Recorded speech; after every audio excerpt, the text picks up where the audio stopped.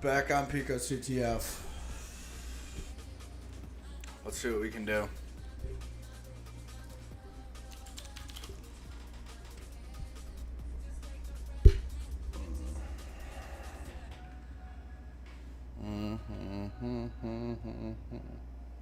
There we go.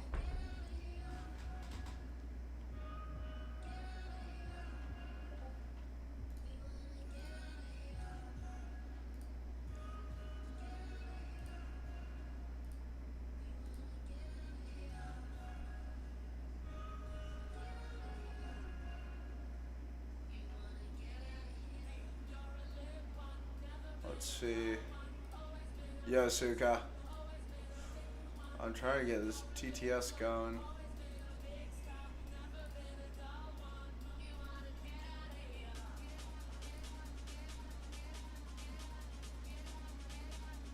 There we go.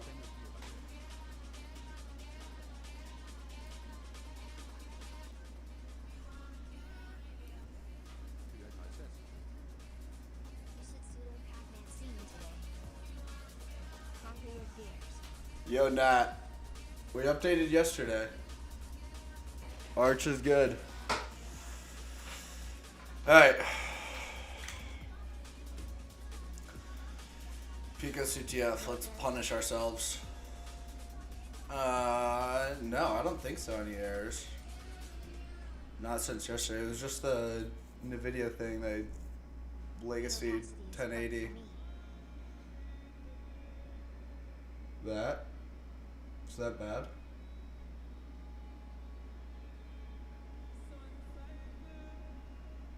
Oh, the opacity on your side. Most web app developers use third-party components. Some of the past affected companies, Equifax, Mossack. Oh, that's not good. Yo, No Tune. Yo, Blondes. What up, brother? Good to see you. We're doing Pico CTFs until we turn into John Hammond and we ascend into a CTF god. You identify the components and exploit the vulnerable one. JAuth.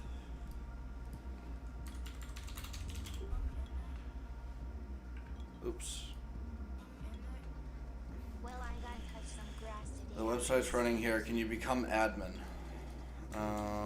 Probably. Let's see. Test and test 1, 2, 3.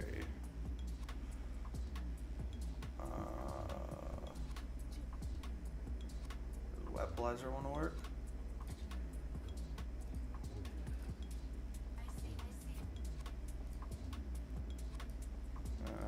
No. Test 1, 2, 3. Test 1, 2, 3.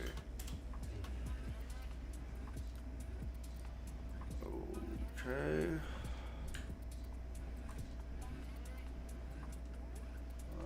We just gotta wait for Burp to load up. Grammarly CTF. What is that?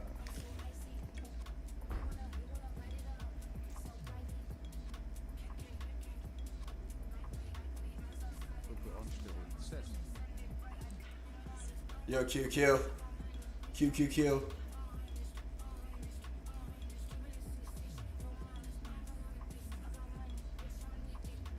We got Burp loading up. I'm in that.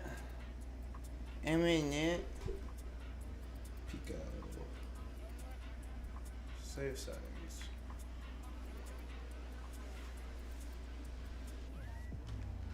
Bow, bow, bow. No.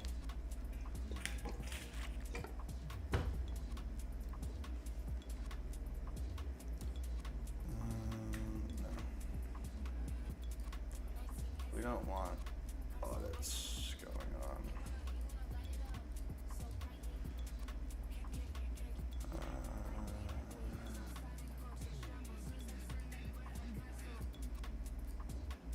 Okay, so we have to identify the technology. Checkbox remember me. That's interesting. Test 1, 2, 3.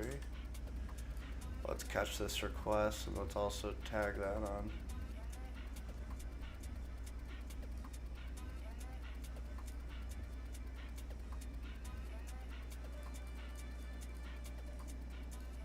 Send that to repeater.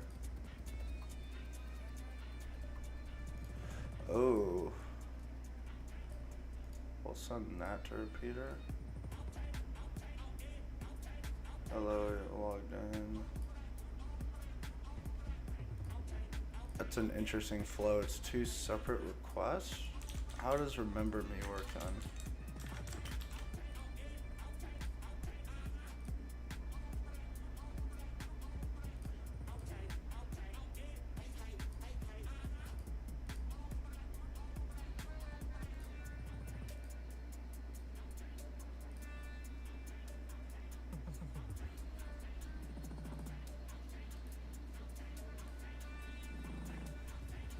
I don't think the remember me button actually does anything. No, I'm gonna guess maybe it's something with this ticket. Oh, frick.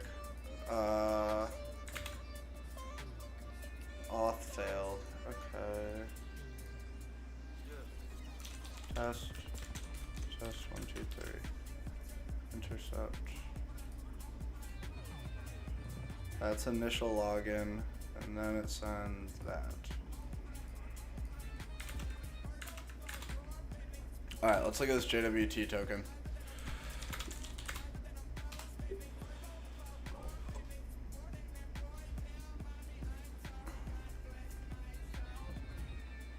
Grammarly CTF.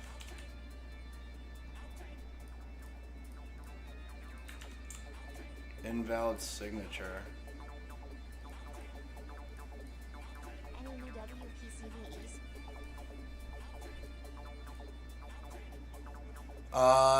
No, I haven't done WordPress in a minute. I've been focused on CTS because I'm going to Denver for Wild West Hacking Fest. And last time I got 5th in the CTF, and John Hammond came in 1st. This time I'm coming in 1st, and John Hammond can come in 2nd or 3rd. As long as he has fun, that's all that matters. Why can't we edit this?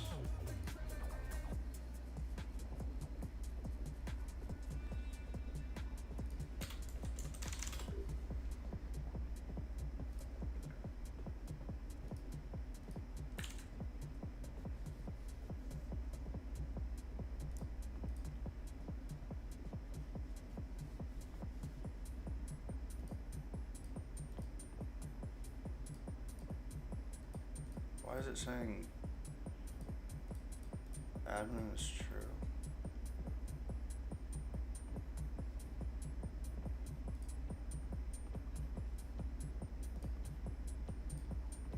I'd like to be able to signature. We don't care.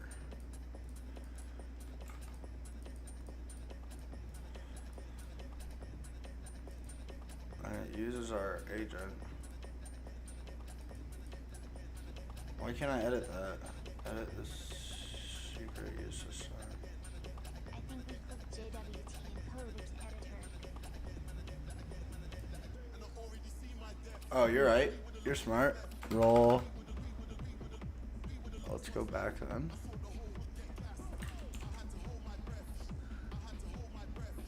Roll users, admin.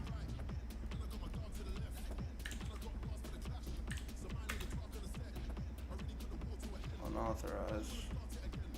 Try this demo account. Test. We have that one. What if we get rid of the signature? Auth failed.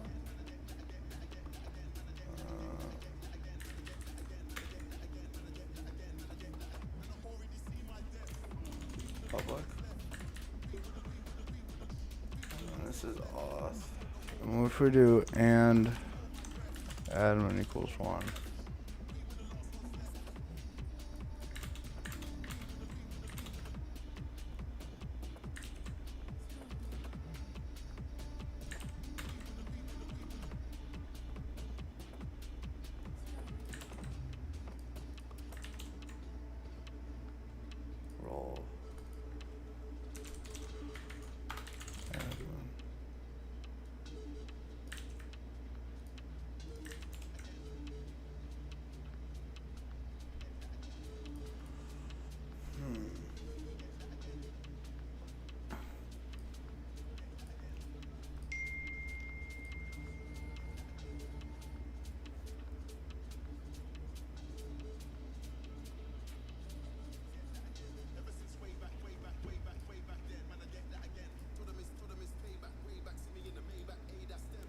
Let's see if it's pulling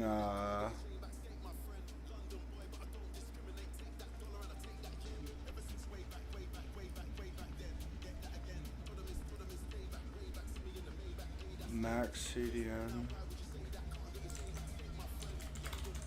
Bootstrap 3.2.0 CV.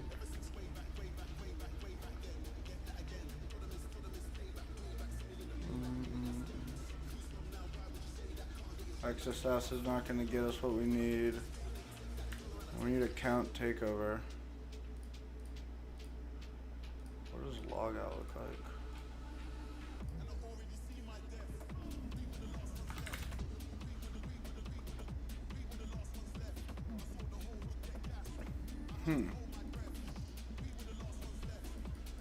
I've been in cyber for 5 years now. I did engineering, mainly secrets engineering, for 2.5 years. Intern before that for about 8 months, and then been pen testing for almost 2 years now. I don't remember me button is fraud. Checkbox, LS.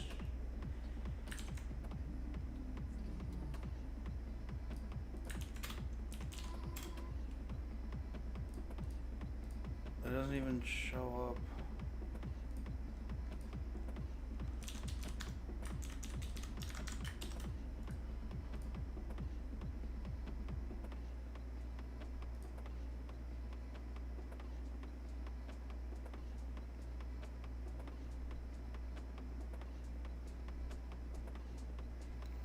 I wonder if it's something with the user agent,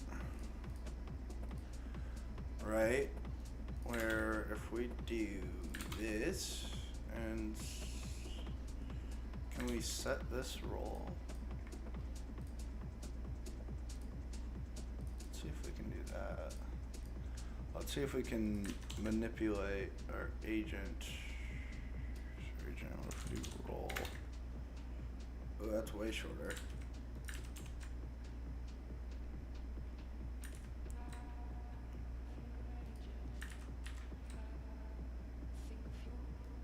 User agent, admin.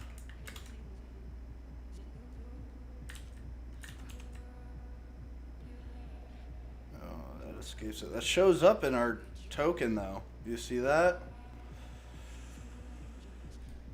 What if we do that and then we do that?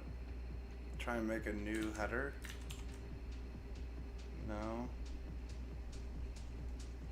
User agent is admin.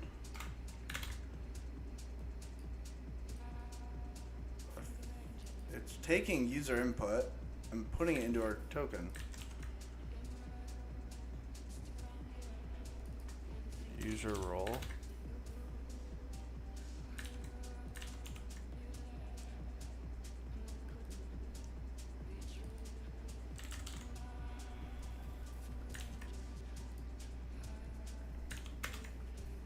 Nope.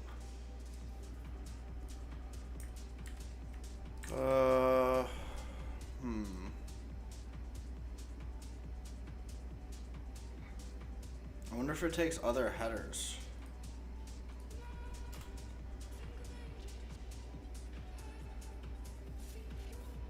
What if we do like role? No.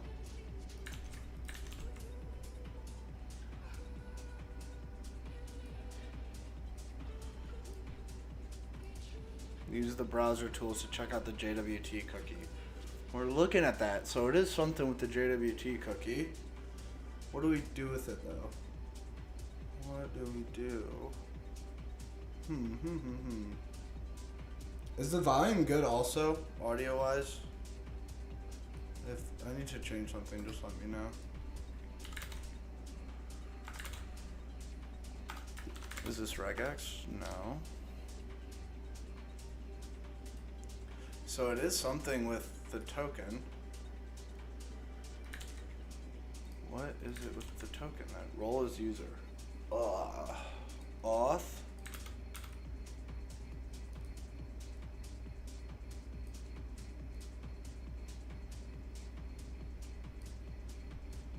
if we get rid of that?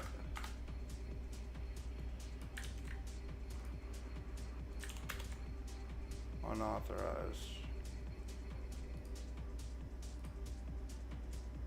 Do we need to figure out how it's signed? Like the key? The JWT should always have 2 dot separators. So that's a hint towards the signature.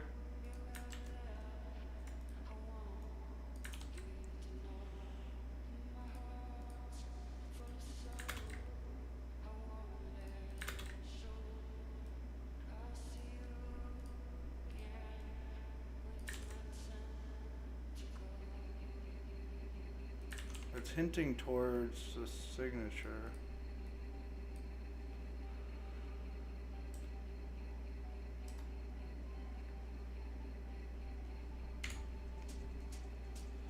Oh, we have to keep that last dot, you think? If we do role as admin. And then we do this. Unauthorized. What?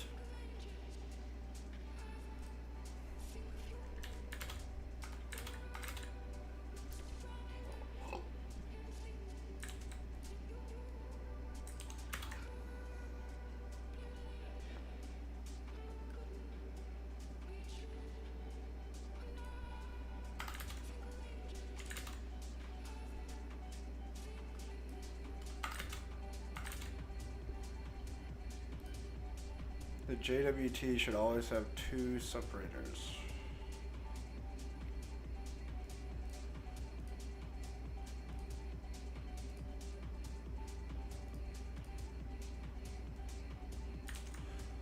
What if we do it here? On this endpoint instead, and we remove that. Unauthorized, we do dot, unauthorized. That's okay. Think. What would John Hammond do? Role. Admin. That's so sus.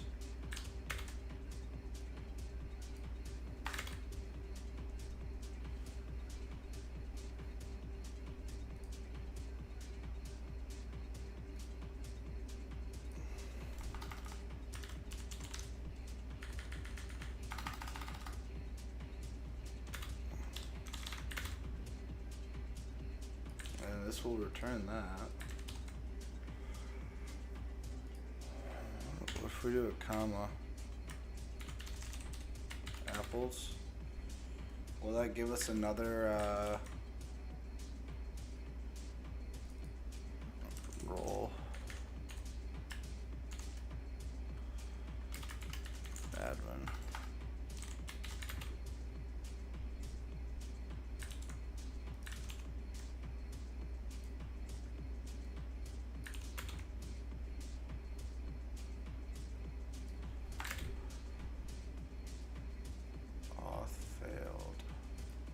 If we do a bunch of this.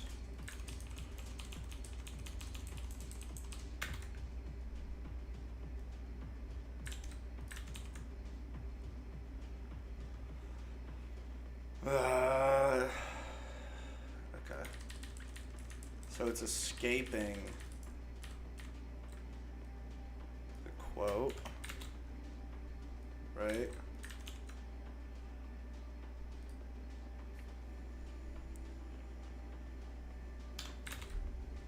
If we escape the escape.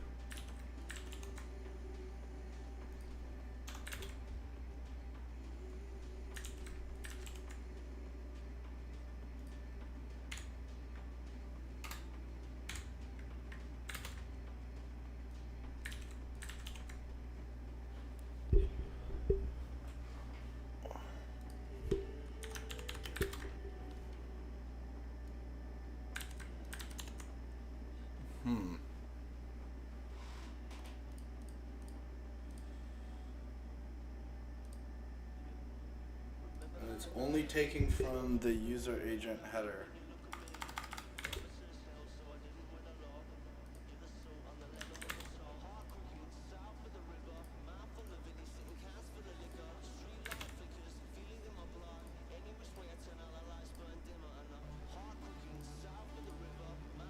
What's going on? Did we break it?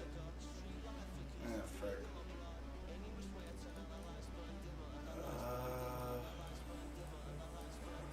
JWT CVE user agent.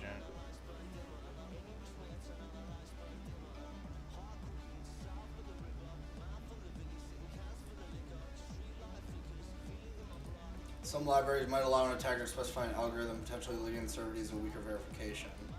Ooh.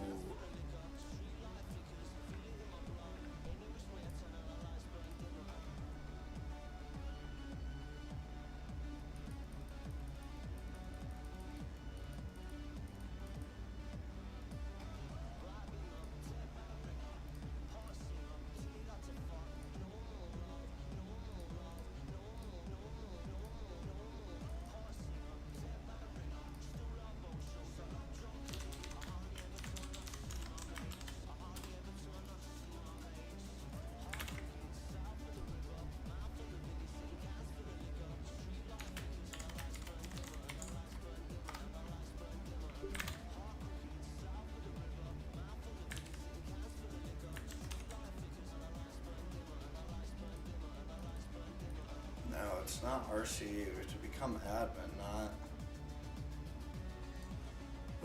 execute code.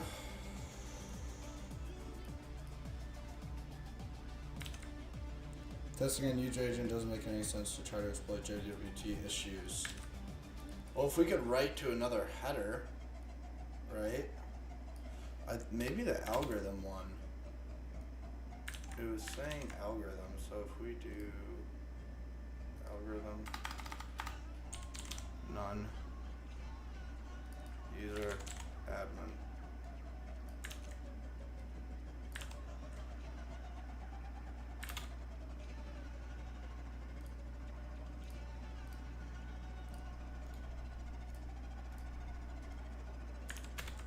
There it is. Got it.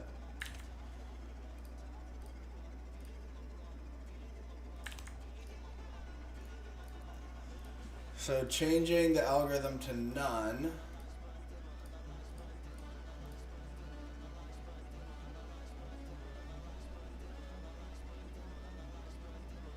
Remove the signature. It didn't sign it anymore.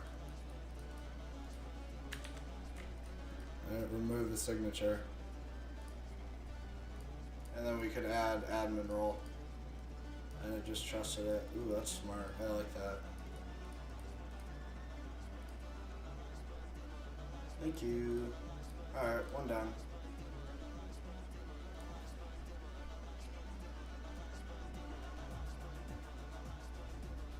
Now presenting KiraSec as a service.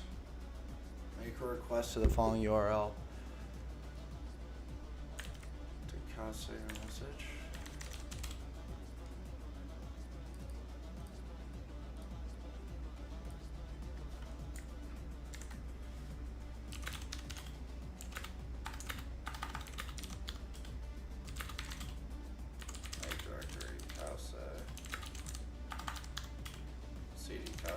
Copy downloads index.js to here. Let's cat index.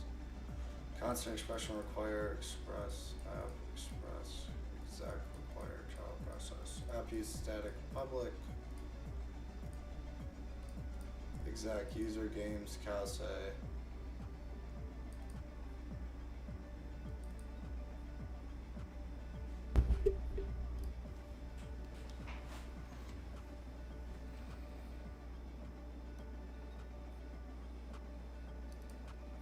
Request parameters message.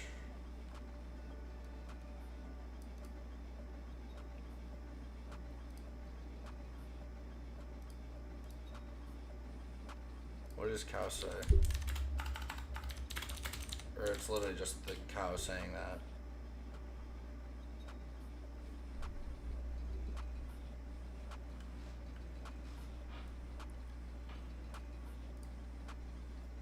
It's using exec.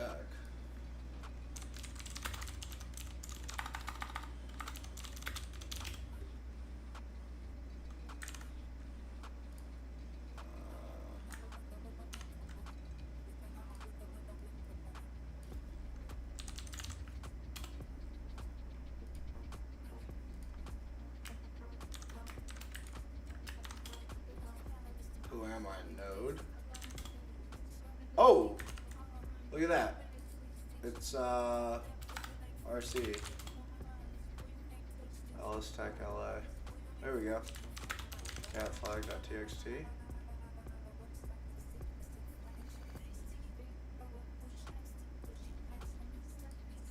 What?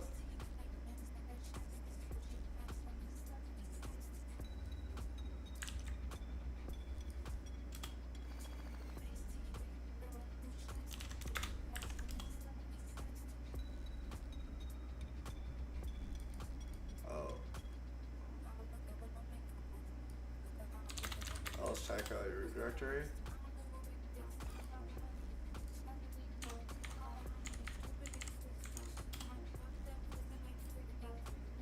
What? Is this the flag?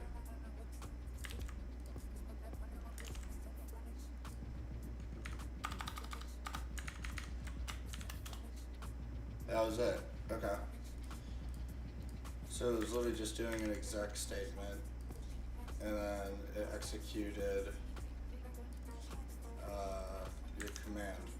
So we just did $sign that.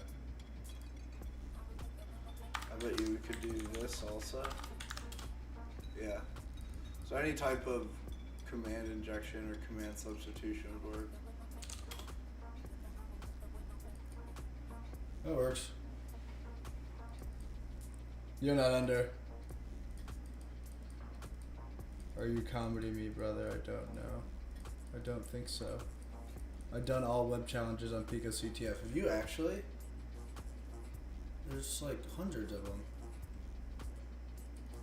Good for you. Check out the one in scope of the above given link every time it's there. Which one, no, which one? That's, you were saying Grammarly? Grammarly CTF?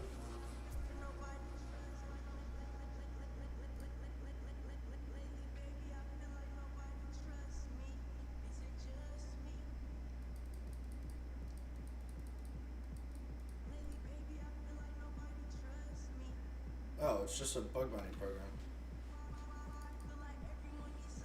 A vital component is capture the flag name.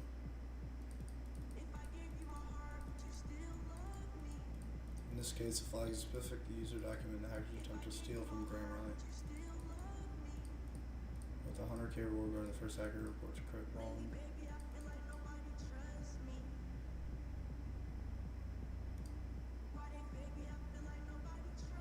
Superhuman H1.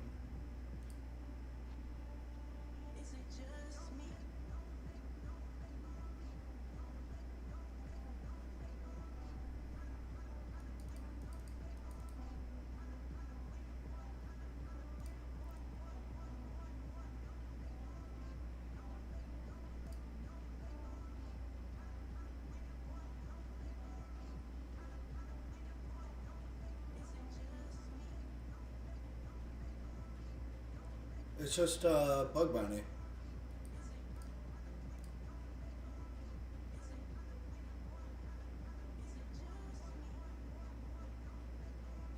Oh, capture the flag. The first hacker who reports the flag saved in the document of the user h1s_ctf.com will be rewarded a 100K bug bounty. Wow.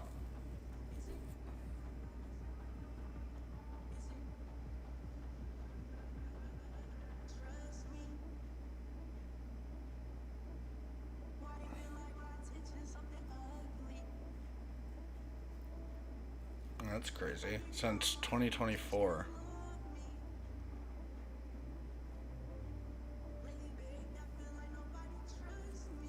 Yeah, superhuman is cool. Document ID of the user.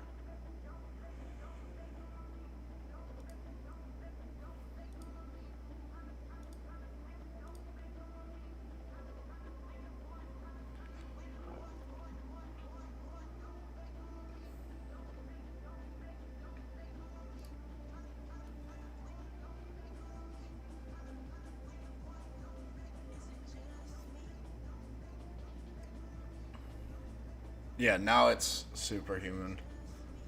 Oh, gosh.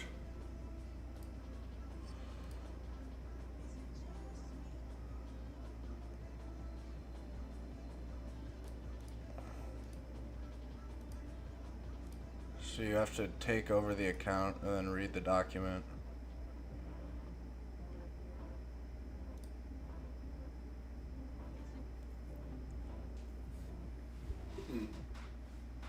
Interesting.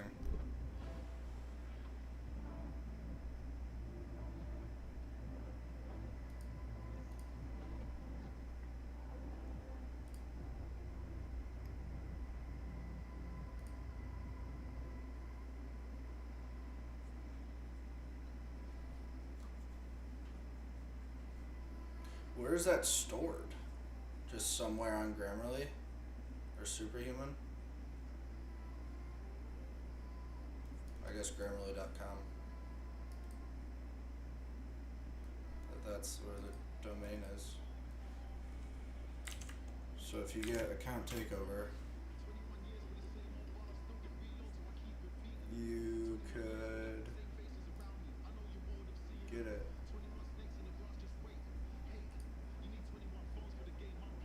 Crazy. 100K. Huh.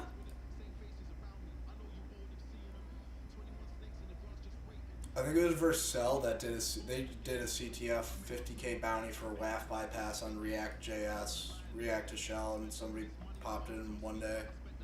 50K bounty. Nuts.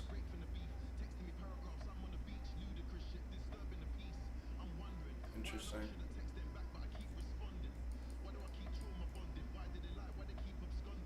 Huh. Well, that's cool.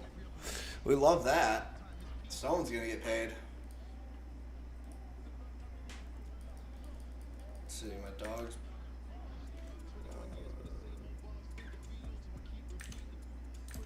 My dog sitter's brother made this website, but I can't get in. Can you help? My dog sitter's brother.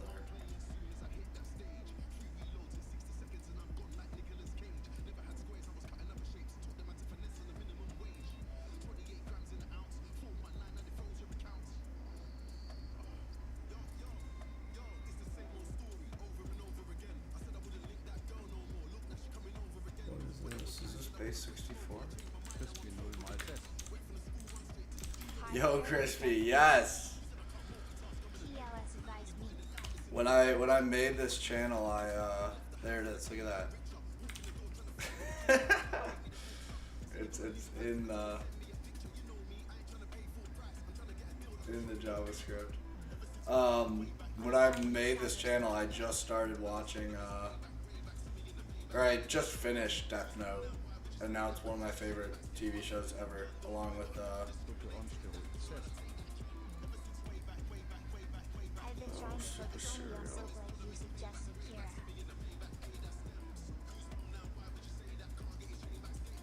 Yes, Q, you got the sock position, correct?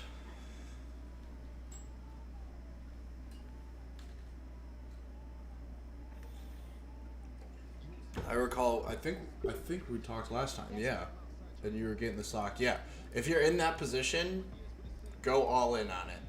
I'm sure you want to do CTFs and stuff, but that's not at the current moment gonna help you. Just grind the shit out of the sock and get all those certifications, master everything, get more responsibility. Just go nuts. That's the best thing that I did. Was I didn't necessarily want to do secrets engineering, but when I was in that position, I got all the HashiCorp certifications. Those two of them up there. Learned the architecture of it, GRC, wrote standards, procedures, everything. By the time I left, I was the SME, and I was in C-level phone calls talking about implementations and centralizing stuff a year after being an intern. So just go nuts. No, don't even. So many people, I feel like after the age of like 35, all pivoted from a different domain into cybersecurity. So you're not behind the curve by any means. you're fine. I would not use that as a deterrent. Almost everybody I've worked with over 35 was either in finance. There's people on my team that are operators now that were real estate agents, accountants. Yeah, just snap, QQ. Learn everything, master it. Well, also, I love the work and I love the engineering aspect and building stuff, so it wasn't really work for me, I guess. That'll take you a far way too. Like, it's a 9 to 5 to a lot of people, but if you really love your work and you want to change things and add stuff, I don't think the company would be upset if you want to make them more secure. That's what's great about cybersecurity positions too, is you have a lot of leeway. Like, yes, you have job responsibilities and your role has certain things you have to do. But if you want to add capabilities or new detection rules or YAR rules like we looked at yesterday, they're not going to be like, no, stop, don't do that. So take your position and just run with it. Go nuts.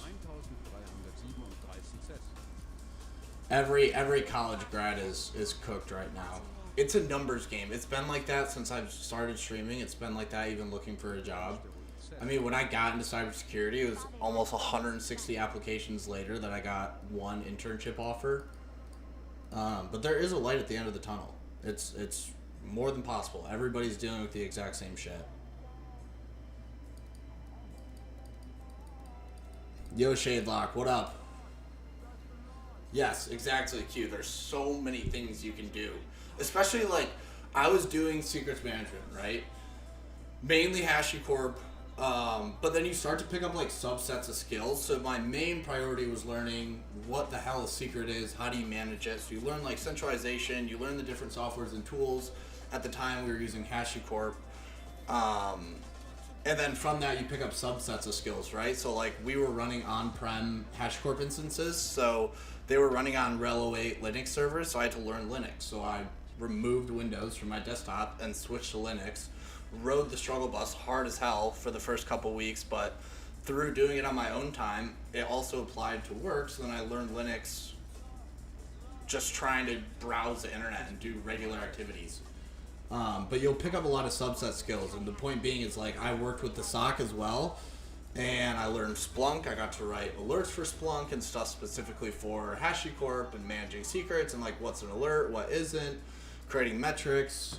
Yeah, you'll pick up a whole bunch of skills and just realize that your job is not guardrailed to reading alerts and not adding. There's always possibilities to add capabilities and prove your value. Yes, TryHackMe is for sure worth it. I started on TryHackMe when I started streaming.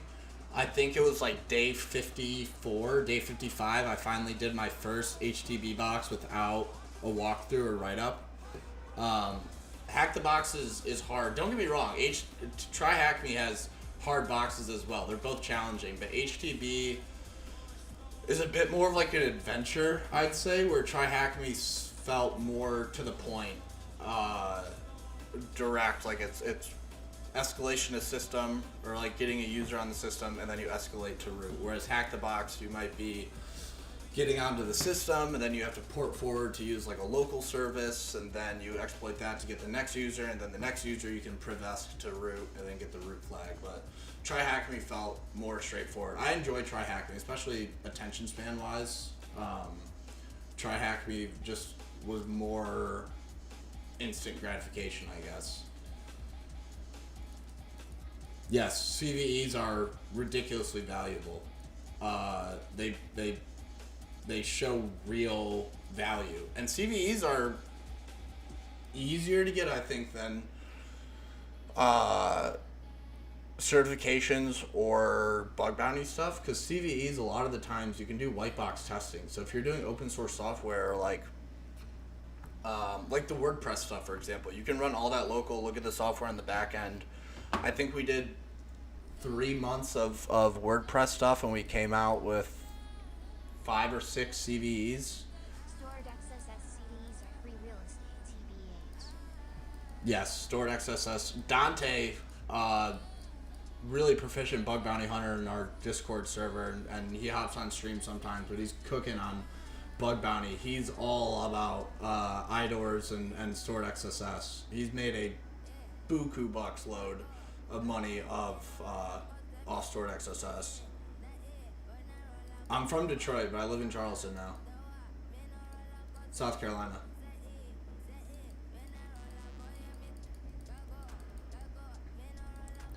But what I've also started to do with CVEs is looking for community software or community edition software that also have enterprise versions, and then just running that locally and doing a white box pen test on that. Which I've found one actually recently, but I'm waiting for the 90-day disclosure date to post it. CV in like literally every single interview I attended. Yeah, my resume, the very first thing on it is all my CVs. The Discord server, it should just be, what is the invite? Discord.gg/KiraSec? I think that's it. KiraSec. Webway. Translated from French. Invite invalid.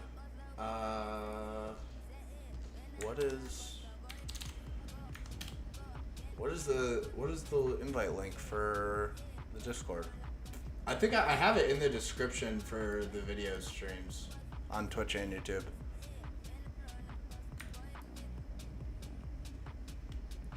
Let me grab one.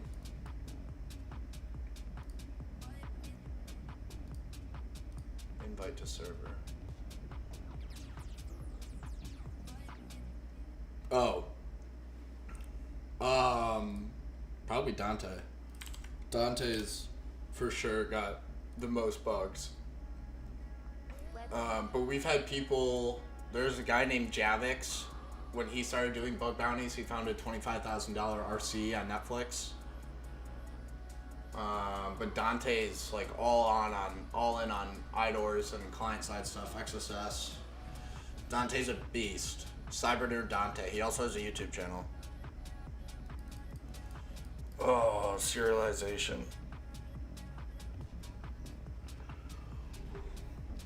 I do not have a lot of experience with serialization.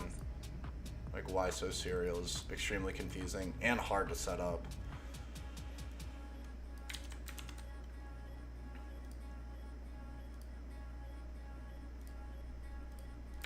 The flag is at ... flag.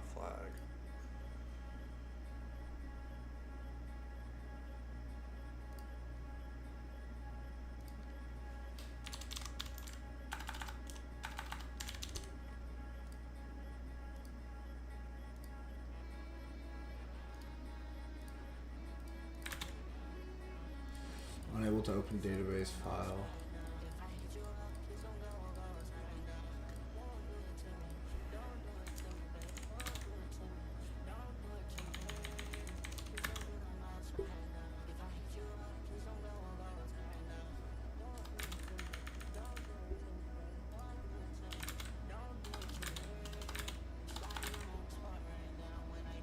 SQLite.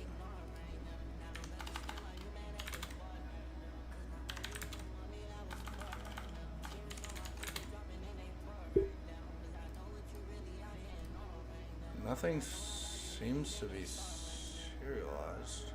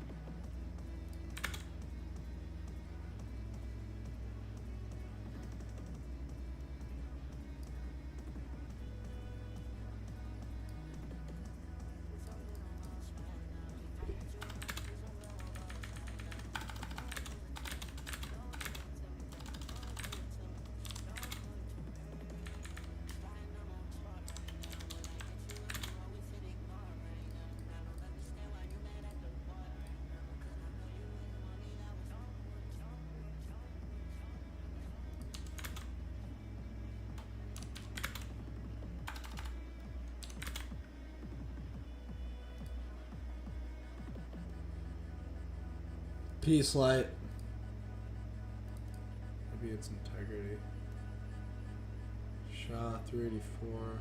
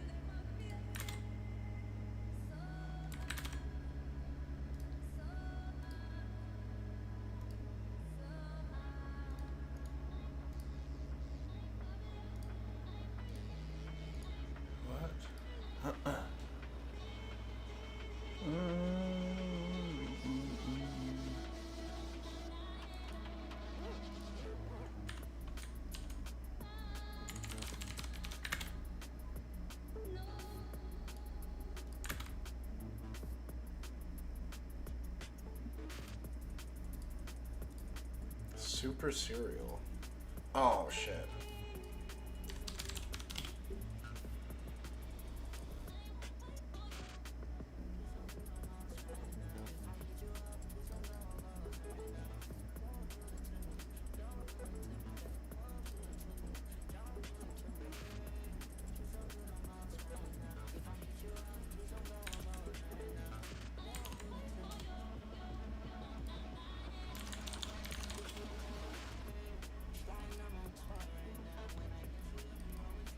Unable to open up database file. Is this broken?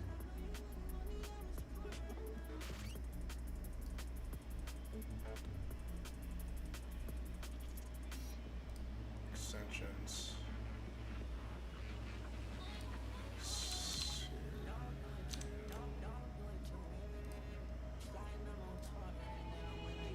PHP.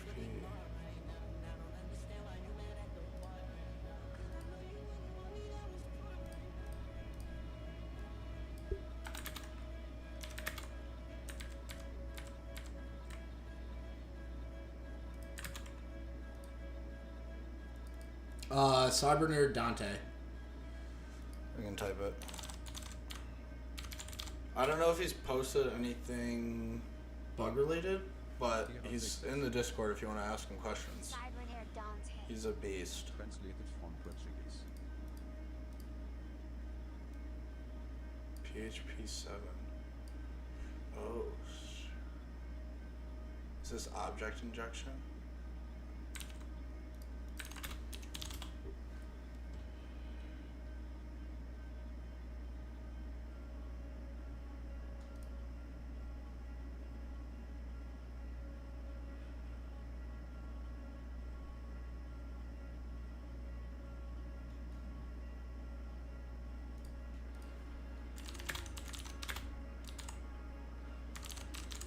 It's going to be hard without source code.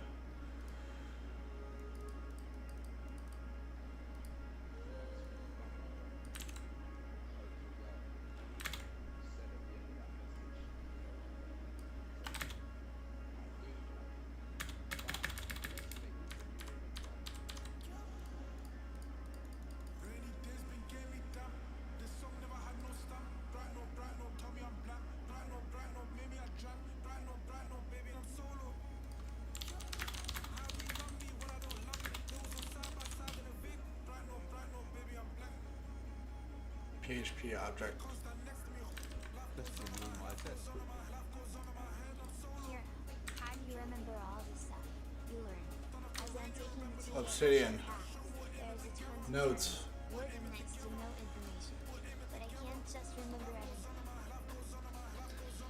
Also, just repetition. I'd say repetition is your best friend. Just doing it over and over and over again, you'll learn it. I was just talking to somebody who's trying to get into cybersecurity, and they're doing their security plus, and they're trying to learn all the port numbers, and like, you don't. It just like comes to you, just doing it over and over again, and doing CTF. Like, 22 is always SSH, FTP, 80, 443, all like, it just happens. You just do it so much.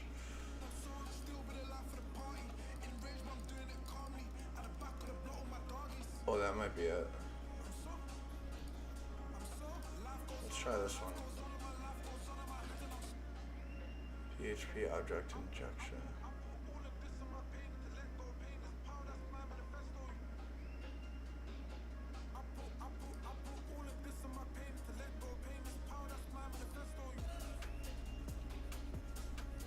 To use this extension, proxy target and true repeater, click on the desired POI swinger.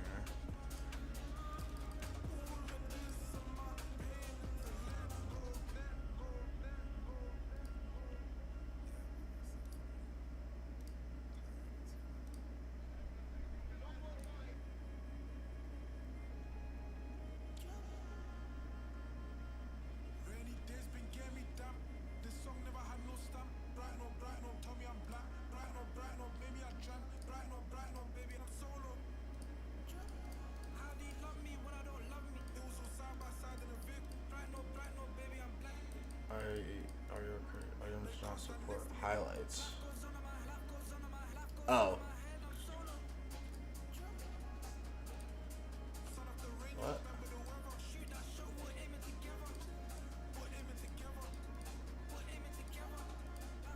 I wonder if it's this PHP session ID.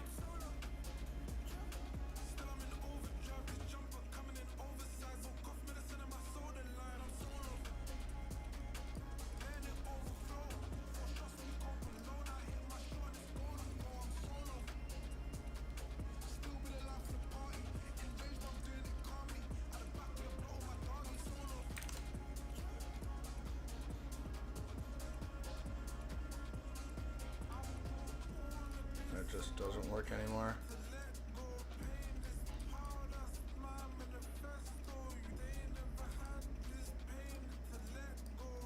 Item does not support highlights. There's no highlights.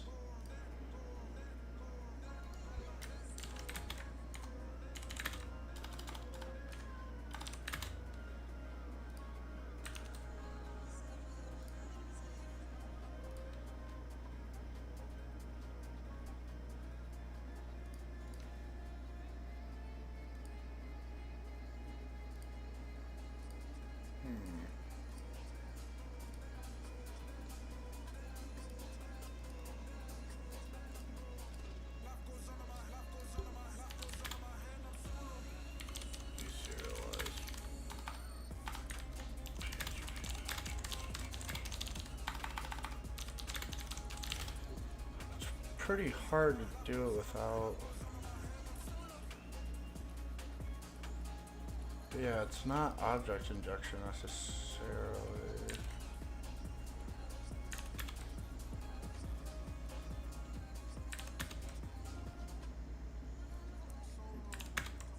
Pass PHP in.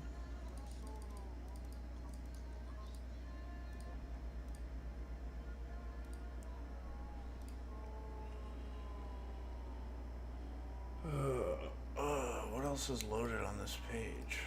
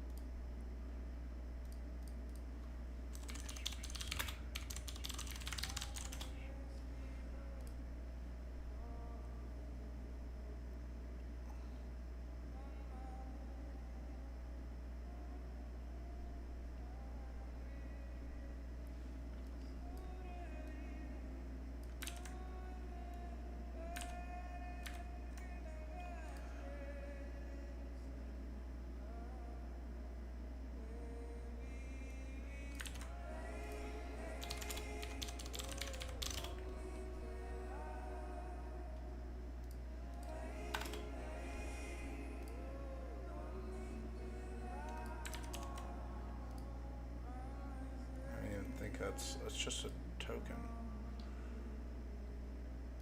I don't even think that's gonna work.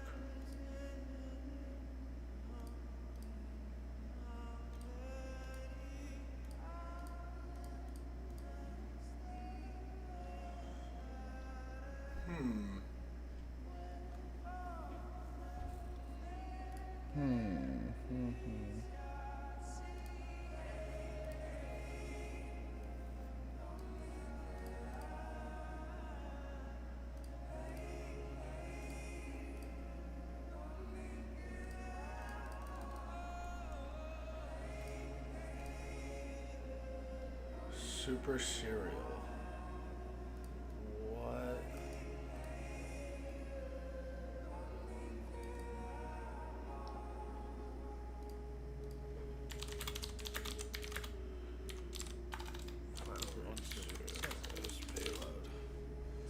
Peace, QQ. Of course. Finish up some assignments. Really appreciate all the advice you've given me. Adios. Of course, brother. Peace.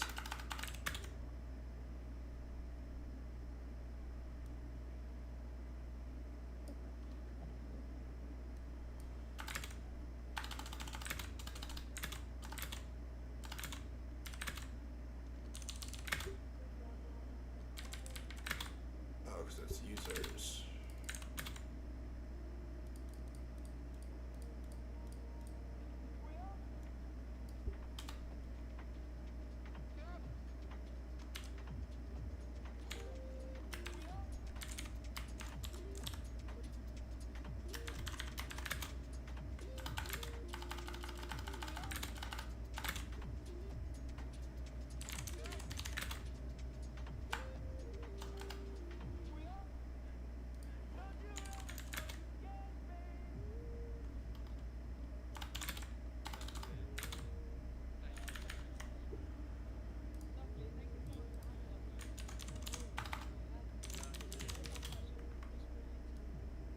There it is. Admin.phps.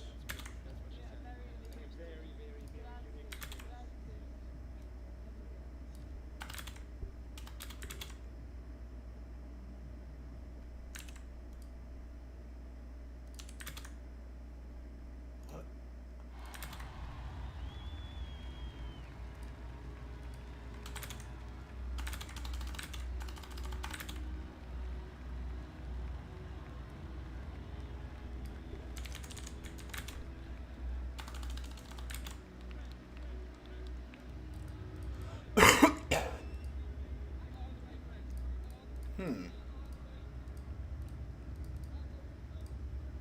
Super Serial.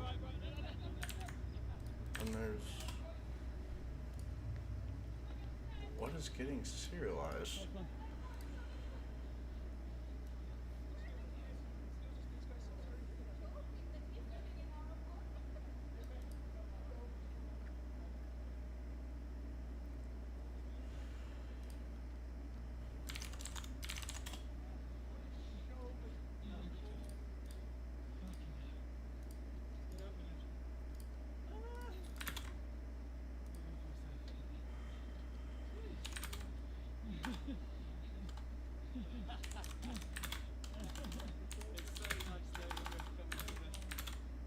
Oh, PHPS. That worked.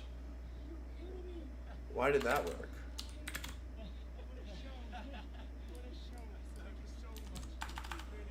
PHPS extension read source code.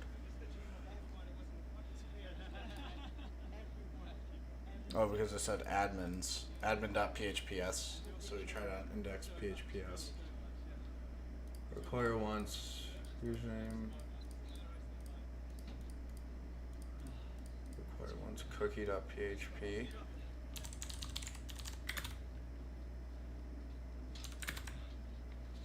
Well, that worked.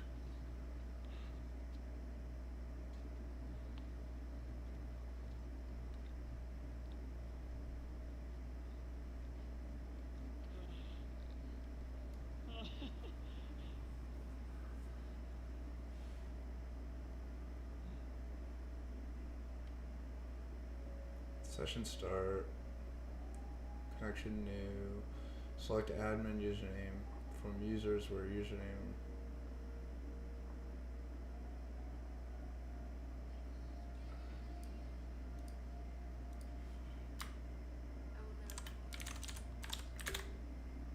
And admin equals 1.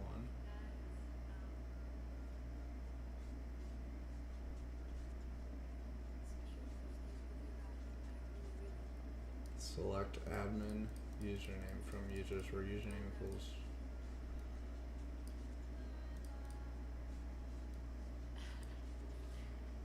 Okay, so admin equals 1.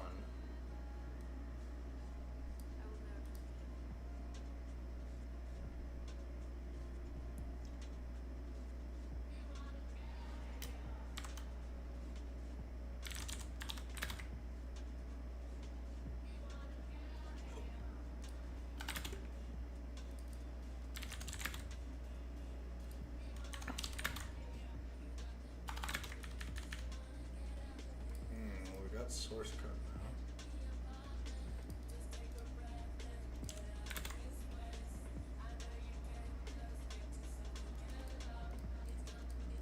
Login. Set cookie login.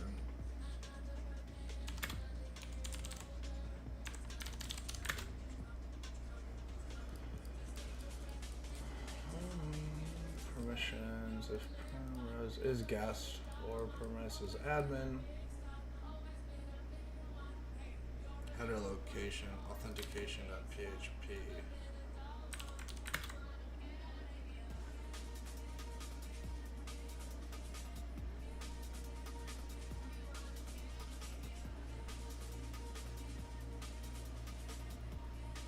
Alright, we're getting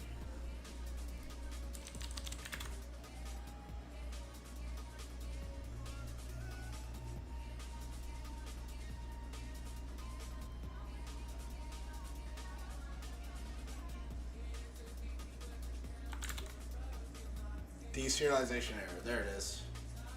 So it's getting serialized by doing base 64 decode, URL decode, and then base 64. Okay, so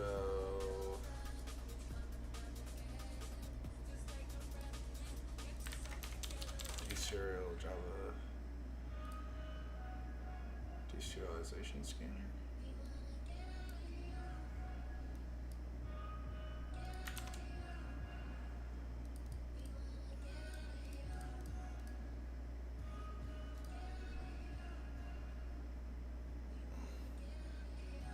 Java.net.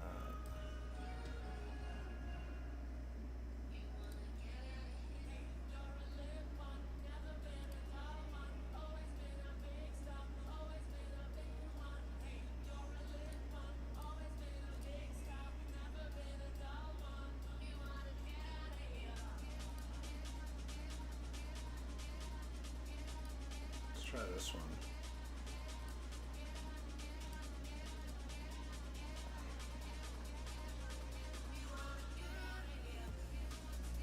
Manual testing. Set insertion point and code using URL safe base 64.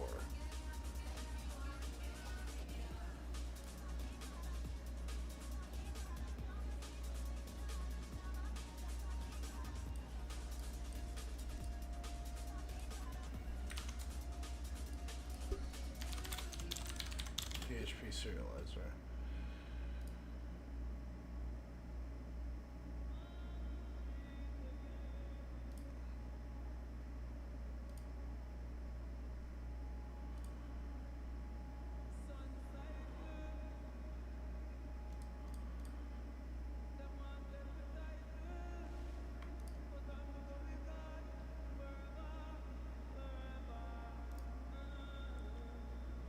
So this is working, but it's not Java. No, I don't think so. It's Apache, PHP deserialization.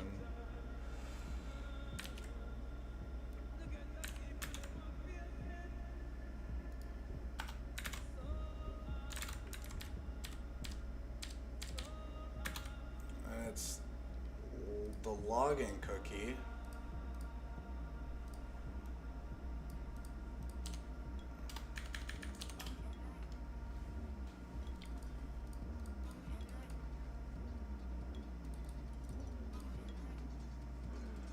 Set cookie, login. Hey man, can you reshare this Obsidian node graph with all these pen test routes to exploit something? Can we share this Obsidian node graph? Are you asking for my Obsidian, or you have one you want me to share?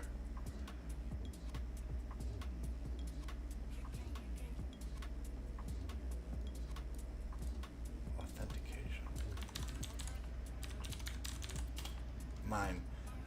Yeah, all of mine are from Orange Cybersecurity.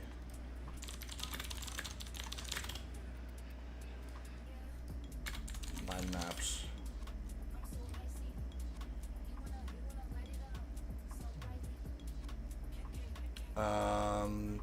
These are the main ones. These AD mind maps.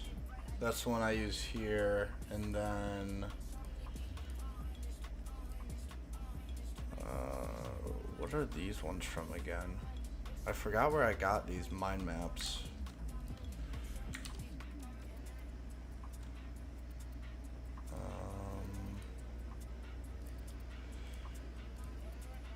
Like this, Linux privilege escalation obsidian mind map. I got them all from the same one. I'm almost certain it's this one.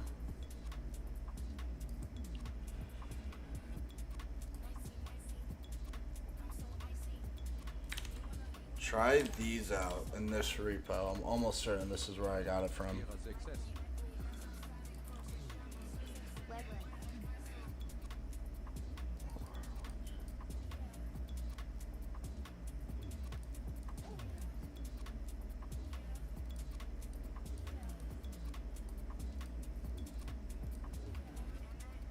Cybersecurity says.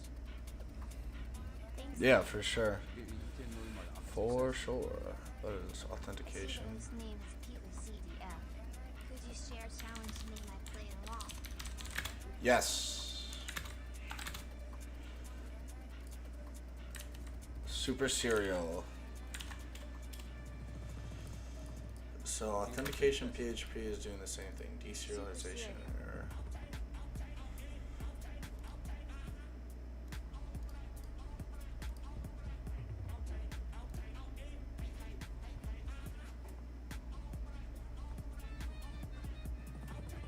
GIT 0 mal 80 says.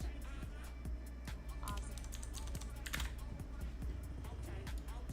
Let's go back to this deserialization scanner. Let's remove that. Encode using base 64. Schädler 9337 says. TNX.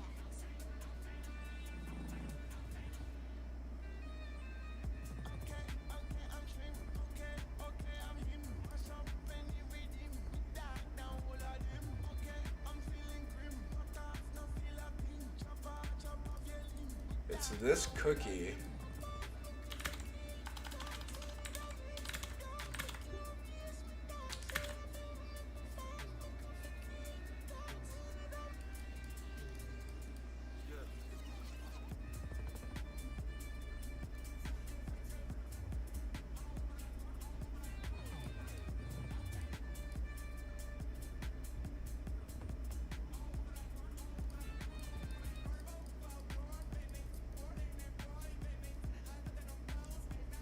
Unserialize.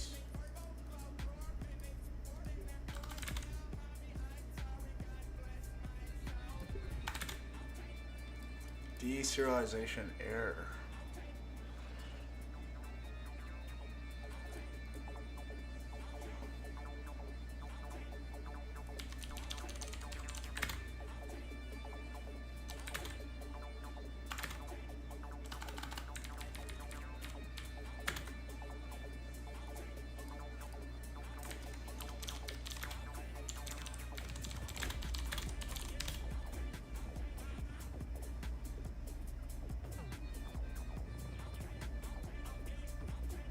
What tool do we use? I want to look this up to see if they use Why So Serial.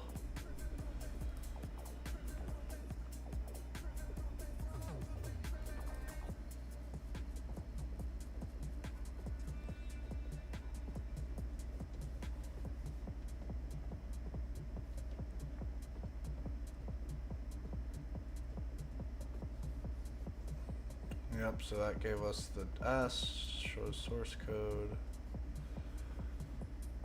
Authentication, function construct, cookie, we got to there. Oh, it's constructing from username and password. After reviewing, we started noticing some key hints, terms like deserialization.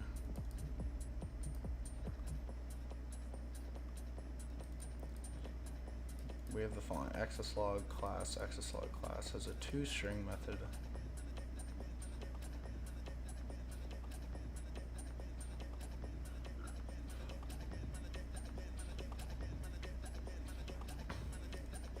Yeah, this is... I know nothing about PHP serialization.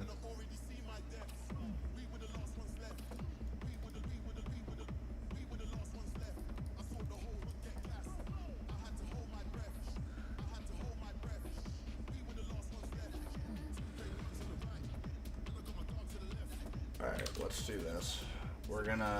I'm gonna skip this one for now. We're gonna do PHP object injection / deserialization.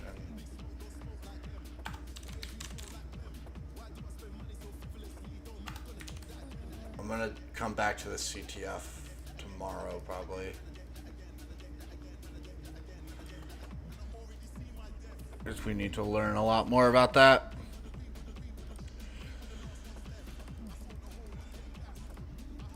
Let's do this next one. Most cookies. Alright, enough of using my own encryption flash session cookies. Should be plenty secure. Welcome to my cookie search page.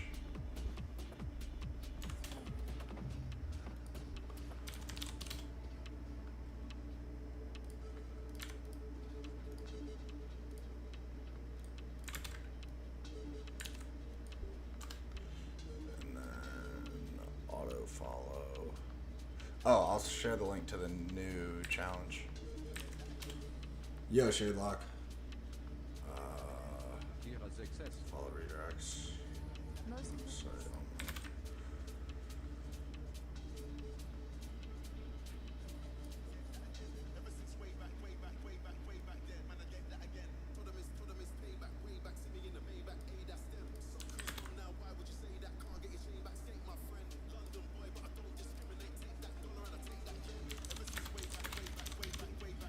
Maybe we don't want.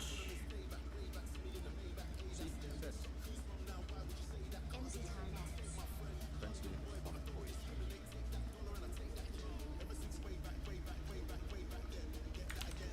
KiraSec 25. Yo, Zuby.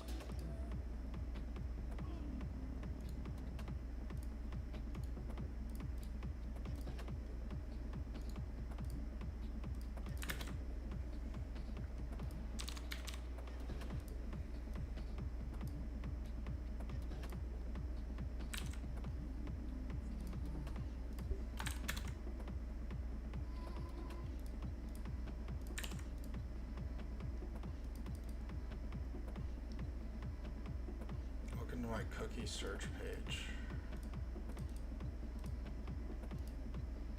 How secure is a Flask cookie?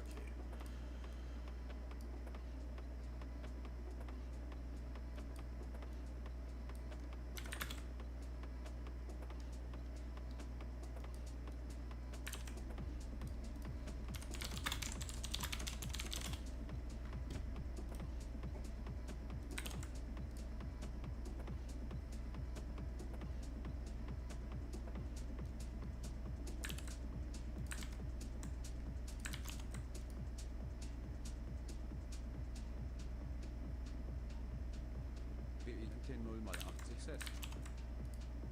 Flask unsigned.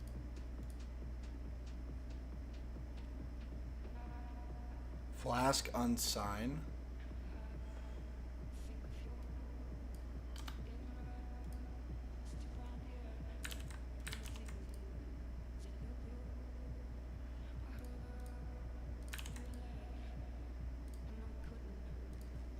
Exploit Flask session cookies.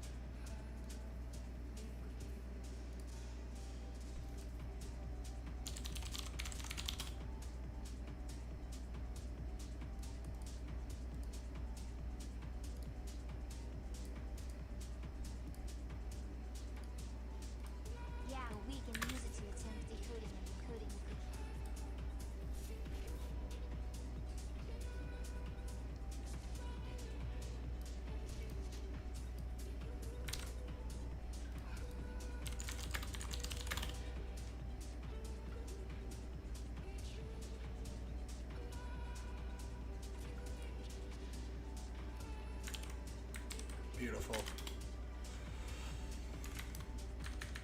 Pickaxe.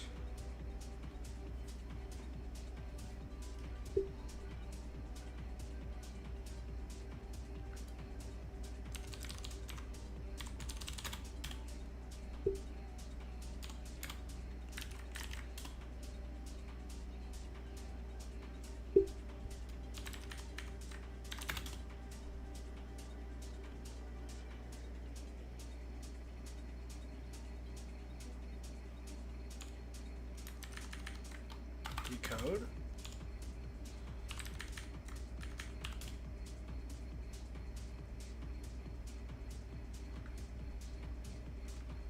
Add C. To specify the cookie. Oh.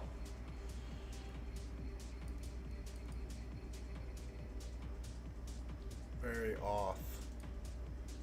Snickerdoodle. Admin.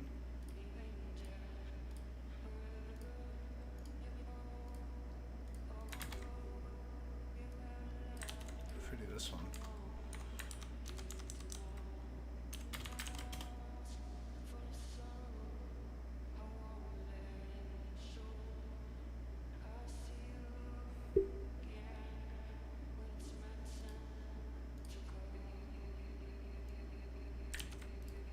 Sorry, I mean.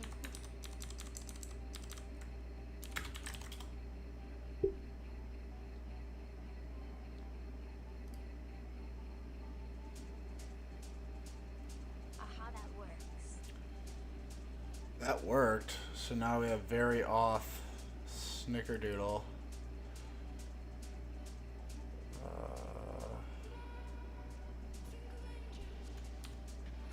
Attack you.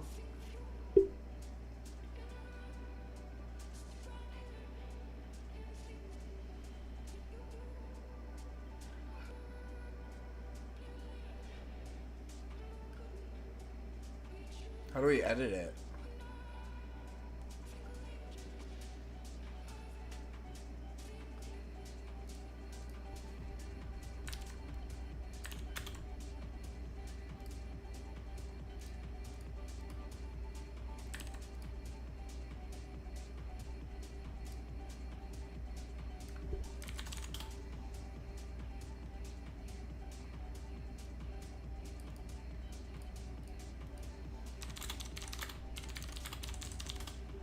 To edit Flask cookie. Just create a valid JSON and then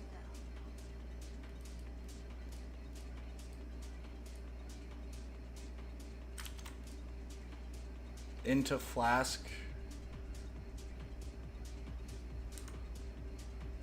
And then encode.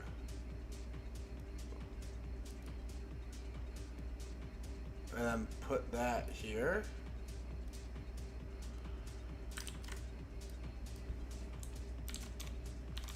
Base 64 decode. What if we do like this? We do admin.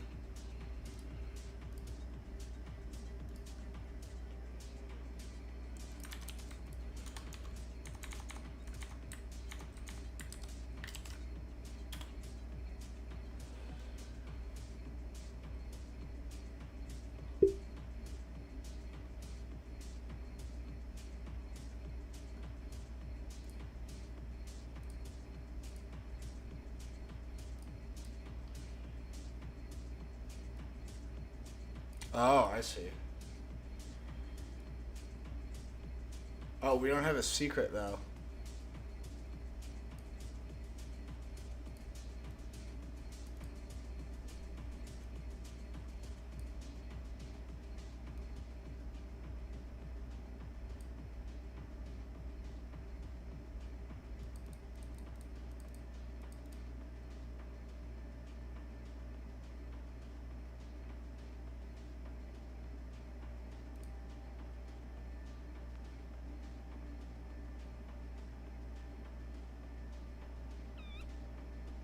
Use Yeah, use unsigned. unsigned brute force.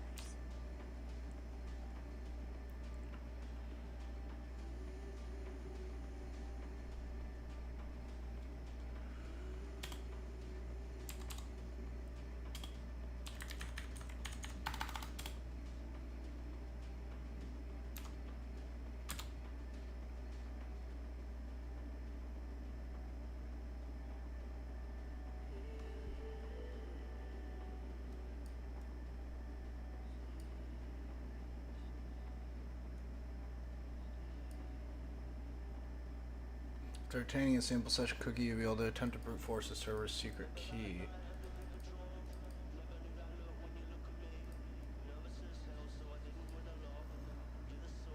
Oh.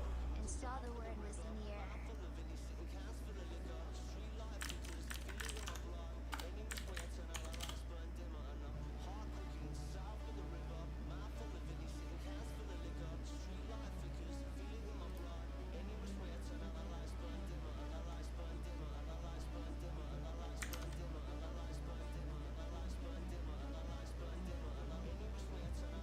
What word list is it referring to then?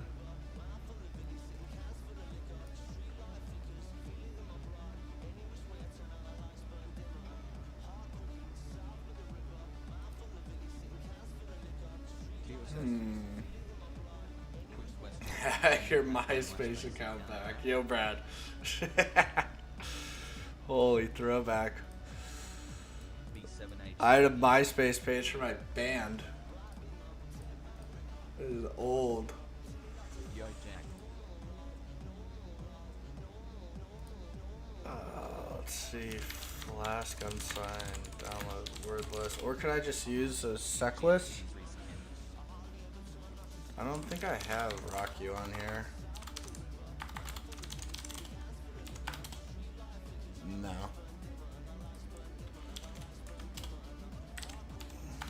Star Pico.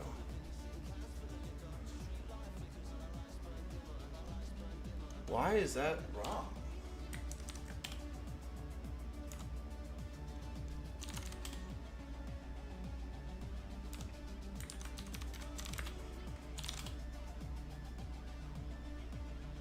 So bizarre. This Arch update just completely threw off everything.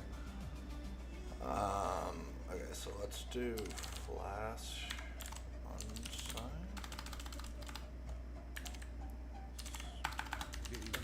Success. Flash unsigned. Guessing the news a different word list. The error from Cook is because of ZSH. That makes sense. So we know a few things. We need to, let's do this.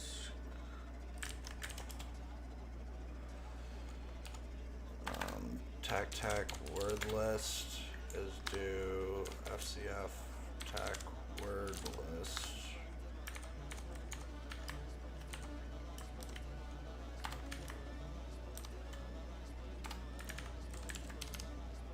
FCF word list. That's what the, let's do Flask. Let's do Rock You.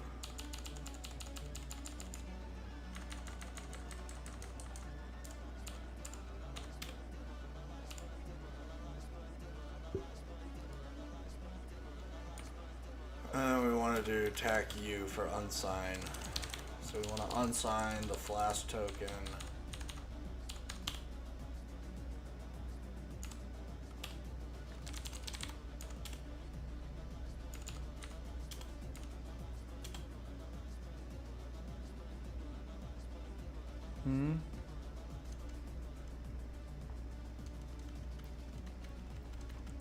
Maybe it's not signed.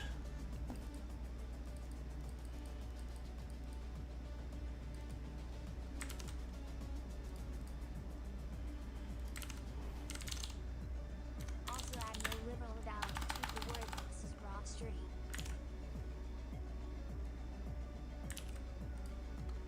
No literal eval. Oh. Tassie. No literal eval to treat the word list as raw string. Yeah. Oh, it literally says that right there. Alright, so now we have the secret, so Tassie. So let's do Flask TAC unsign help. Yeah, hi Tassie. Hi Tassie. Let's do Flask unsigned. Tech sign. Tassie. I see what they did there. B7H 3490. Yeah. Tassie.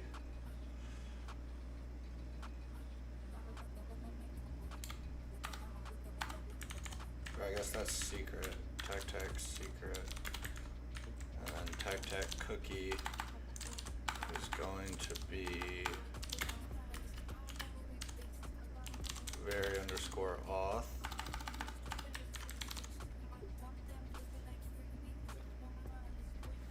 It's like this.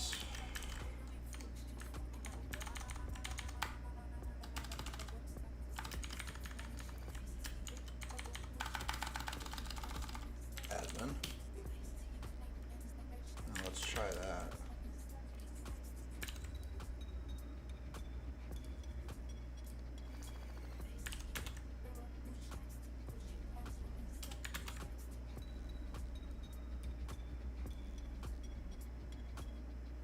There it is. Bam. That's cool. Flask cookies.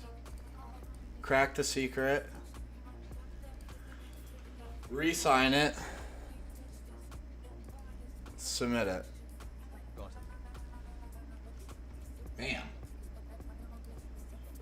Bam, bam, bam, bam. We're taking down John Hammond.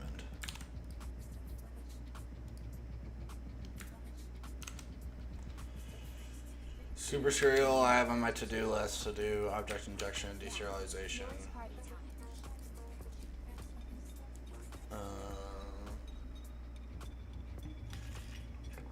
5 hints. Holy frick.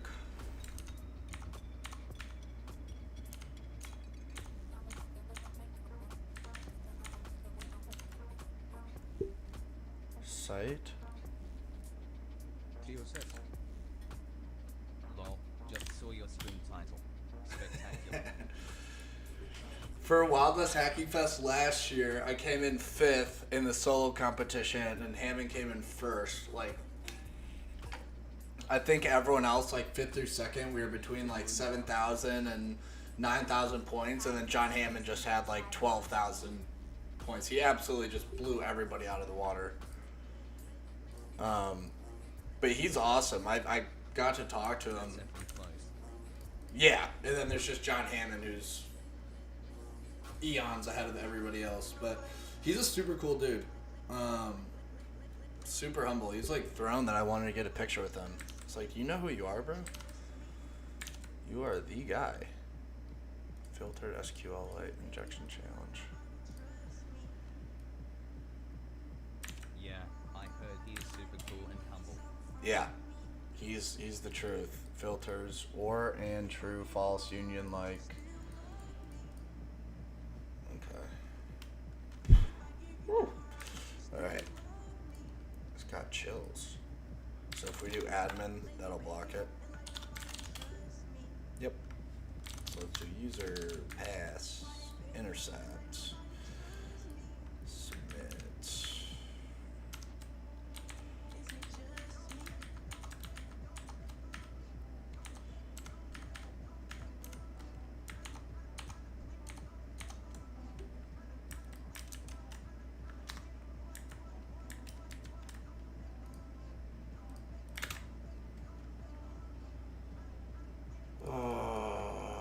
What does that render to?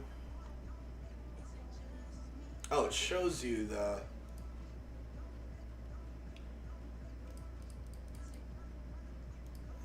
Does it filter single quotes? No. Okay. Where username equals glob equals a. Does it filter or? Yeah, it does. Filters or and.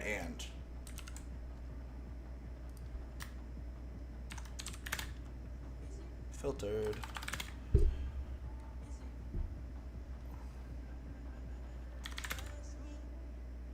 That's filtered. What about pound sign? Pound sign works.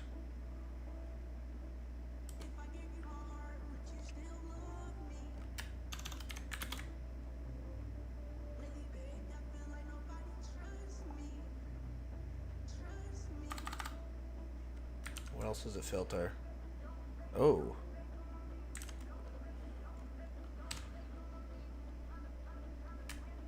So we could comment that out. Does it filter select? No.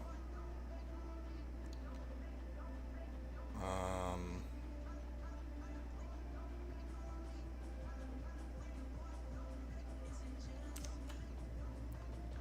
trying to think. Select top one from users. It blocks union, blocks like. Not substring or cat though.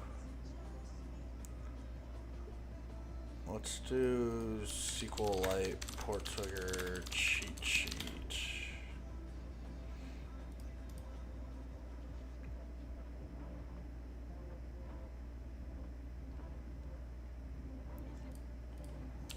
Cat SQLite. Resume equals A. D. M. I.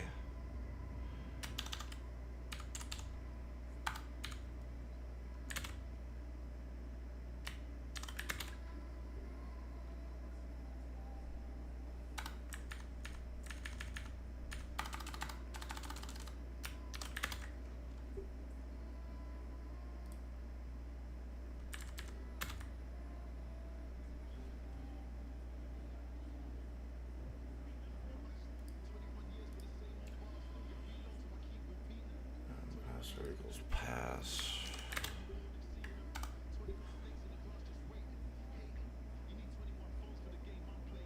Concat and SQLite string.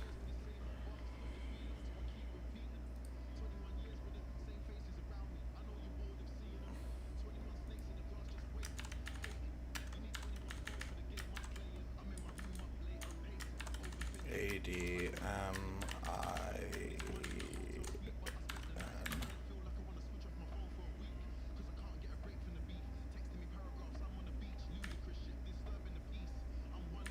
Oh, that worked. So because the reason it didn't work is because I accidentally did 2 double quotes. So what we can do is we can remove that, where username equals admin, password equals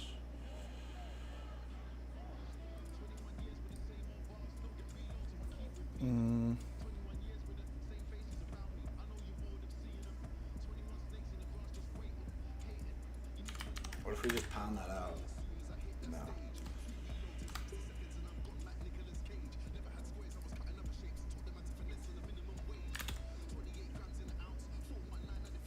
So that worked. It's selected admin. And then select username and password from users where admin equals that. Where username equals admin and password equals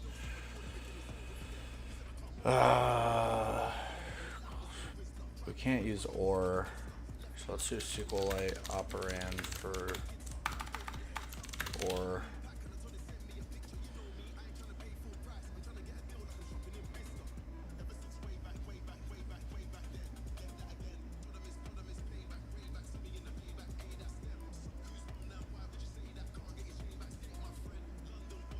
And then let's do, what if we do pass equals,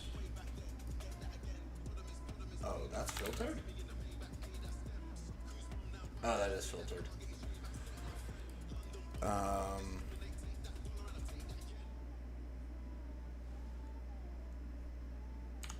So what if we do this? Let's do single quote plus for space concat plus select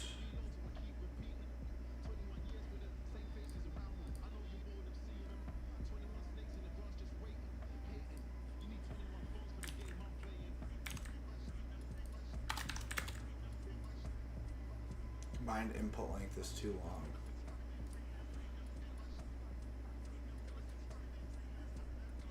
Okay, so what if we did this?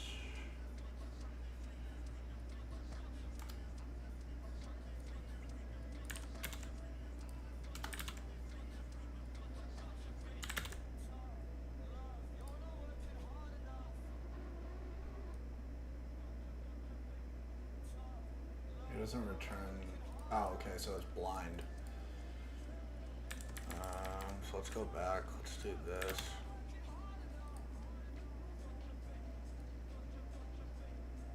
Under 35 characters. Username equals that.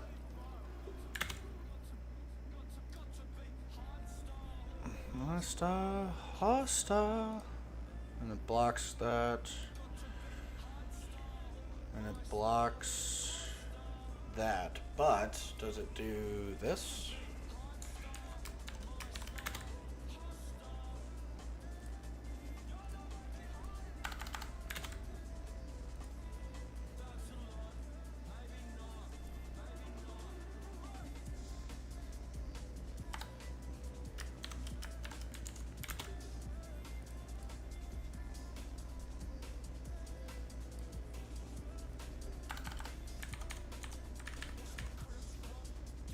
Oh, what if we do this? Boom, plus, ding, ding. No, it's not gonna concat those, is it?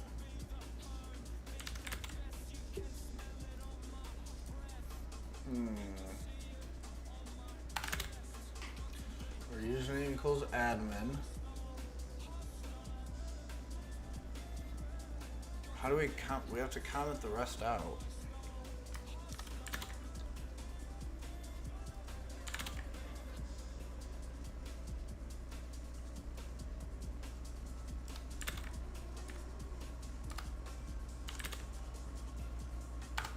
Username equals admin. Password equals glob.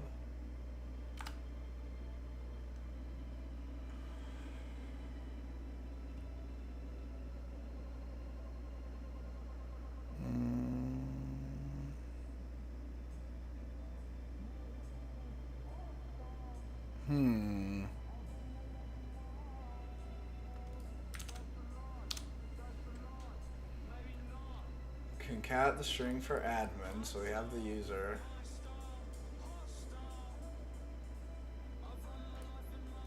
Pass equals.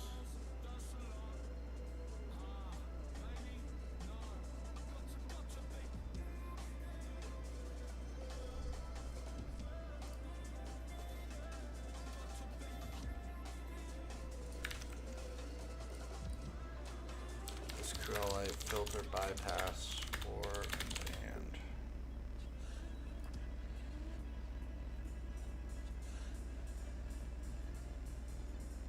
Oh, what if we do case insensitive? Filter.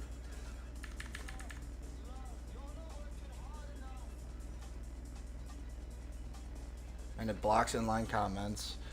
The ampersand.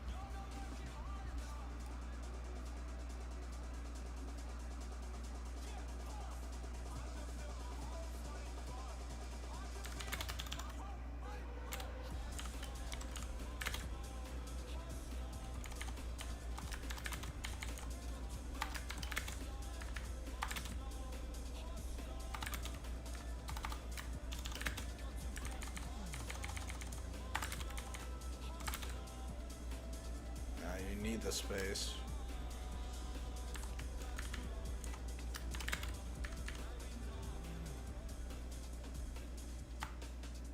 What if we do a plus glob?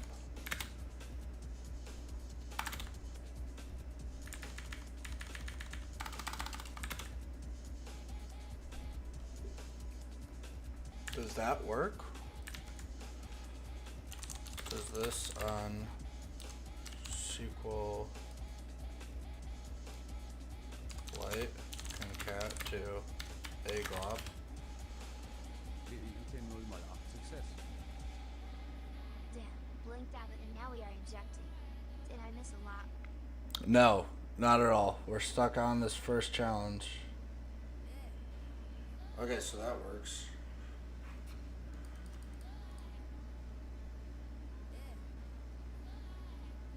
Oh, it's not where username like.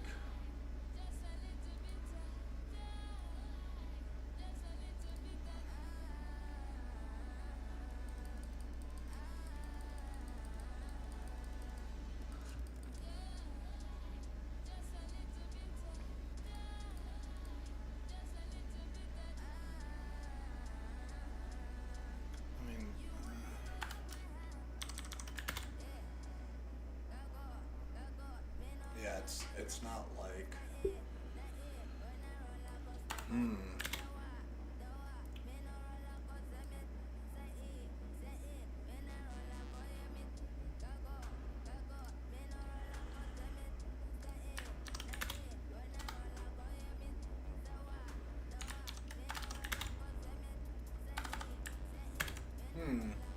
Select username and password from users.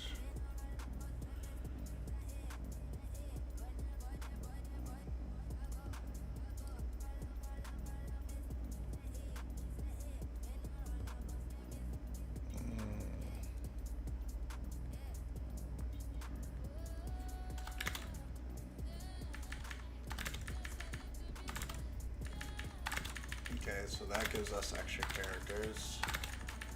We got some room to work with now.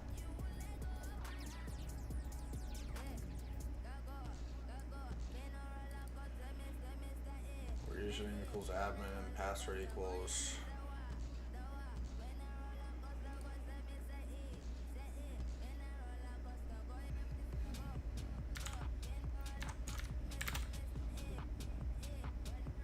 Does it block equal sign?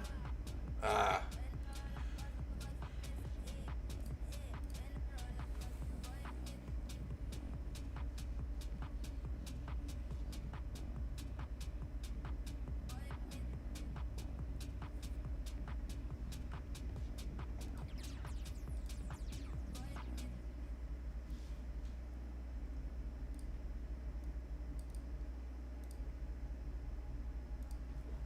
SQL true without using equal.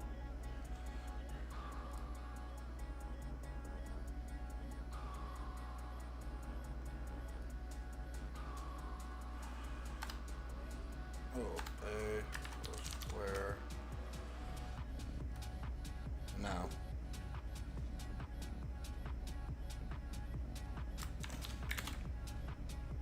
Where one?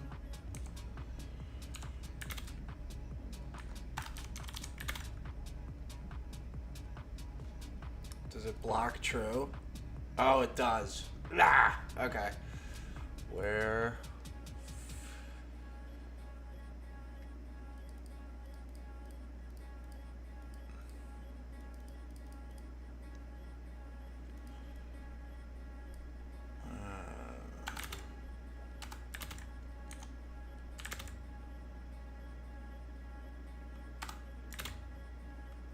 Select username and password from more users. Admin and password equals glob operand for and password equals.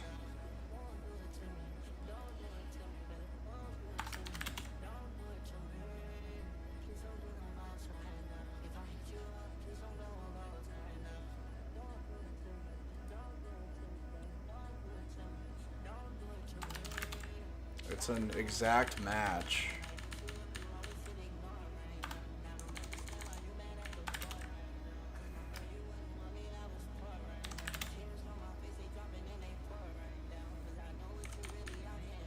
Where username equals admin.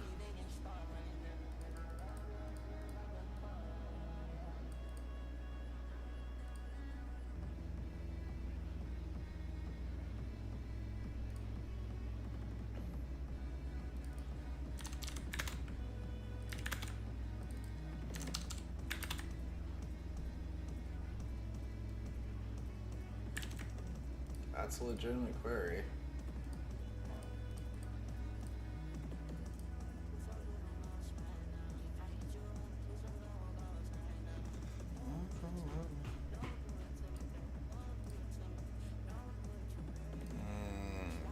can't comment it out. Can't say admin. Or and true false union like where username equals this.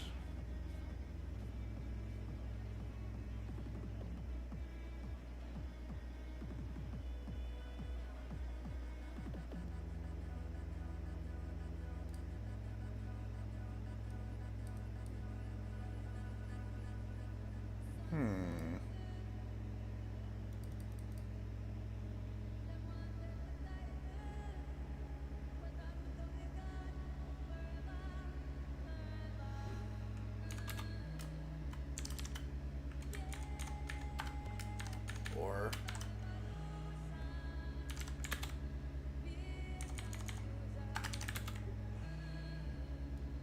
if we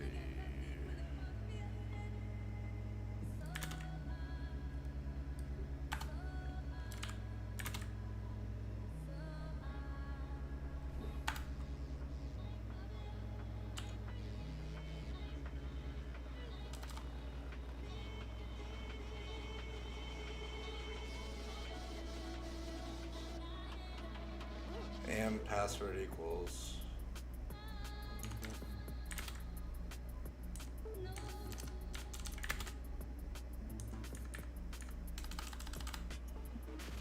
oh.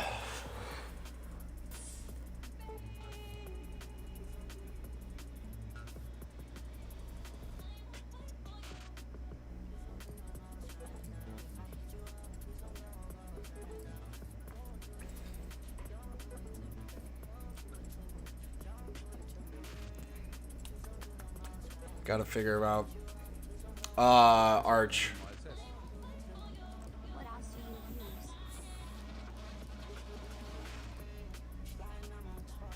Yeah, it's hyped on Arch. Oh, nice.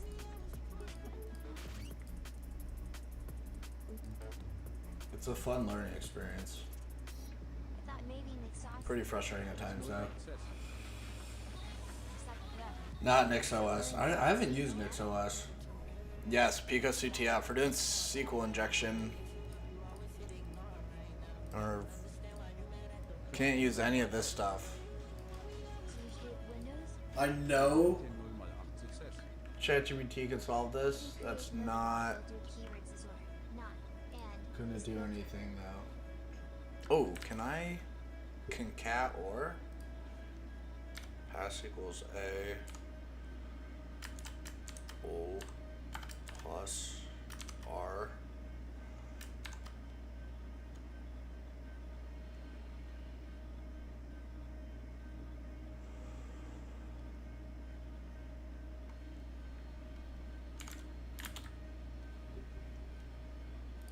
no.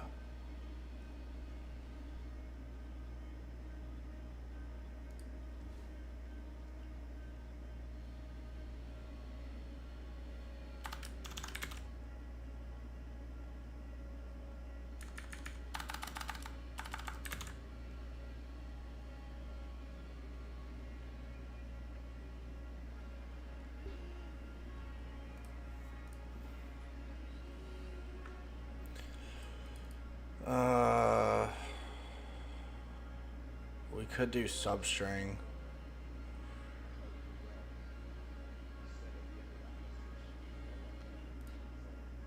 But we don't have like. And we don't have equal sign. SQLite. Equal sign substitutions. Is SQLite is equal to equal.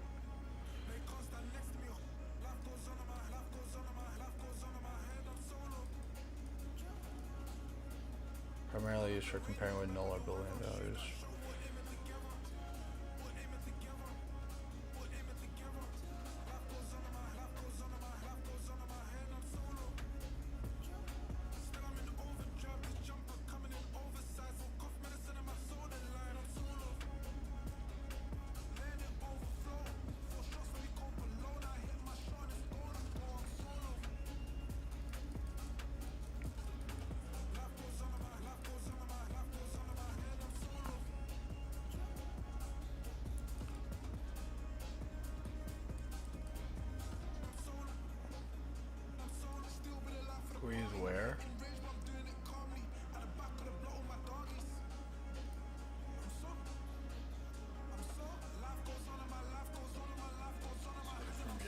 username equals A.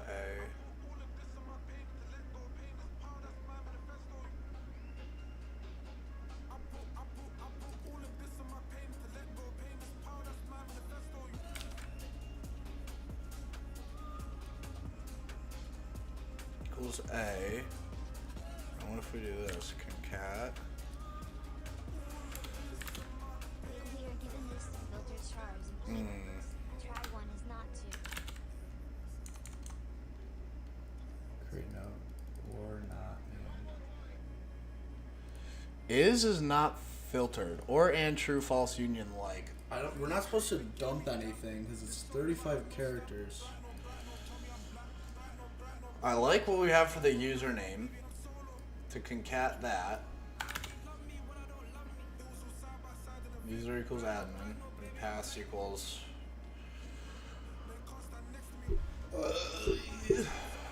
What? What does pass equal? Pass equals.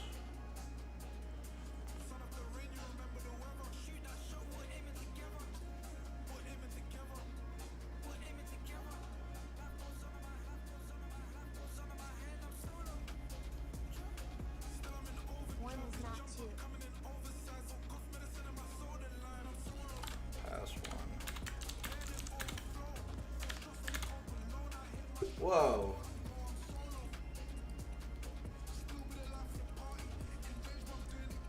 Is not to. You're brilliant. Is not. SQLite is not statement.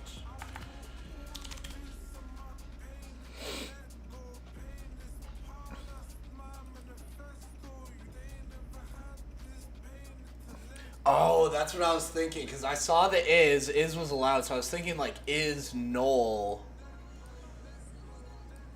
But it wouldn't be, it's is not. Is not. Yeah. You're so smart. Check out filter.php. Oh.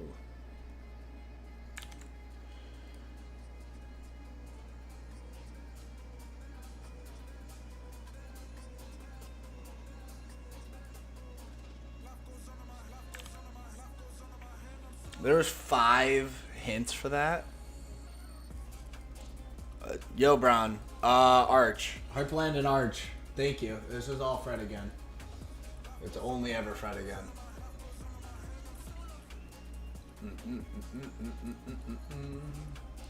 And password is not too. Yeah, I'm glad we got to figure out the concat portion. The is not though makes a lot of sense. That's smart. That's really smart.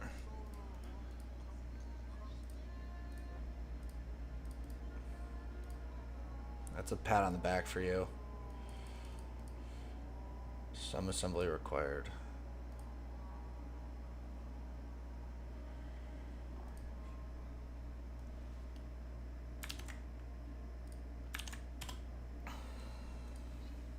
What?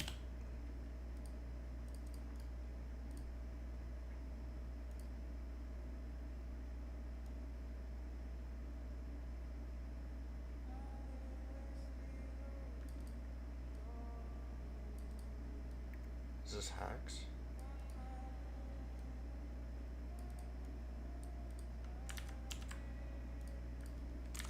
JavaScript obfuscator. Pretty sure we can just post this into ChatGPT and figure it out, but let's see.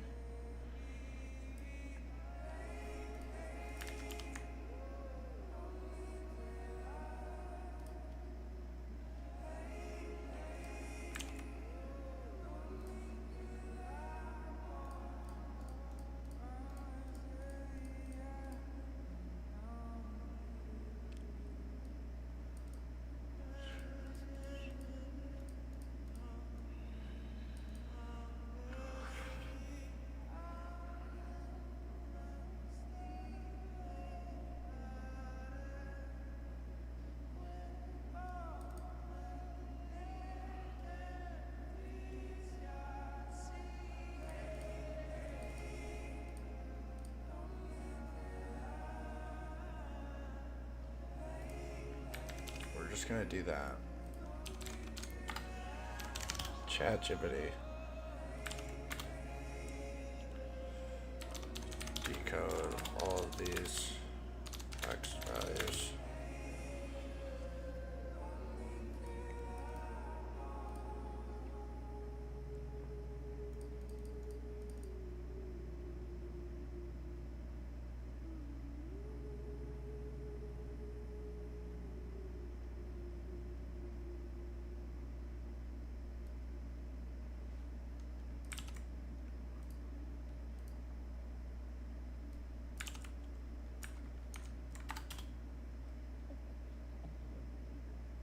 Hello, because CTF. Thank you, chat.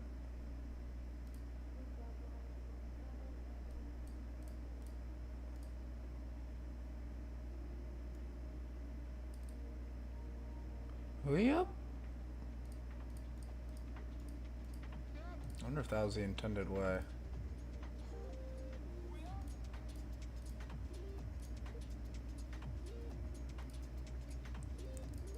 That works. Thank you. JavaScript. Oh, who are you?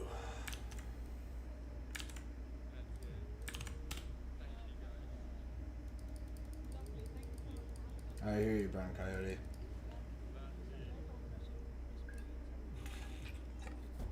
Let me in. It ain't much, but it's an RFC.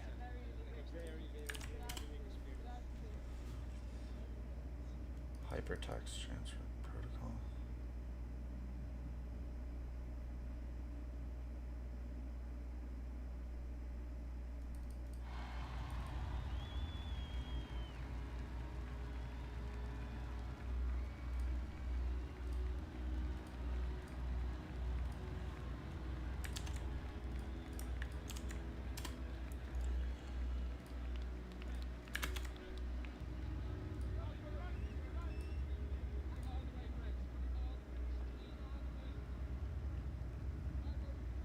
I was not in the military. No. Do I give military?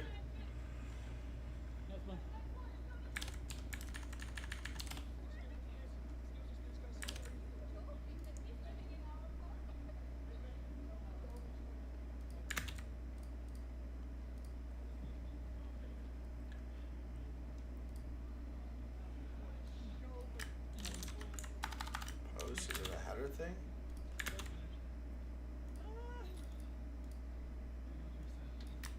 Options.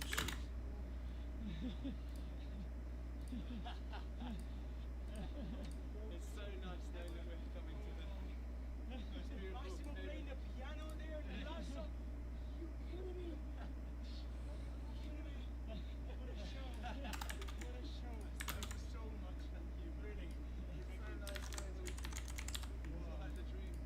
Oh, I'm so happy. It's the dream of everyone who wants to participate. Everyone. Every single one. I appreciate it so much. I hope you enjoyed out so much. Really, so much. Yeah. Is your mom here? Yeah, she's not here.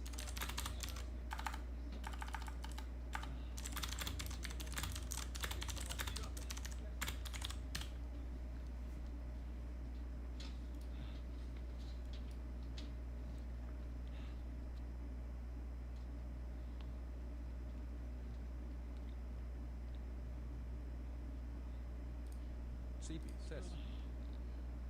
Lots of influence due to Kappa. X-Mill use Arch. Yeah, a lot of femboys. That's so funny, Zibby. You're so funny. You just have to get the site to load?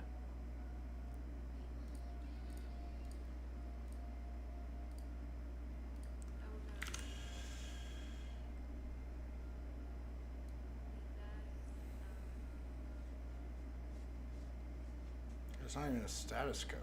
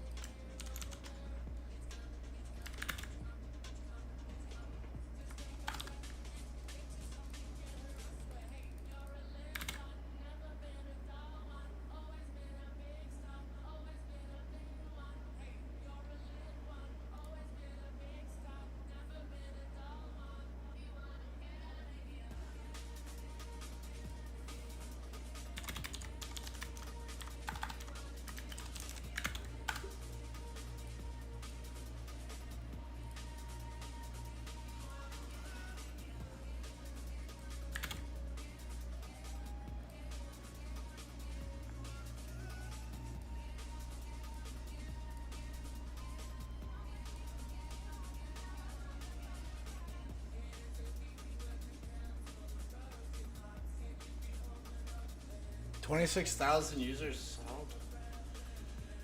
What?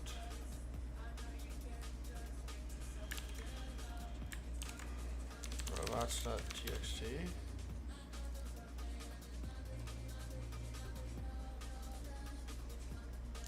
Index.html.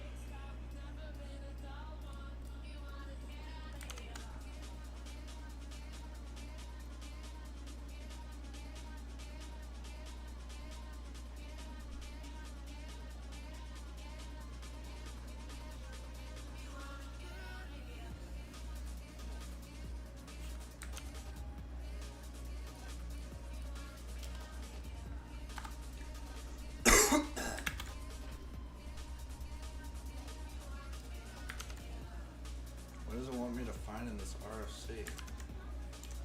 Pico? Are not cacheable.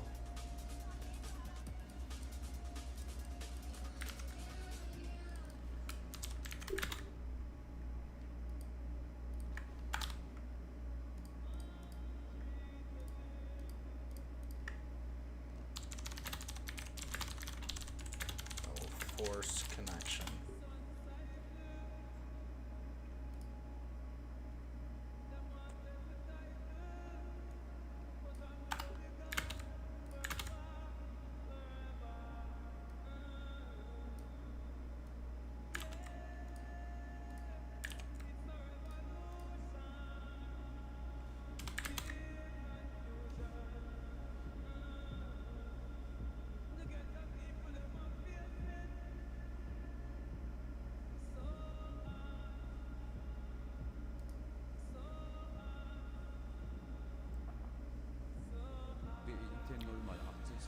Appreciate you, Brown.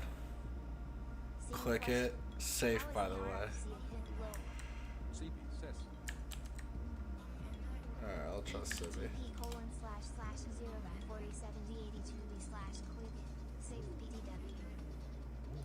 Damn TG. It doesn't work as hyperlink here. What is that?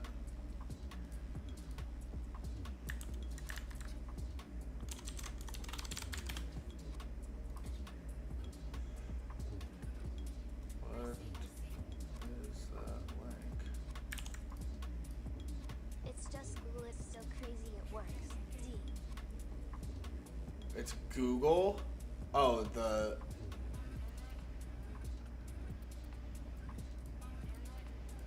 Hex address for Google. I don't know how the RFC is supposed to...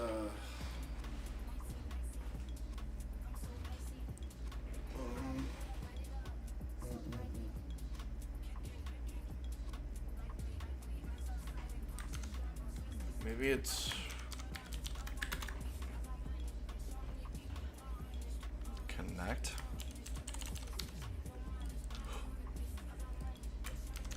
Force.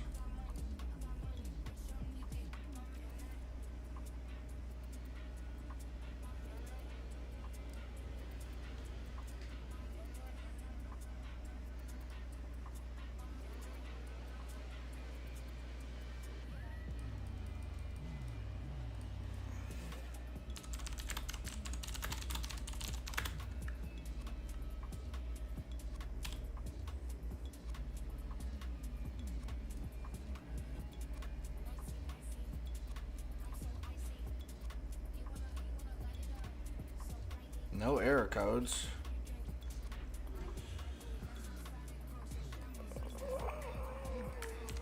Get.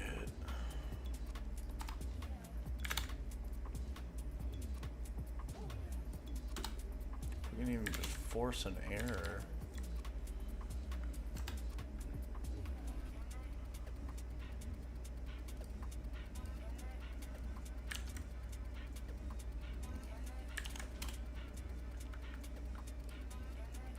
I'll just drop the URL in here too. You guys can try and figure it out. KiraSec says. Web link.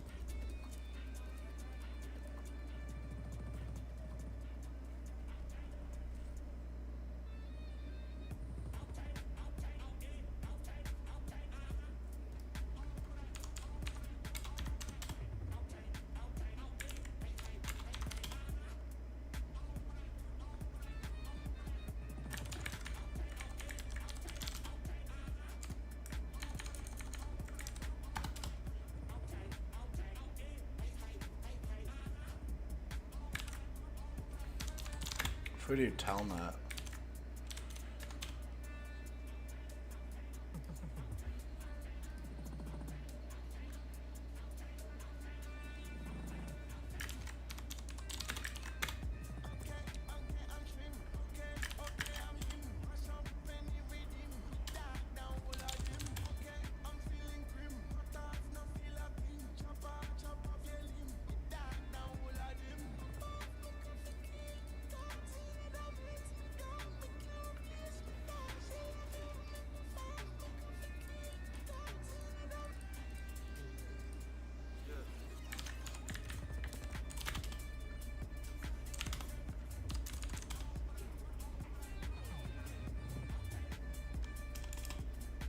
Can't night cabinet tell that.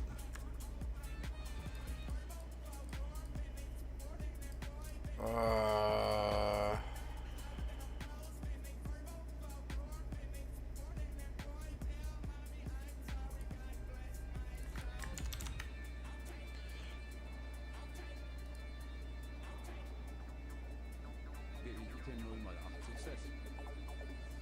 Well, is this even solvable? I don't know. It's called Who Are You? If you want to look up the challenge and see if this is part of it. Who are you? HTTP version. What if we do like 50?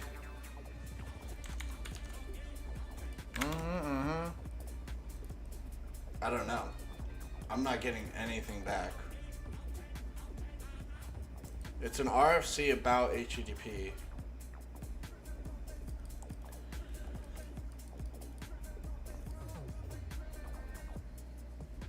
We have to do something special? Oh. 1.0?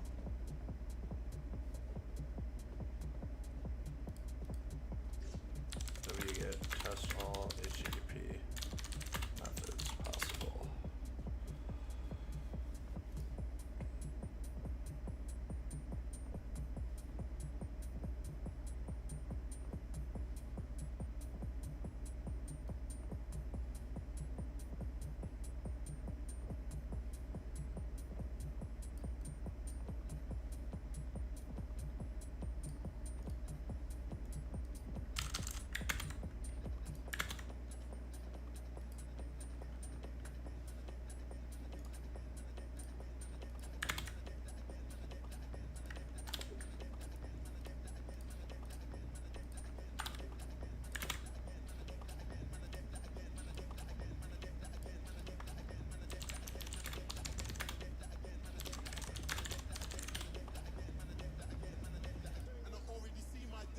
Connect.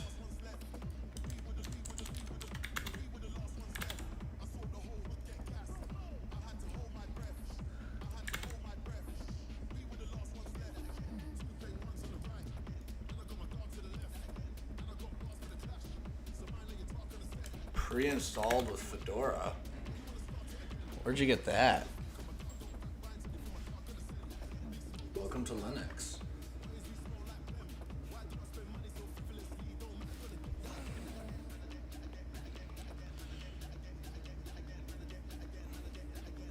Oh, it's perfect.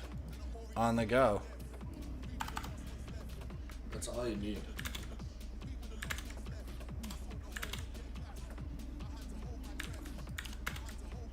Do like smuggling.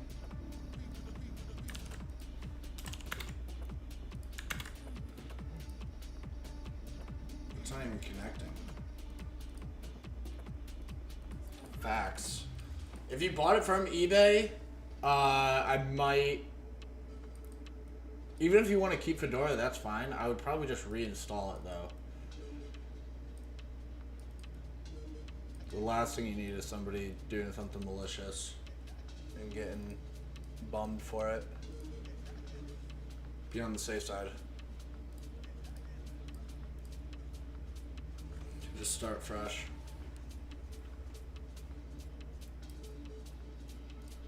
Is this solvable? Is this how it's supposed to be? You'd think burp is...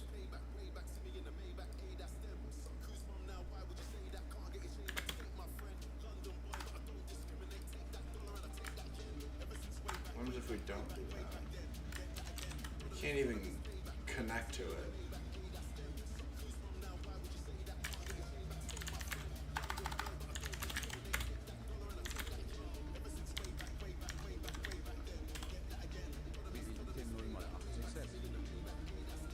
Well, it's not solvable according to online write-ups. Really? It's broken? Okay. That makes me feel better.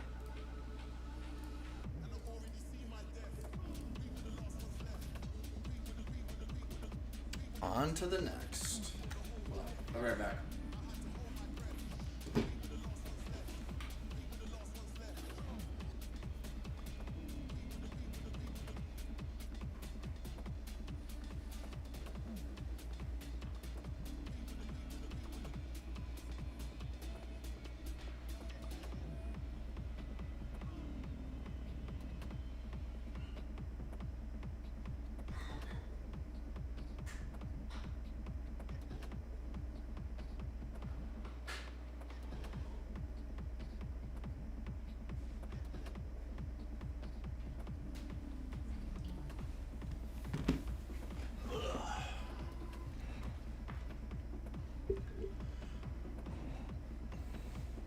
Some assembly required. We already did the first one.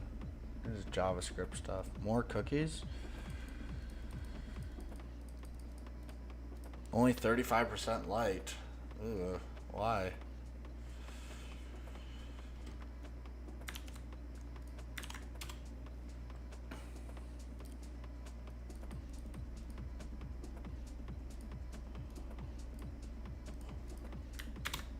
Auth name.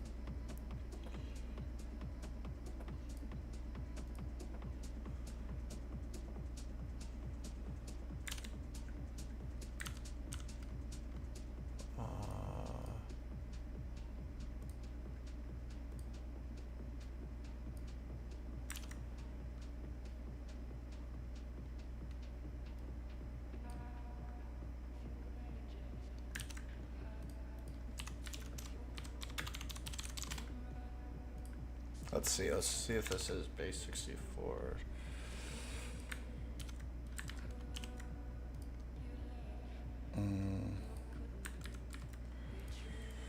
Okay, let's do CyberChef then.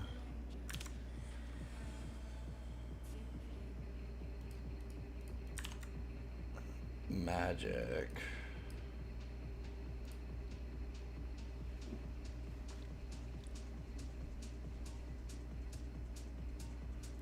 We could do cipher identifier.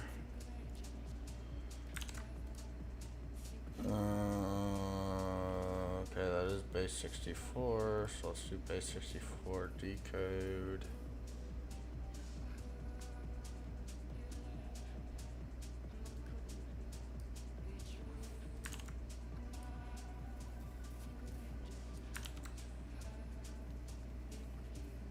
Okay, so we got this output.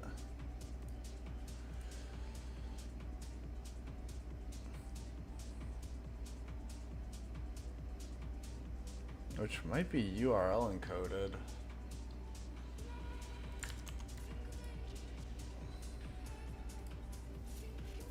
It's base 64 again. Yeah.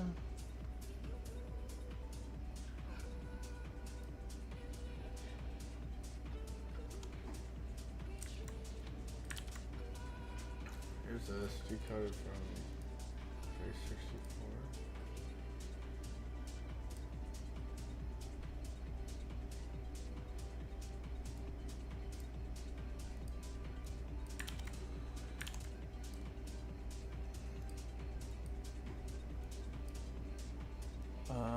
Let's do this token thing too again.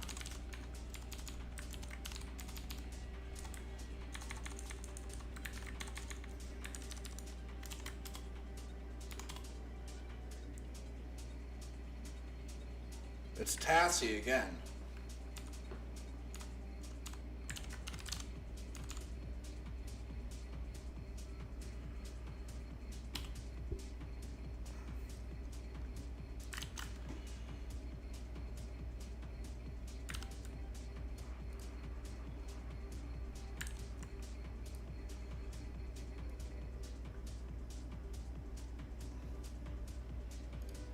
So if we take this and we go to storage and we do session and we replace that and we refresh and we refresh this, only the admin can use it. Aren't we admin now?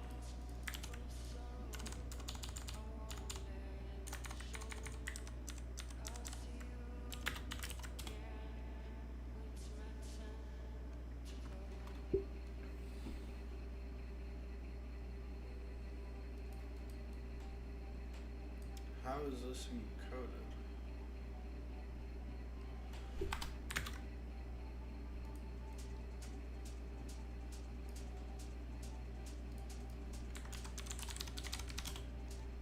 Oops. Let's see if there's a page maybe. Robots.txt. No. That's only quick reset.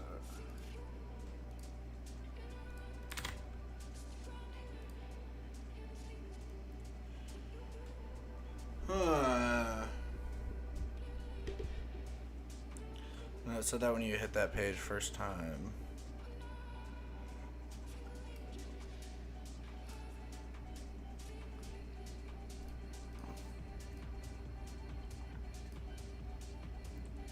Homomorphic encryption.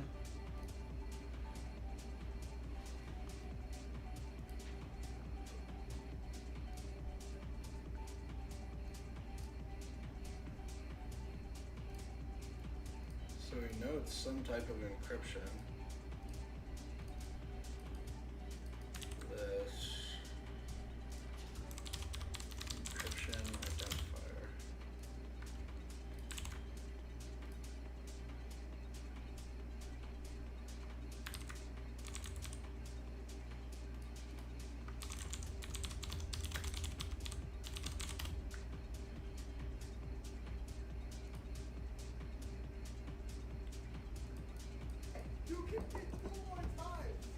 Yo, Zach. Appreciate you. Welcome. Perform on encrypted data without ever decrypting it.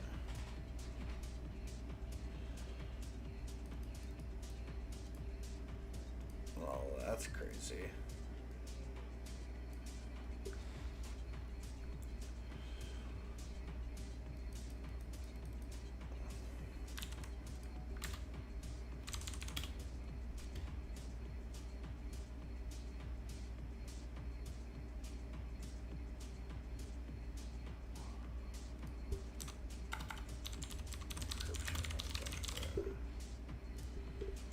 How do we break that? That looks longer. Cannot decode cookie. Ah.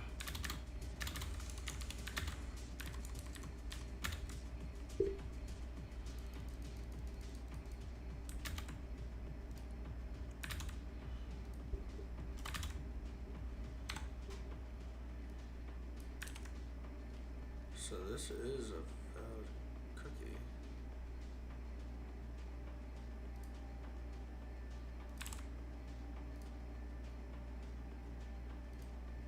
Clues or keyword, maybe user.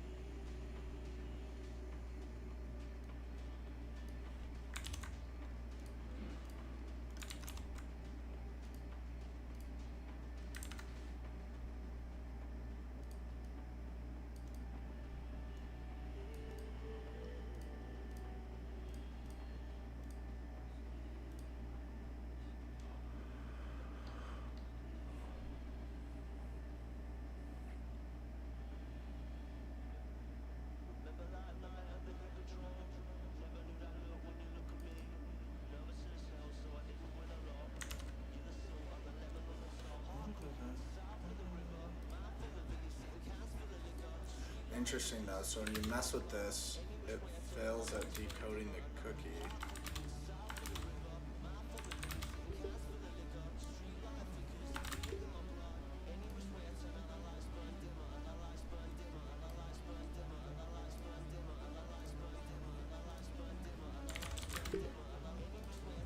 Control B.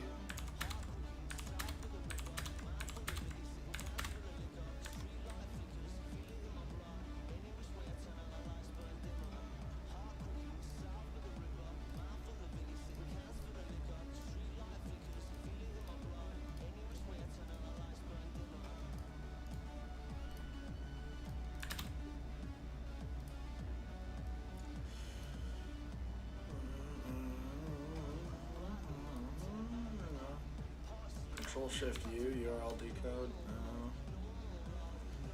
So this is encoded, but what? Let's do this. Let's go to Intruder. We're gonna do Bit Flipper. Let's run that.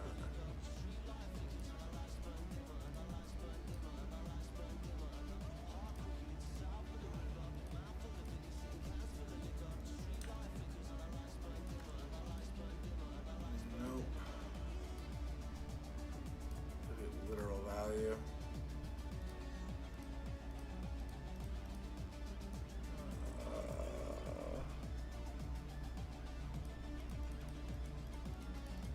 Bit Flipper is always an interesting one. There's a great vulnerability around Bit Flipper, where like let's say you have a token that's like A B C D E F G H 1 2 3 4 5 6.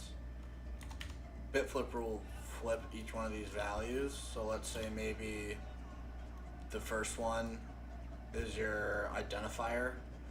So your first one is like user 1 2 3, and then this second portion is like a timestamp, so it'd be like 10:45 when you log in. If you bit flip, and let's say you modify A to G, this might corrupt it, right? And it might turn into that, which is invalid. But Bit Flipper, if you change the right value, it'll iterate and go through all of these. If you change the right one, let's say you change F to G, it might change your user account from 1 2 3 4 to now, or 1 2 3 to 1 2 3 4, or 1 2 4. So now you're a different user because that bit within the string controlled your user ID. So by flipping the bit, you were able to change your user ID. So it's always interesting to try that and look for those, because you never know. If you change it to that, it might end up being like 184, and now you have account takeover because you found the character that can modify to change your user ID value inside of the session cookie. Oh, there's one. That worked.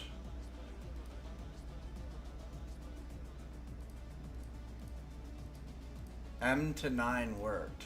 So exactly, we bit flipped, and so we saw the equal sign, changed that to 9, and that worked.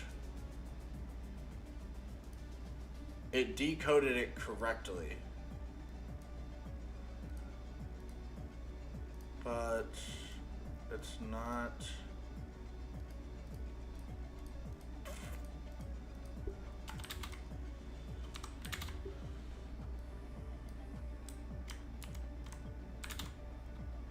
So when we on base 64 it,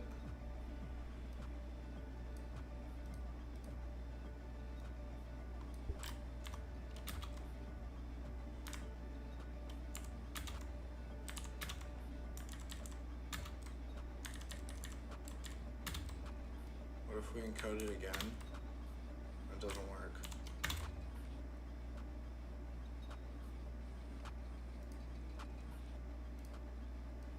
The search endpoint is only helpful for telling you if you are admin or not. You won't be able to guess the flag name.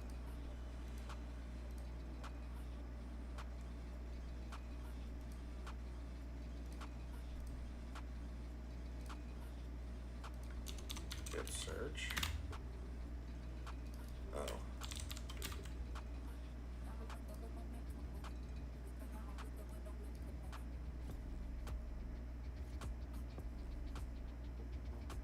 What was our...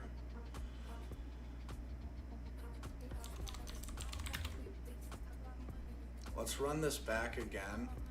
Let's do post. Let's go to search and let's rerun that and see if bit flipping it worked.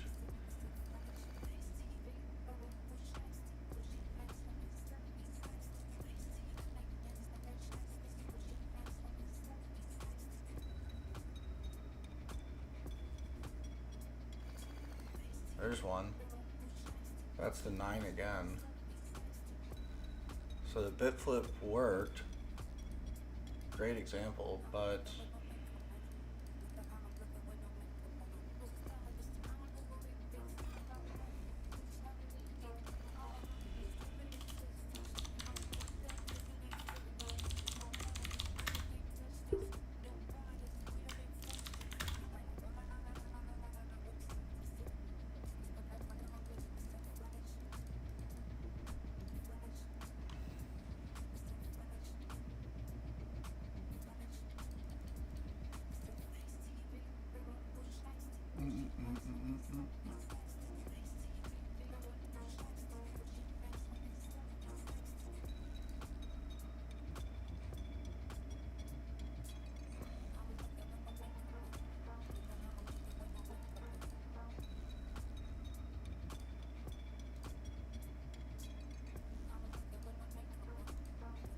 it's only helpful for telling you if you're admin or not. Yeah, Zach, we're doing Pico CTF. It's free. We're doing the more cookies one. KiraSec. Auth underscore name. More cookies.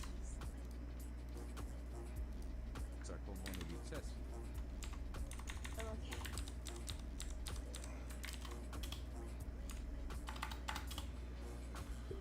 No, it's not.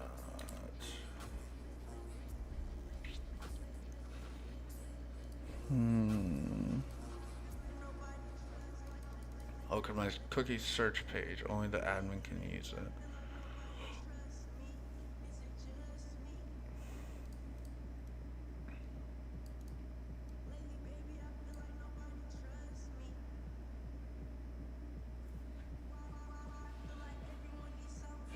Me. And the suggestion is homomorphic encryption.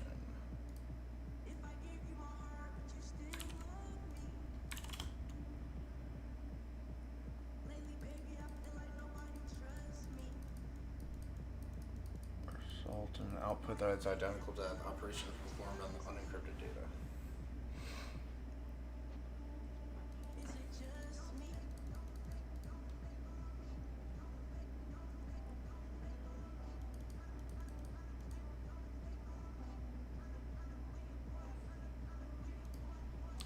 Homomorphic decryption tool.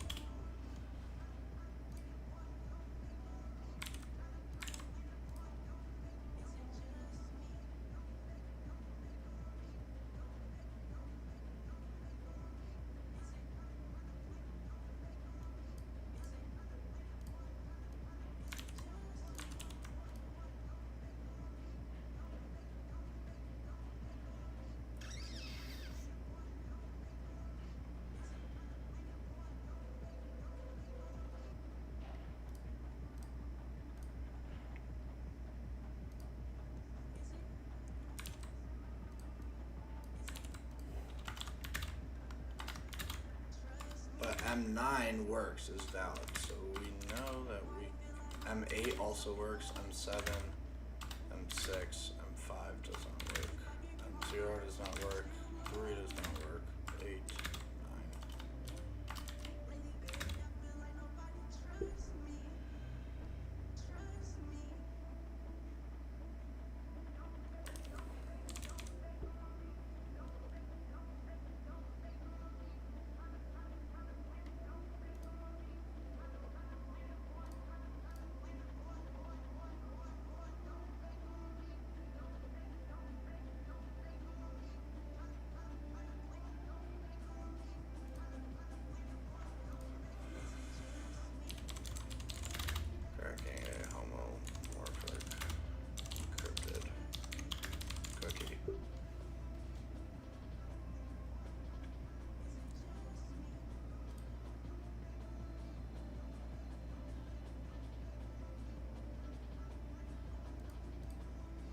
guess if the colony encrypted database.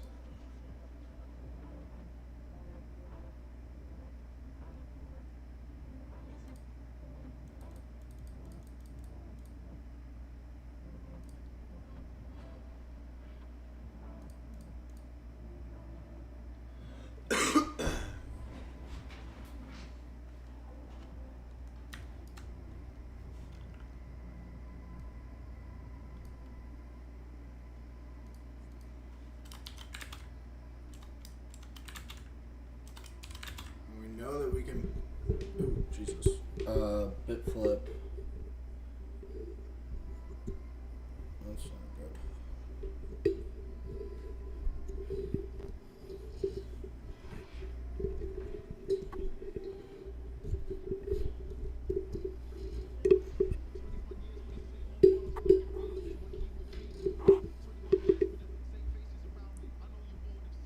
This thing is falling apart on me.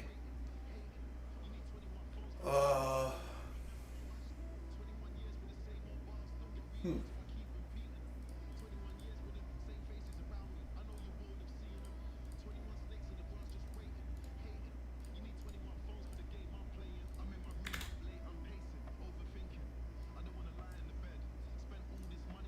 Ooh, that's a good one. Send that to sequencer.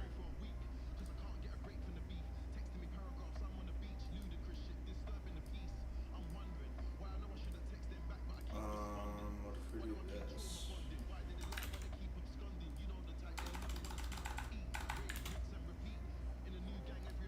Then we'll send that to sequencer.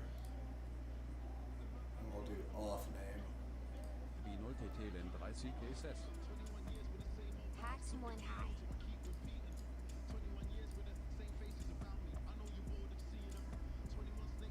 Invalid number of threads.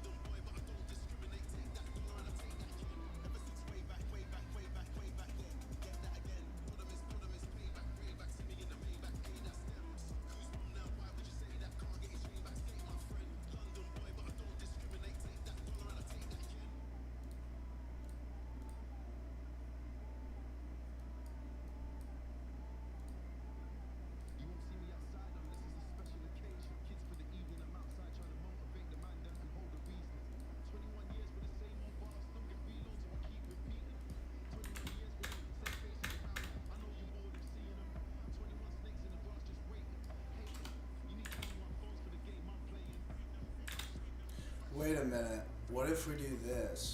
Let's take this.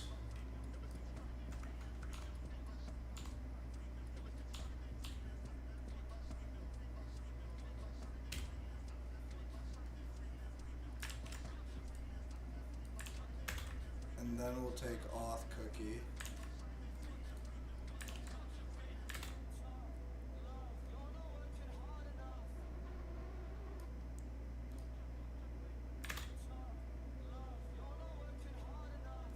This is supposed to be admin.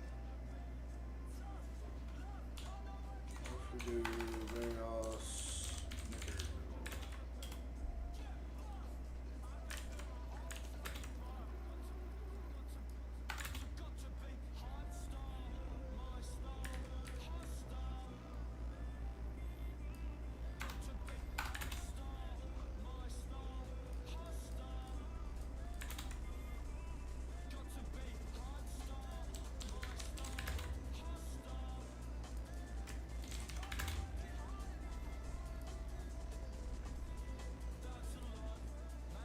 thought maybe authenticating with that.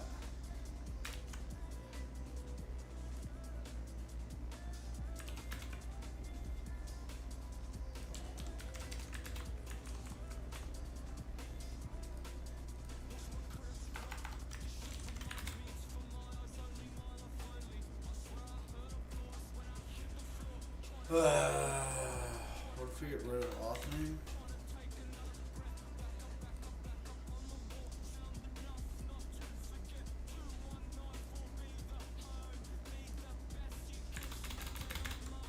It needs authoring.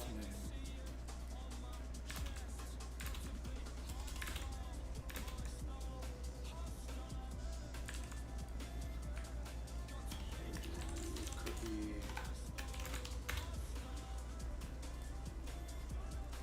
Only the admin can use it. The first one we just modified the other cookie. This one is different.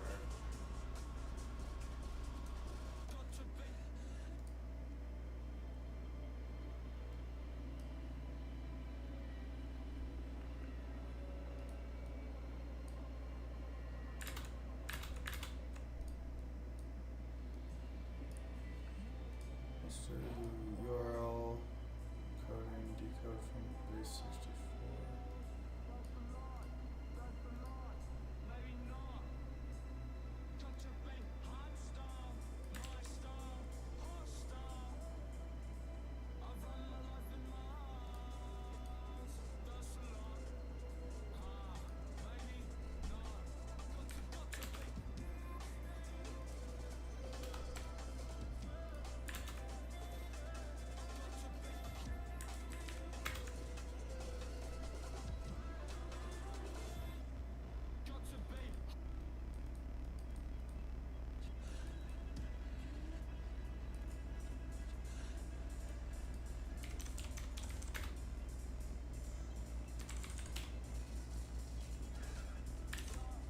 So now he's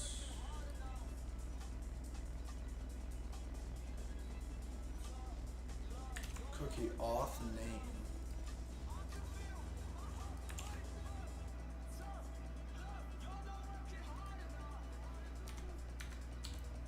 Tassie.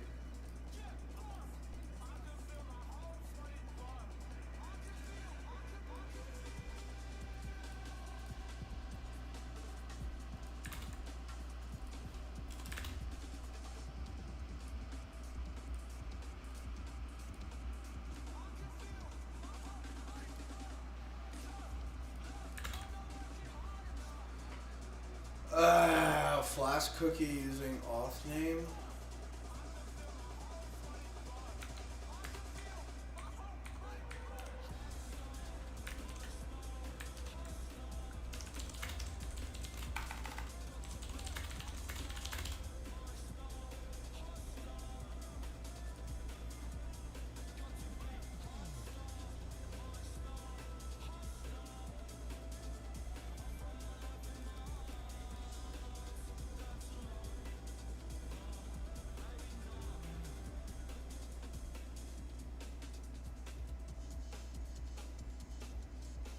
Session cookie.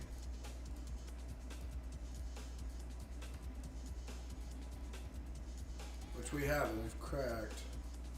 Dun, dun, dun, dun, dun, dun, dun, dun, dun, dun.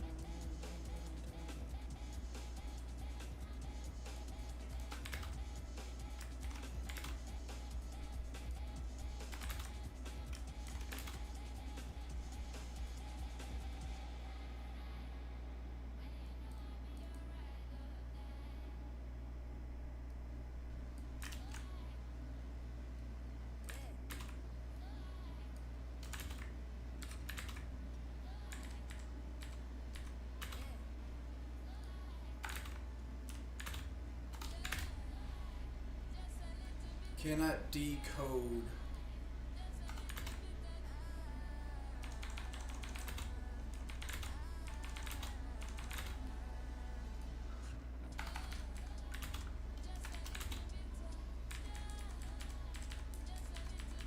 Cannot decode cookie. So it's a length limit? Yeah. You can append anything you want. Doesn't matter.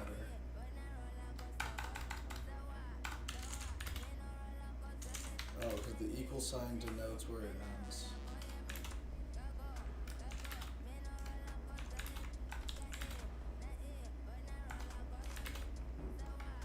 M1 fails.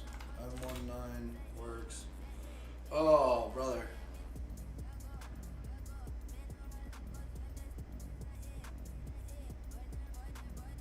Yo, bottleneck.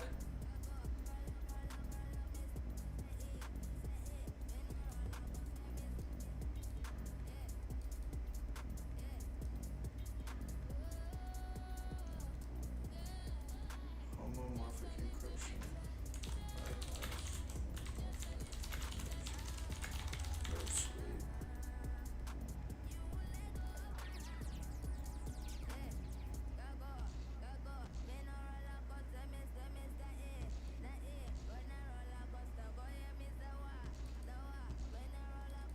Bit flipping. Automatic testing for vulnerable CBC encrypted session tokens. Which I think is what we want.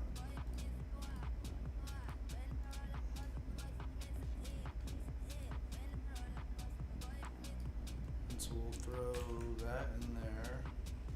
Auth name, do this. And we'll go bit flipper, literal value. Every bit within the byte.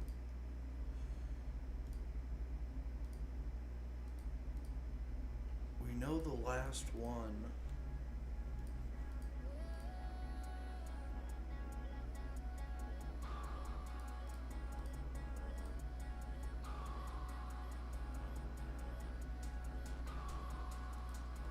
That worked.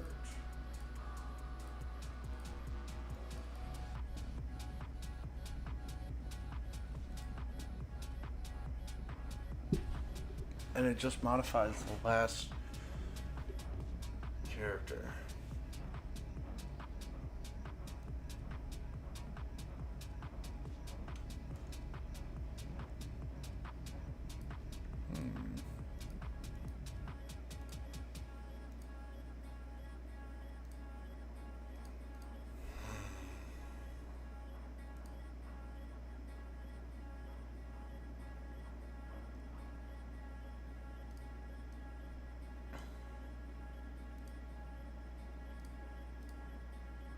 And if we do it as encoded,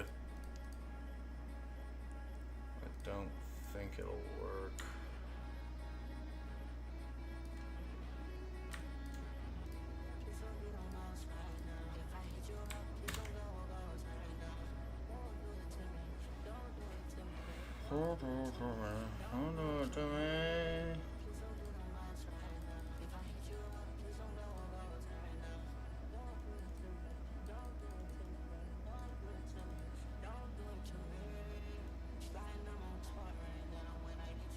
Oh, is this?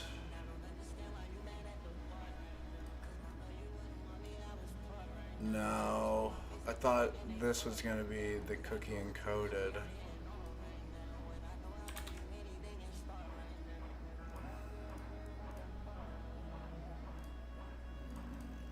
Broke the site.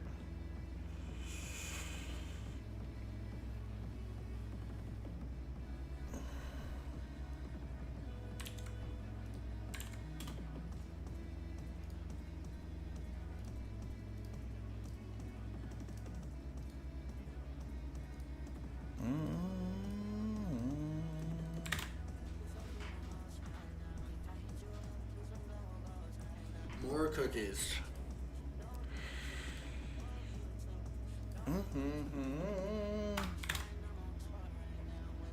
The 8 works.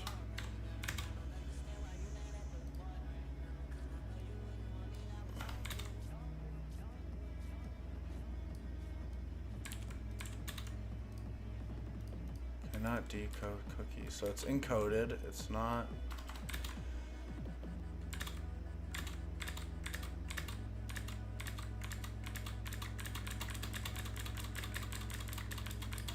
Nothing stays the same.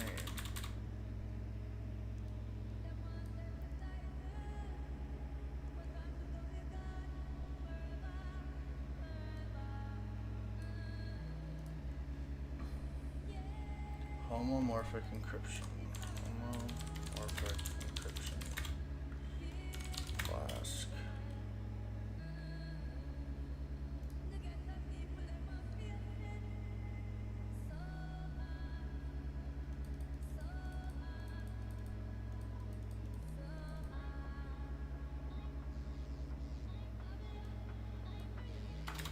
Encryption GitHub tool. Decode.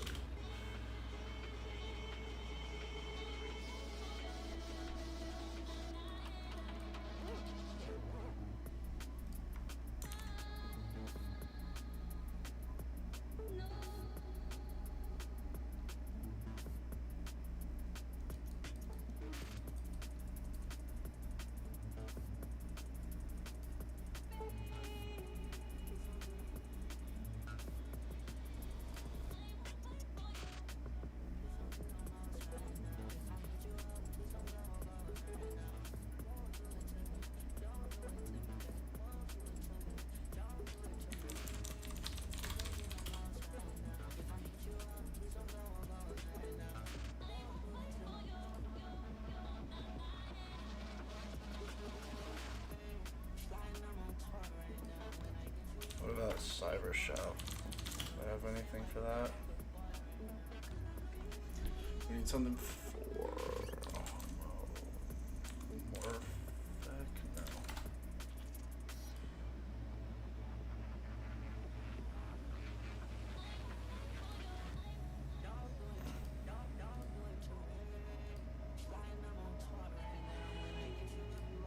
No. Homomorphic substitution analyzer.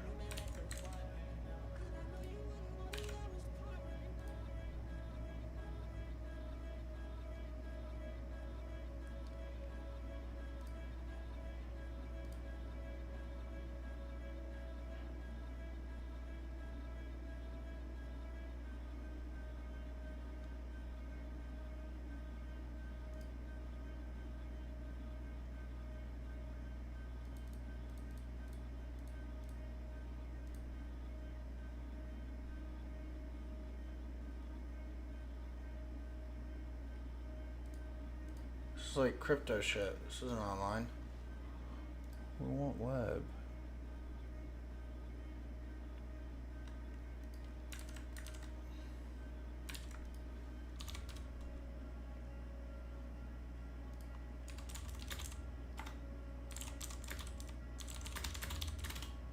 XXC? XXD.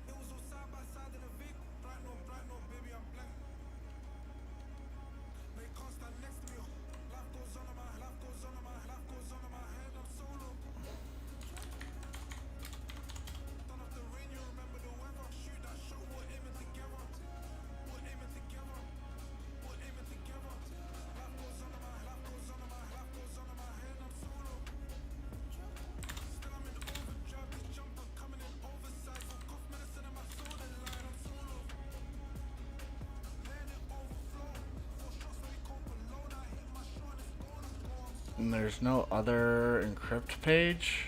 It doesn't load like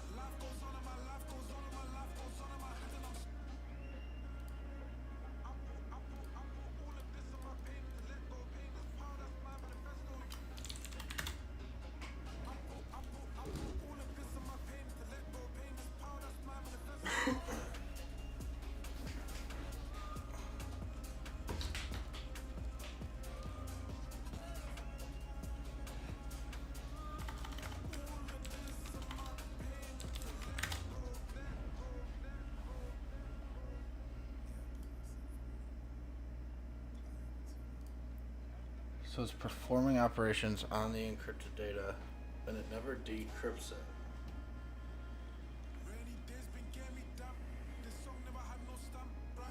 What?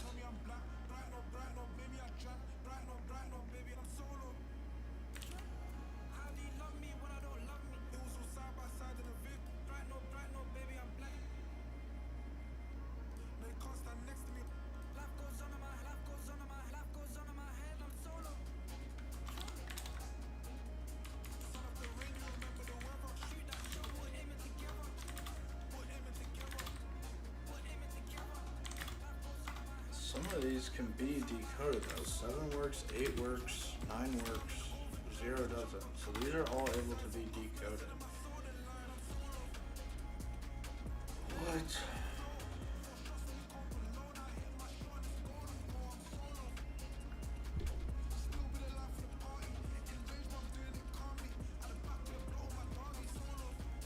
Source code doesn't do anything.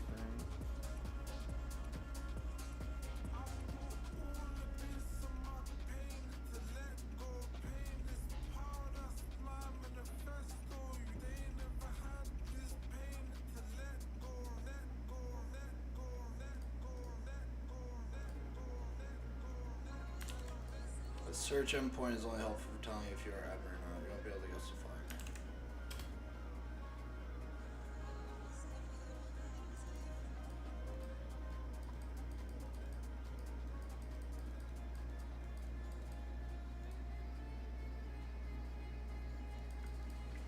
Encrypted photographs can be scanned without revealing the content of a photo.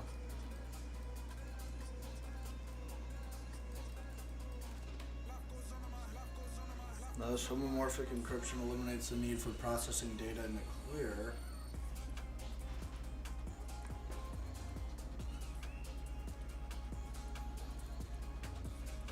So it should have been bitflip.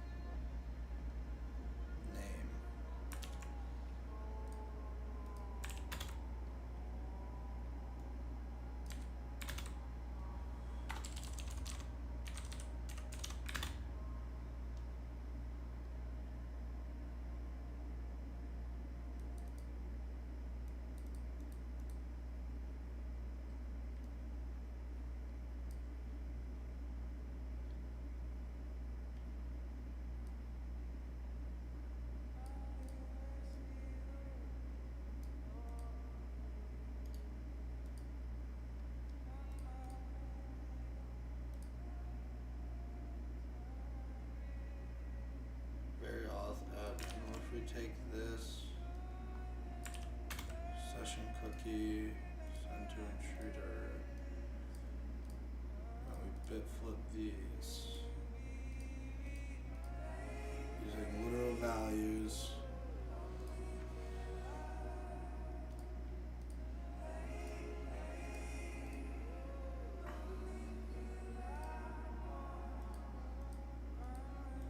That worked, that value.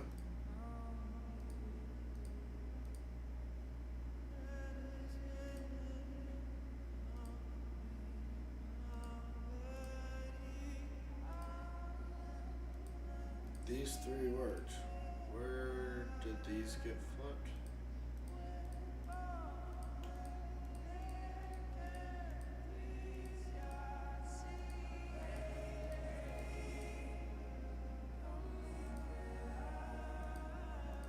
That's the last value.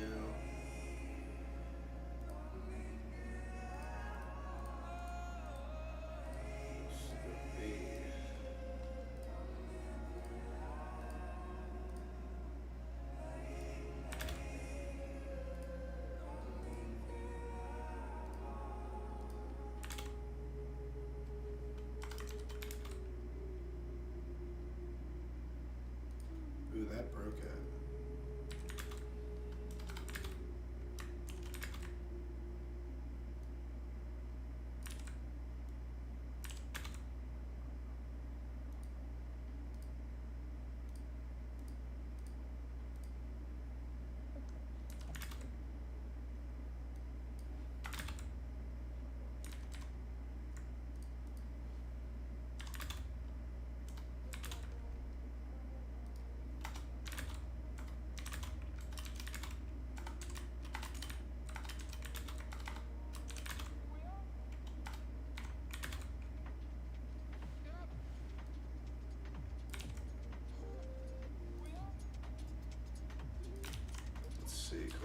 check this one.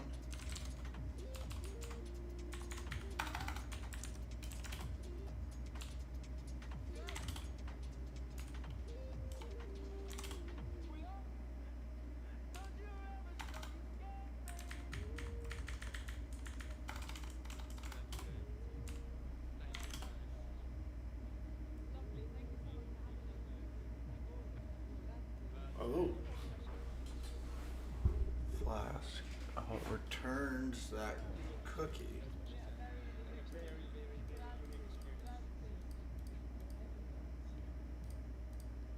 Oh. So it said that within the cookie flashes danger. Cannot decode cookie.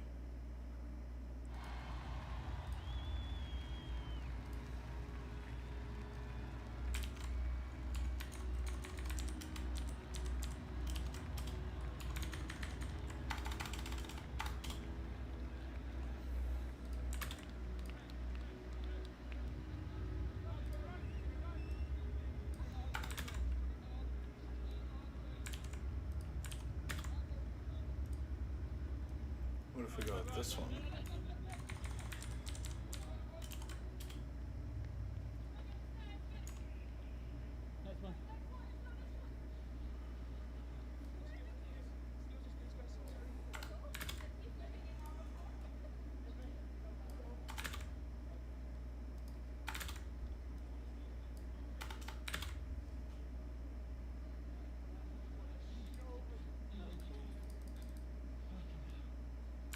Okay, so if we set the auth name, it doesn't return us a flash session cookie.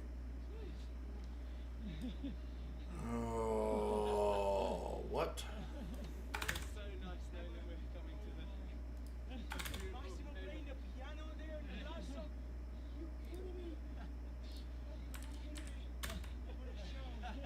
What a show. So much, thank you. Let's do this.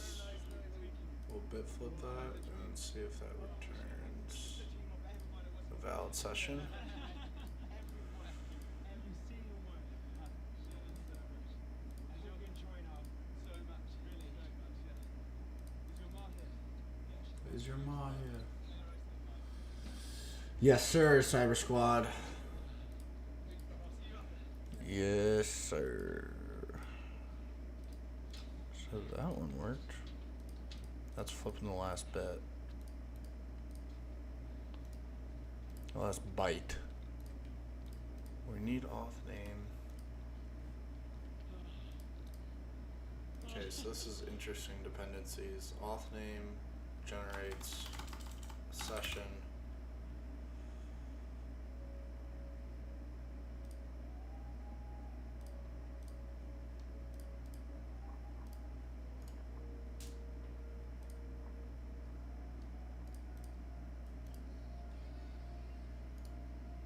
What happens when we do a reset?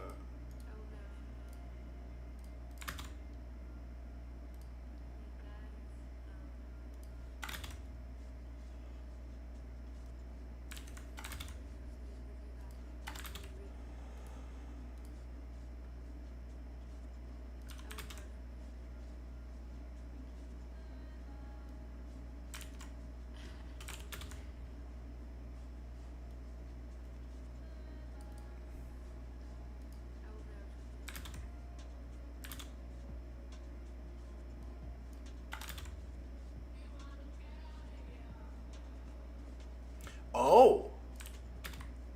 It says cannot decode cookie. It's returning that error. Flashes.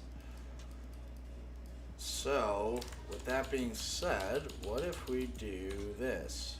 Cookie.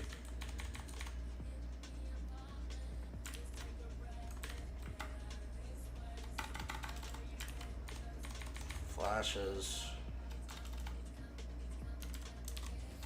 Fart. And instead of danger,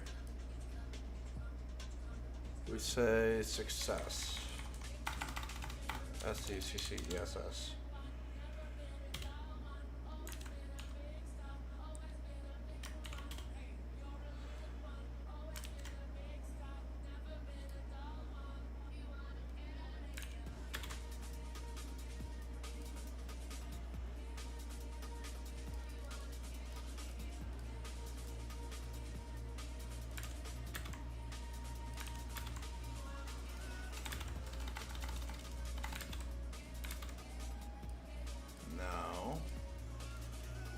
Okay, so instead of that, what if we go back to danger?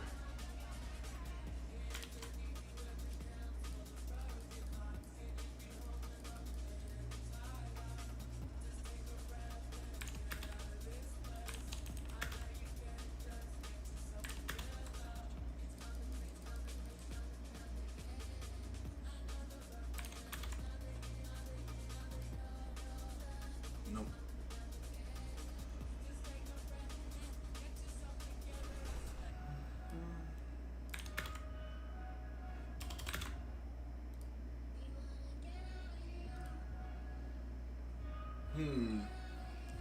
I thought we'd be able to write to that alert.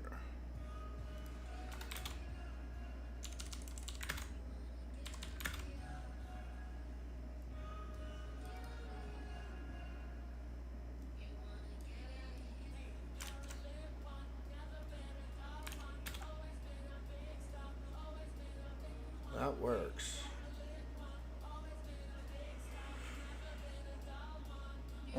Get out of here.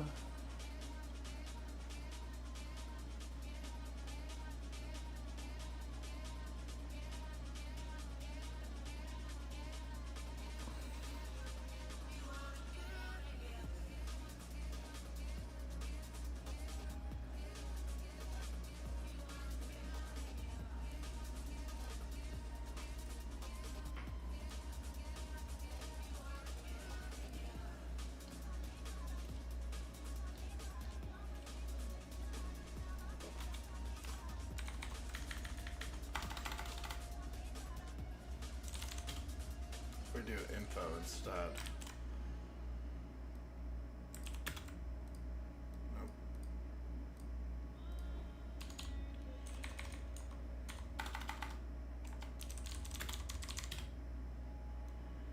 If we just cookie error, will it show that string? No. Is it using?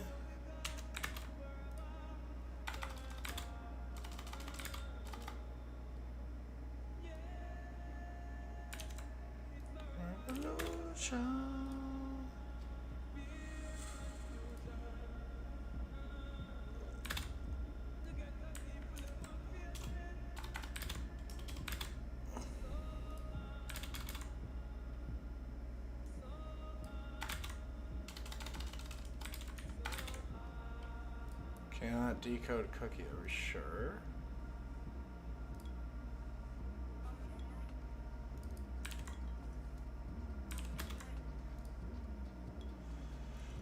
Doesn't rely on these.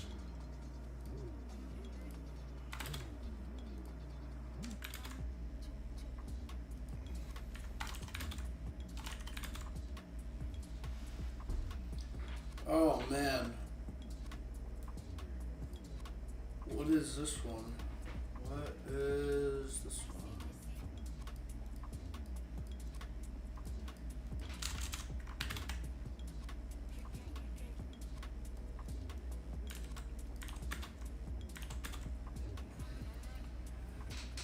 It's only got 35% liked.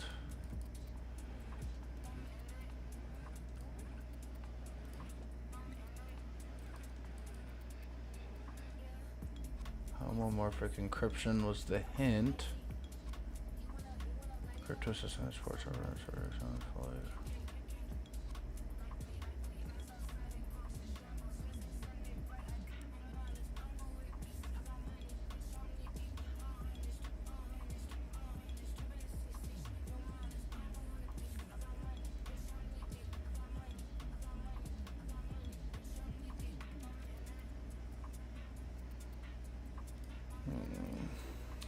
Homo cryptic.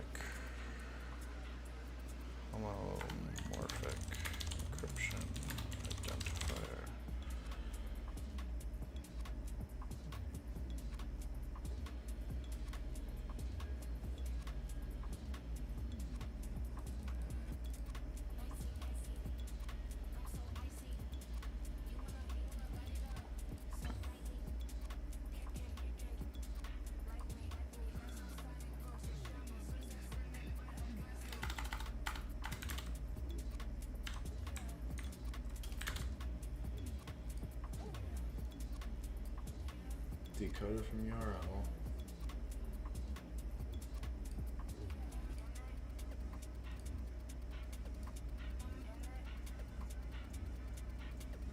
This is a blob. What are we supposed to do with this?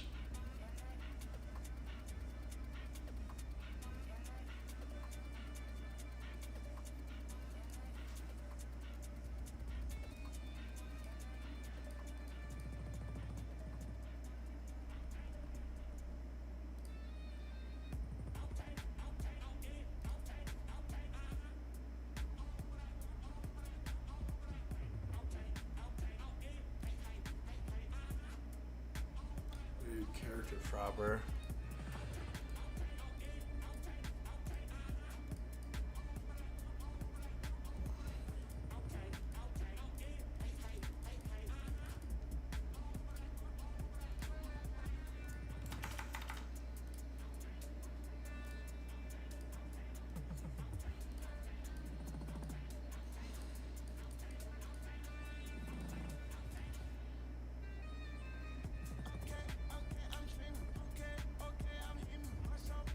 Don't URL encode them. Ooh.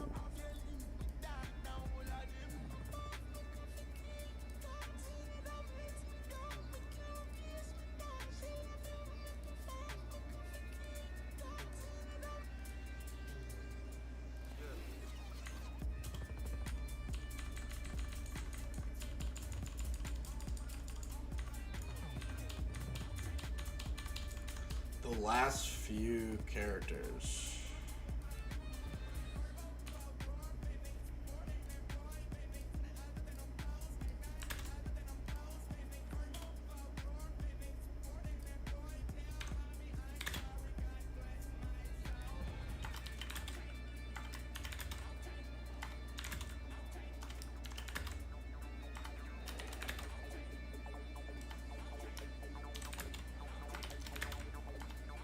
A worked.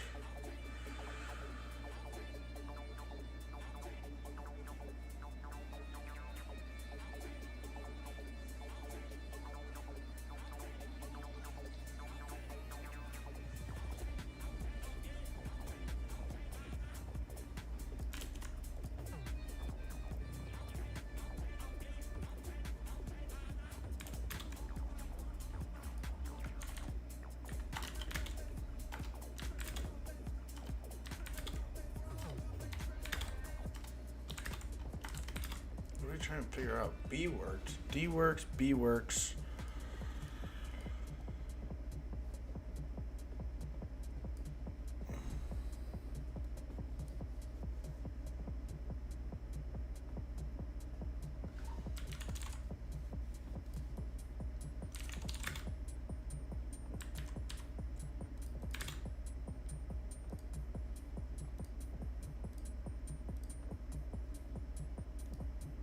Do we have to compile? Well, no, because there's a secret key. Alright, let's see if we can get a hint. More cookies. Because CTF. CBS, CBC, cipher blockchain encryption.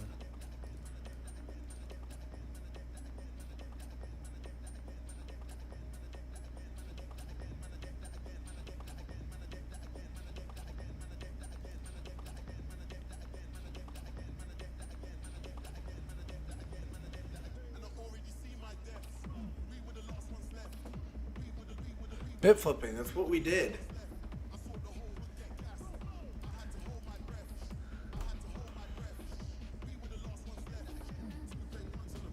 Cookies, B client, CBC.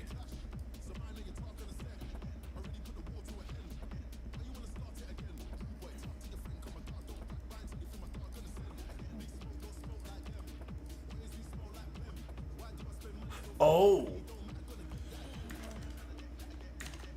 I get it. So what it wants us to do, we have to process the payload. So to do Control Shift B, Control Shift B.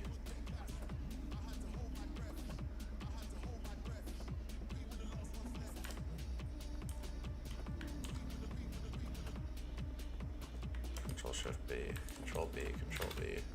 Send to intruder. So what we have to do is take this. We'll do bit flip, right? But what we're gonna do is we're gonna do decode base 64, add decode base 64 literal value, and then we'll bit flip it.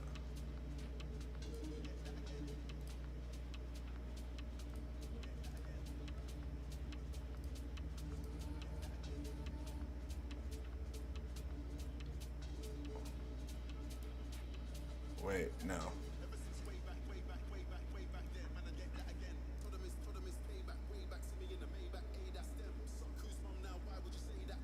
Or do we want to do Control Shift B?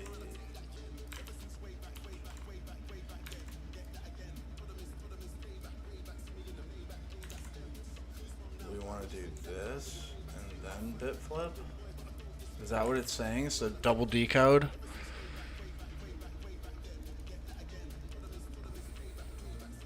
Vulnerable to bit flipping, which we found. Decode, decode, iterate. Okay. So we were on the right path with bit flipping. What we have to do is do this. We'll go to intruder. We'll take auth name. We'll add it. We'll do bit flipper. Literal value. And then what we'll do is we'll do encode base 64. Add encode base 64. Run.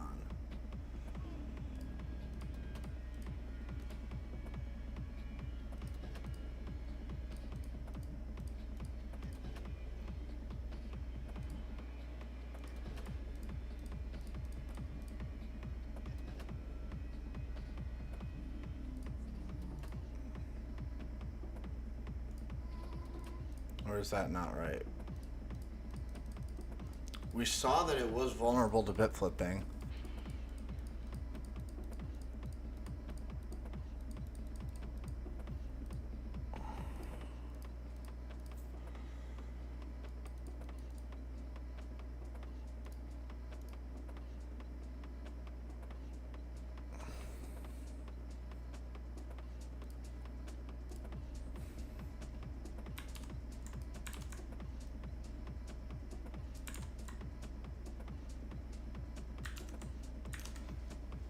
So it's taking it, bit flip, it's decoding twice.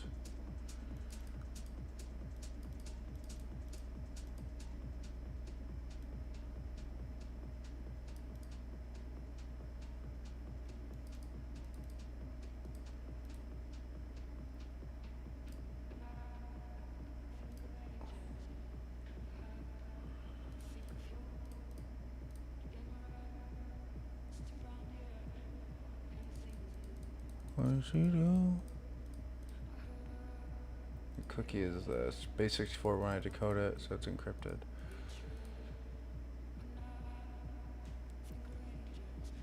Oh. So what it wants us to do is only do it once. So we'll do this.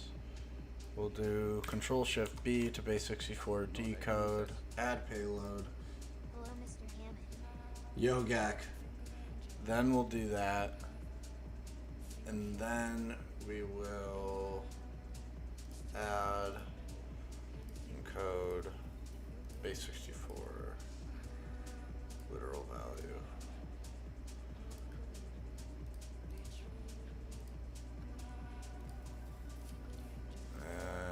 And we don't want to URL encode characters.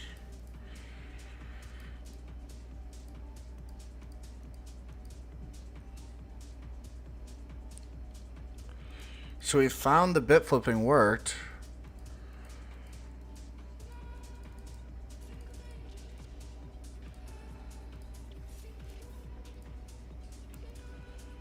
I'm going Debian know you to write TA, check slow. Debian's the way to go.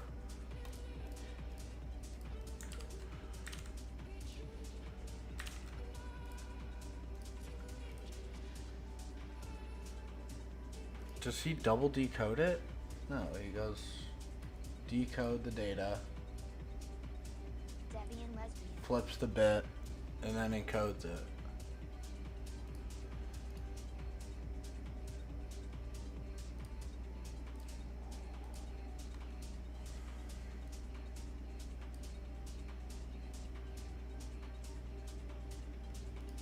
Which we saw.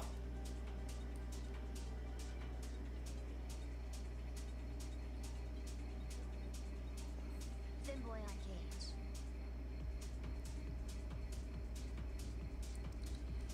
Femboy Arch.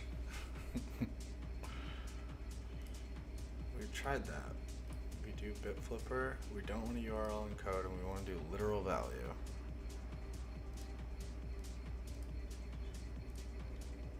And we broke it.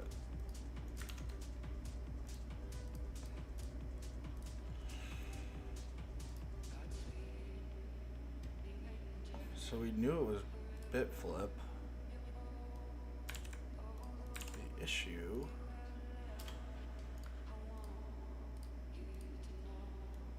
This is auth name.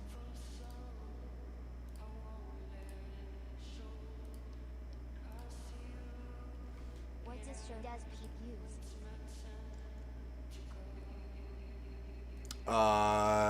He uses Windows with virtual machines.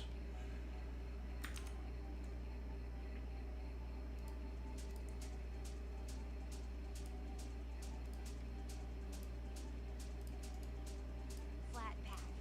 Translated from Norwegian.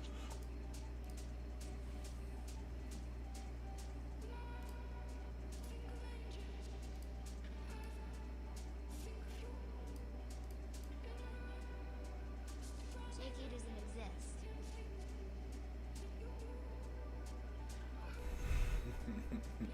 Yeah, Win with the VM. Why does that not work?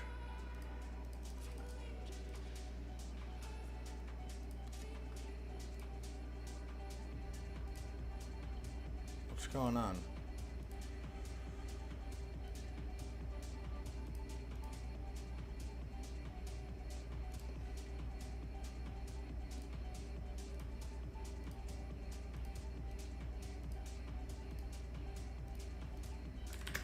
So we knew the bit flip was the way to go.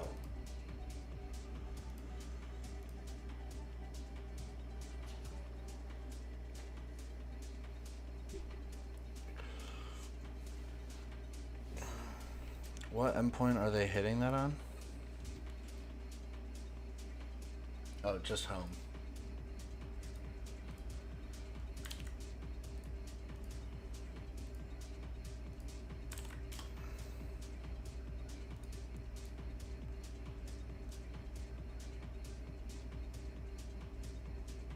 Why does this not work now?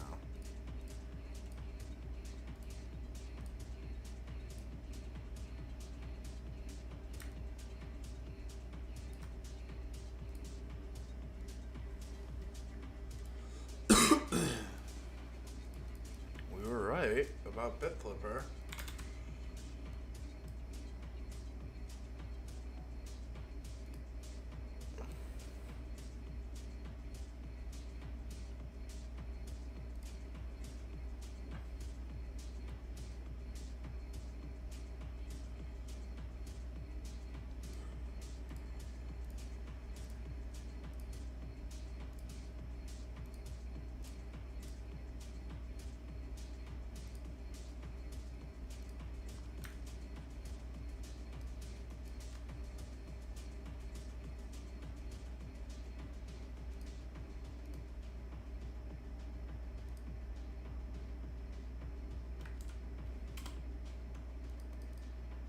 Now it just won't go.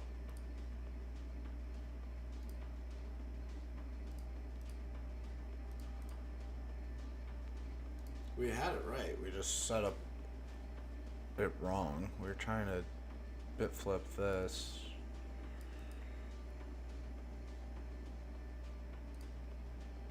But for whatever reason, it doesn't want to work now.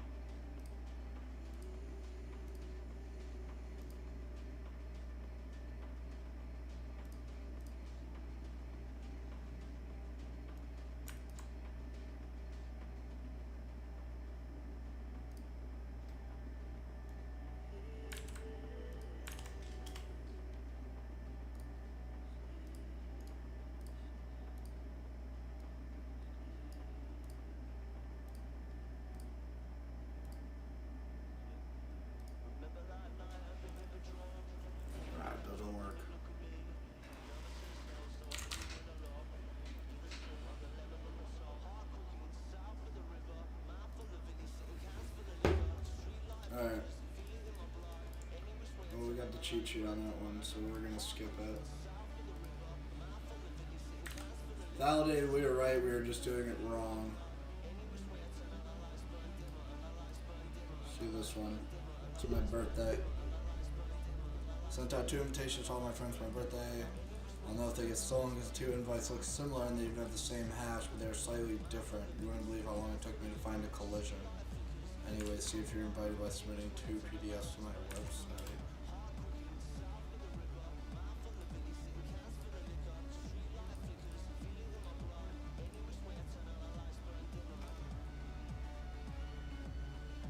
Category is web. On their PHP site, check the rules in the description.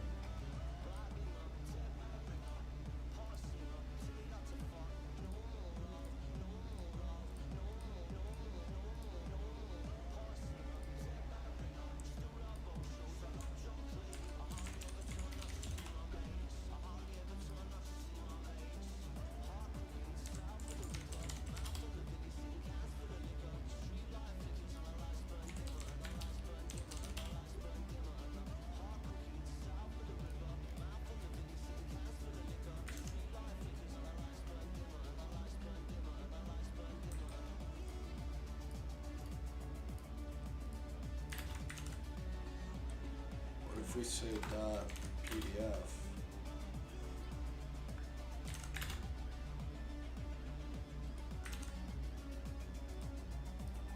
content type for PDF, application PDF.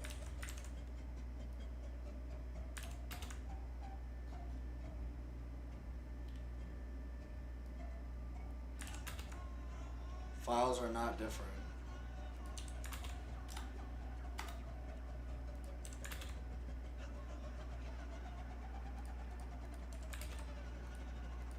Oh.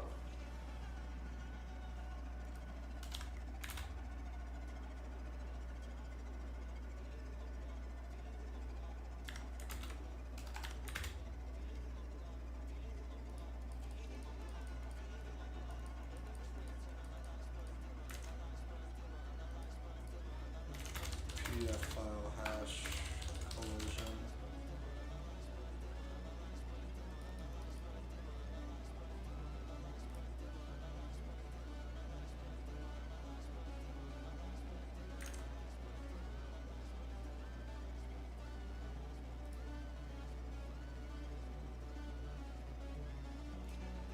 Let's do MD5.1 and then we'll do MD5.2 PDF.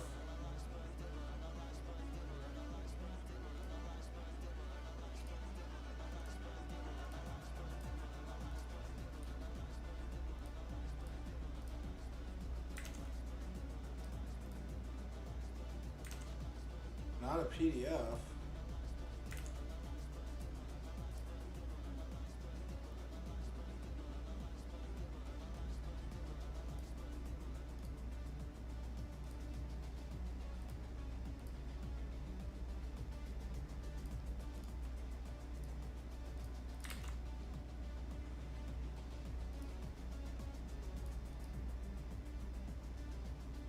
There it is.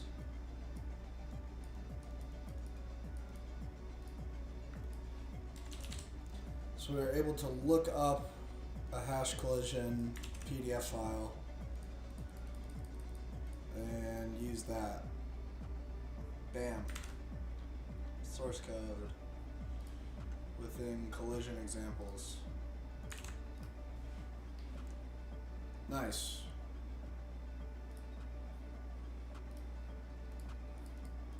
Alright, next one. Yo, Greg, we're doing Pico CTF. We're coming for John Hammond.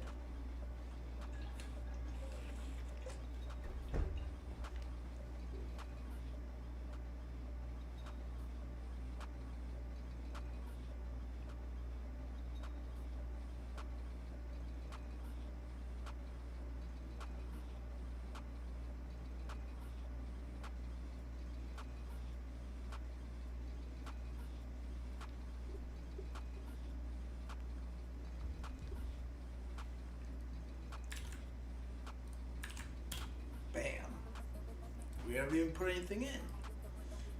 want to fund my startup? What's Net sent you? I forgot to look. Just croak the knife apart. Oh, Nat sent me A bottle of Apple Jacks. can grab it. Net personal home concoction.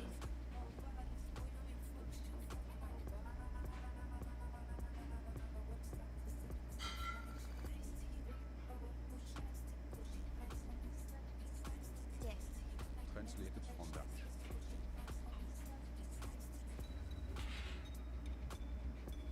It's delicious. Go juice.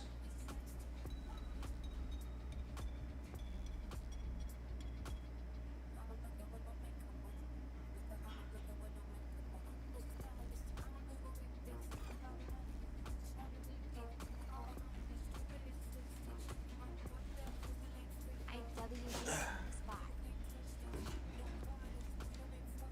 What bot?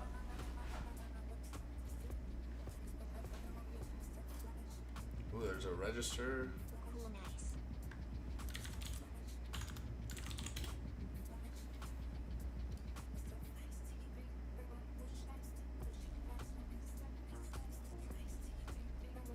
Let's check robots. Okay. So let's. WDF is with the sick translated from Dutch. It's on one for sure. Felt boy well emojis. Oh my god, it's another Willie Courier one.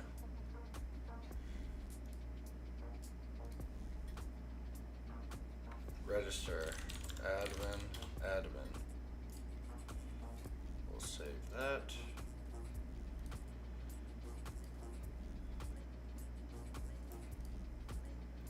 Thank you for volunteering to contribute to our generic startup company. We are fully committed to accepting your donations and eventually releasing a business plan.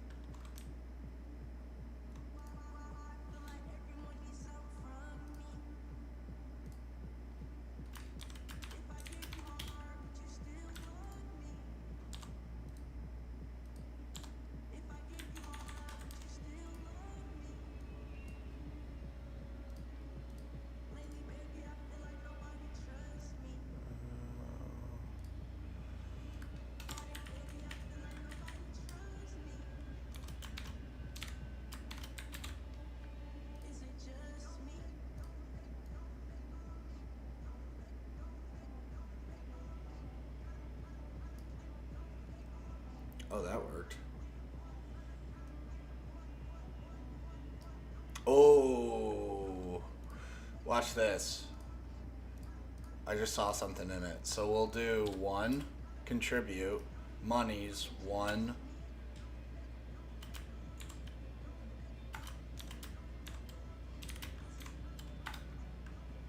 Started backing up and installing Debian. Oh shit, I did that wrong. Watch, so we'll do $1, contribute, and then we can change that to Apple's ID. Forward. And look at that, it returns that. So, with that being said, I think PHP web shell one-liner, if it's injecting our code into the page, we should be able to do this.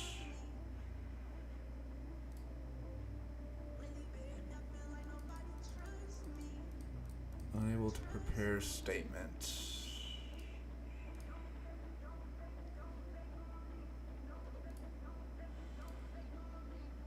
So we'll go back, let's do contribute, and then let's do this and then do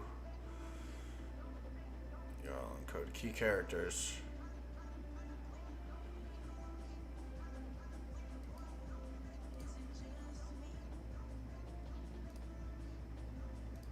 Ooh, maybe not then.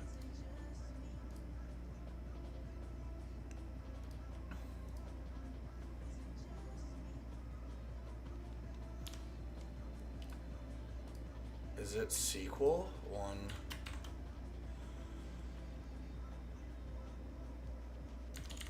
Select.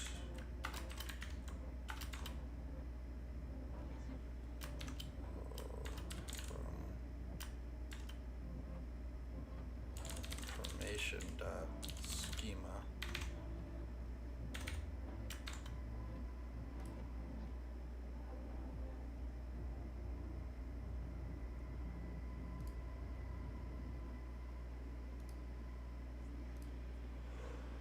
Oh,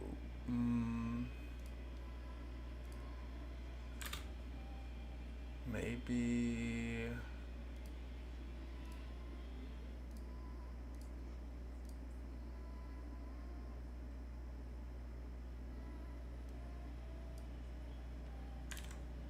We try that.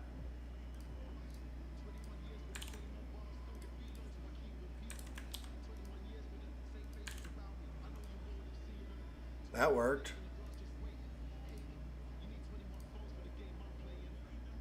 And that was get 0, comma ID.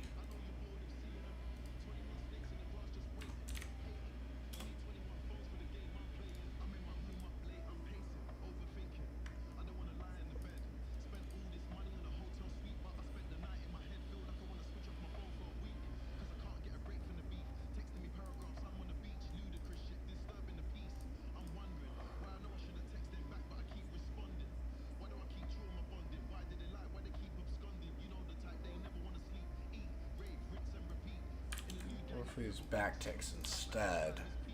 We do contribute 1, bam. That worked. So now we can say, comma, cmd equals ID.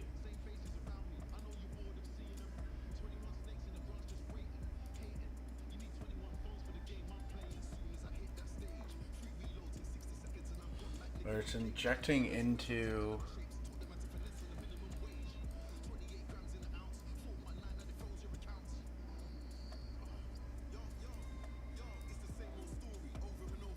try to get an error. Oh, maybe it's SQL then. What if we do this? 1 plus select plus at version.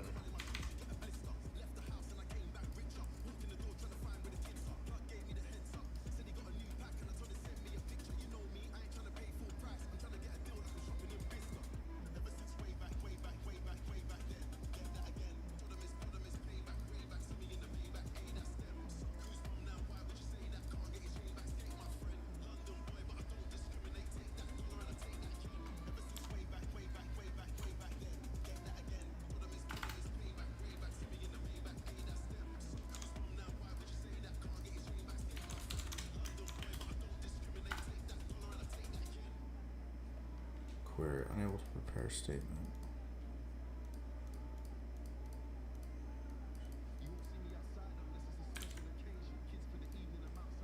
Database error.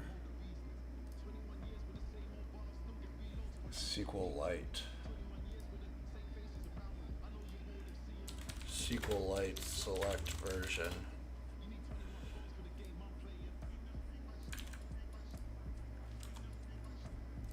So what do we do? 1 and select SQLite version.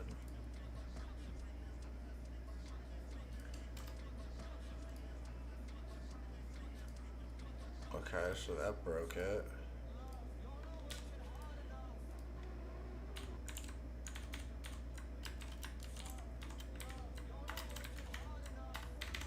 What if we do that?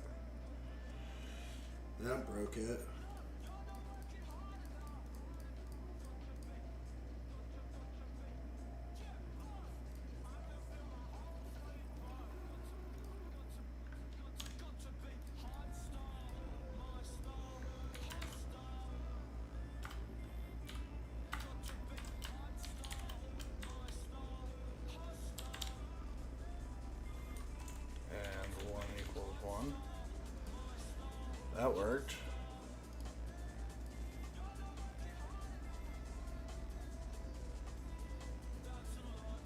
What if we try catting it?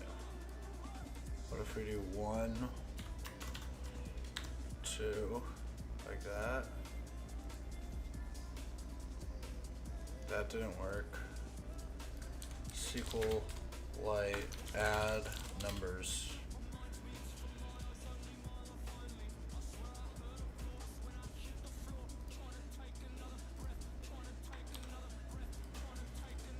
It's going to a prepared statement, so if we do 1, boom, plus 2, no, 1 plus 2, coming out the rest.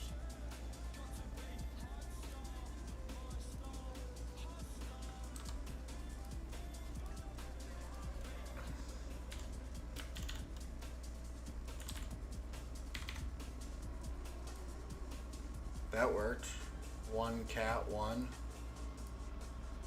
11. That worked. Okay, so we have injection. We are able to cat them together.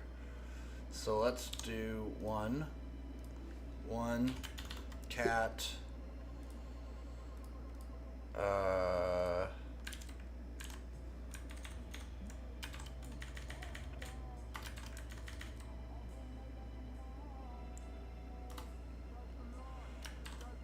plus and plus 1 equals,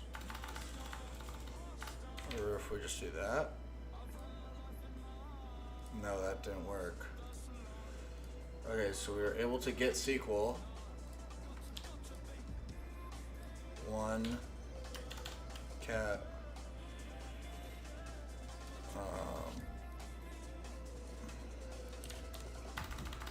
SQL injection cat selected version to string.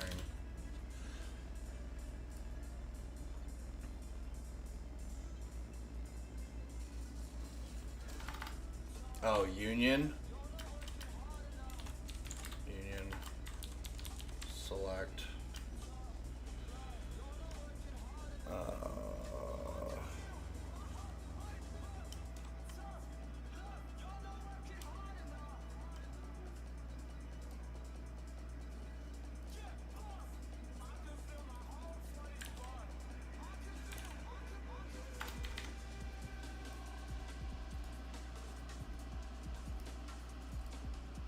okay, maybe it's not that.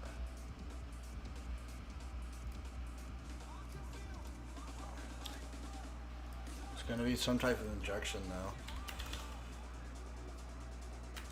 Select users.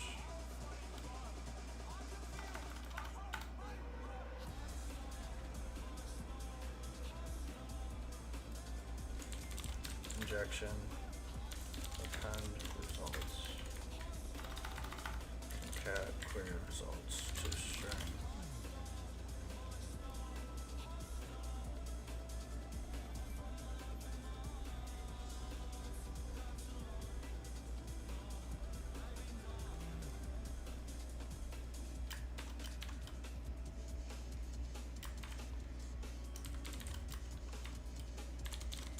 From users.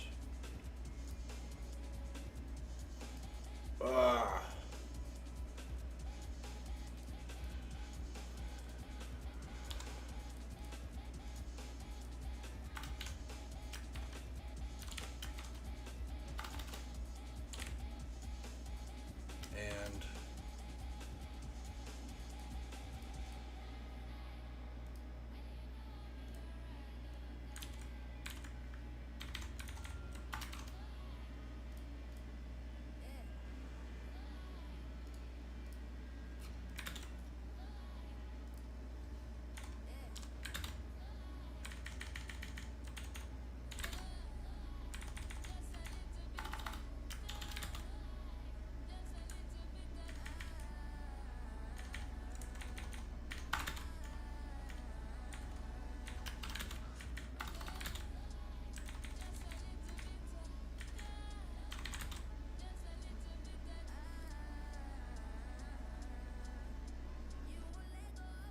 So that worked.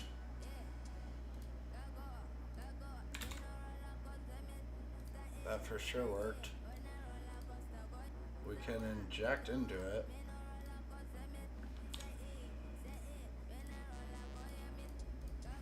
Money's 1. So to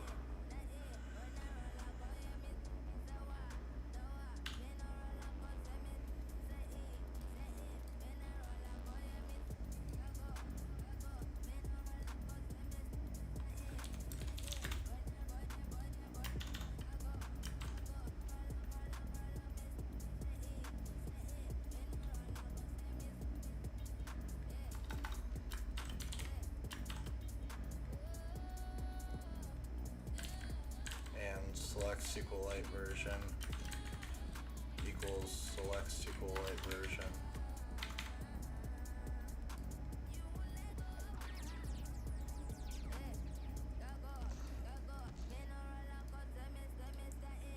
Okay, so what if we do this?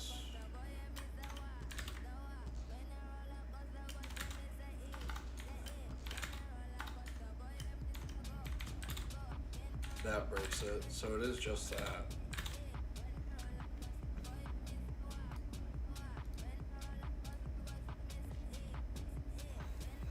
SQLite SQL injection cheat sheet.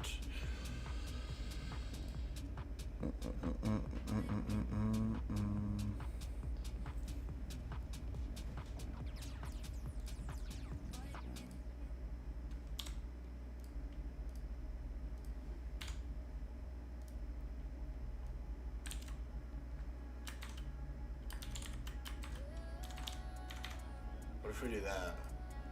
That worked. And 1 equals 1. So what if we do 1 plus and plus 1 equals 2?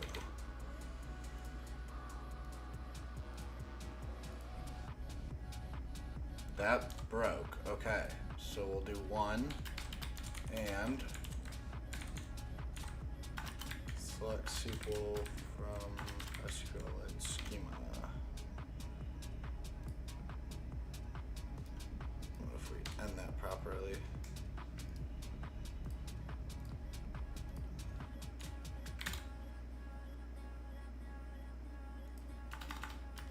Or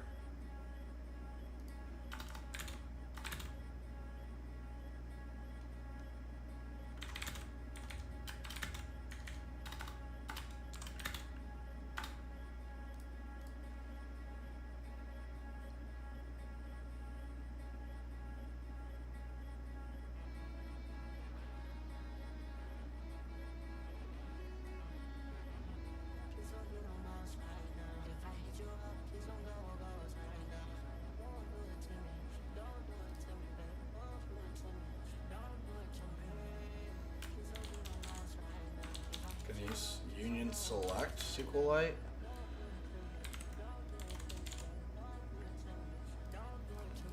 SQLite union select.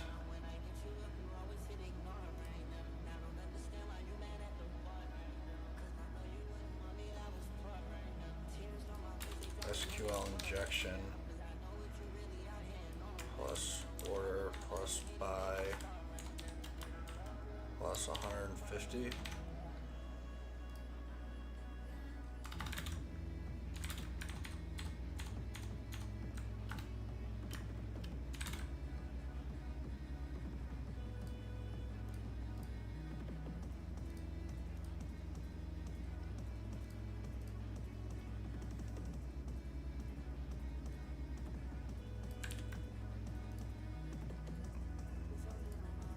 Select SQLite version. This is a good one. Plus and.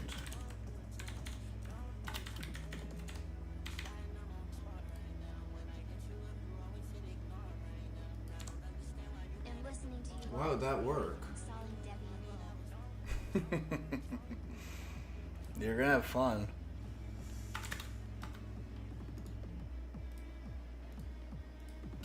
We need more narrative.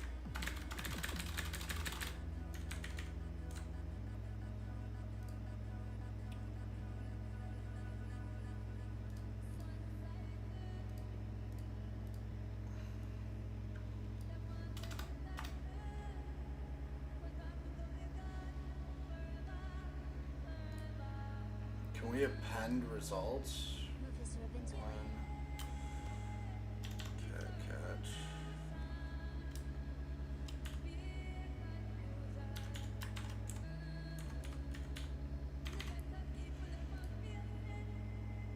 Okay, so that worked. Let's see if this actually does 1AB. No, why did that not work?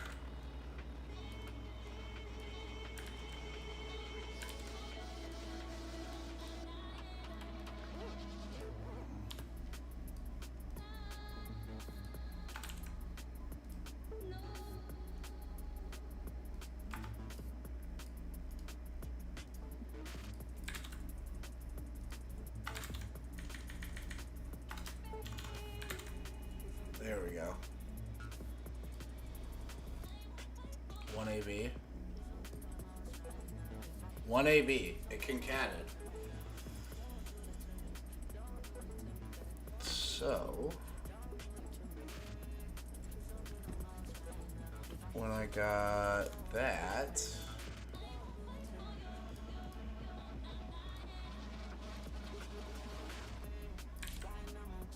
let's see. ChatGPT. Instead of concatenating characters, can we concat select statement results? Ugh. Oh, okay. So that does work. So we'll just concat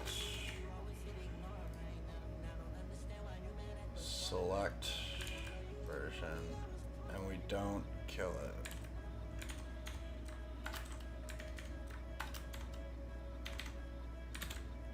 That worked.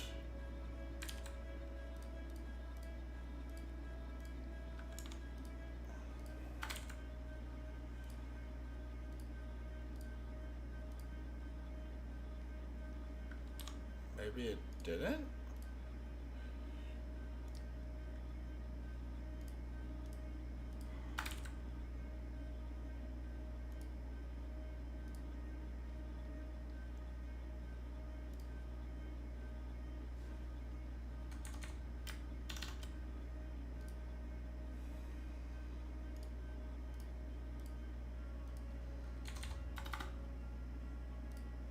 That one worked.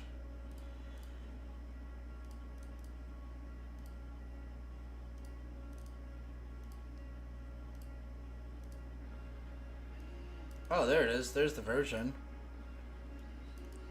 3.27.2. Okay. So easy enough. What we can do is select all from users.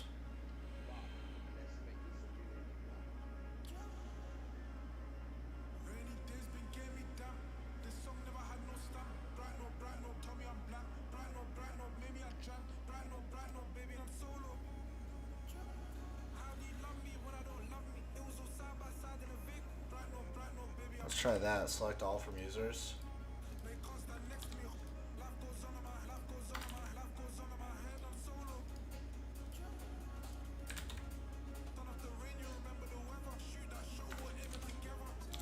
Usernames.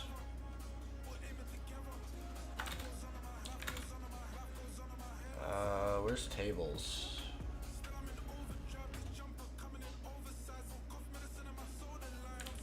Let's try this one. Select table name from SQLite master where type equals table. That worked. We're cooking now. Bam. View page source. Startup users. So let's do proxy intercept 1. We'll do 1. Concat with select all from startup underscore users.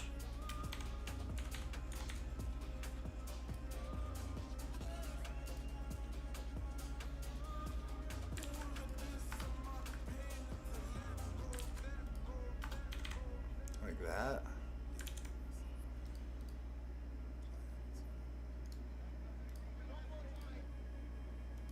Select users.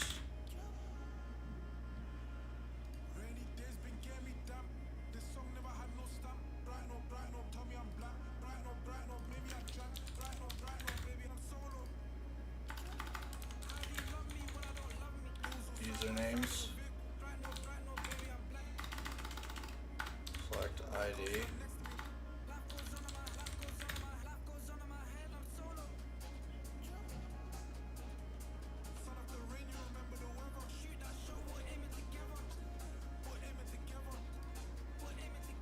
Okay, well, let's just do.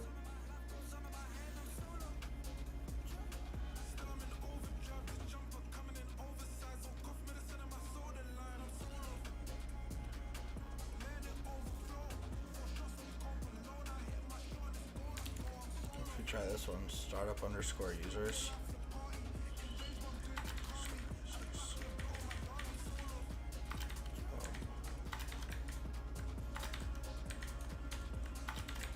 Table name equals startup underscore users. That works. Man.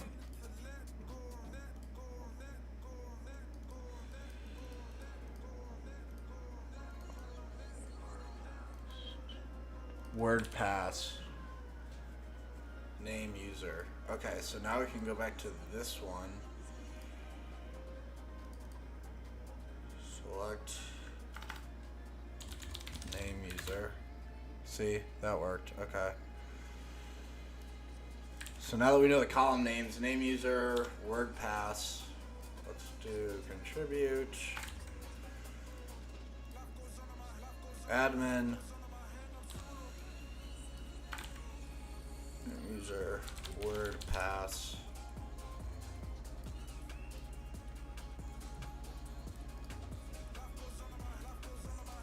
Is it just admin password? Oh, seriously?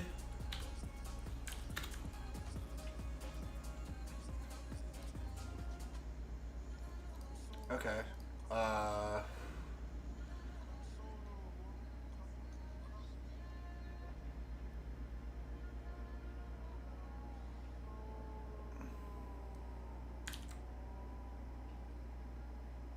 Guess not.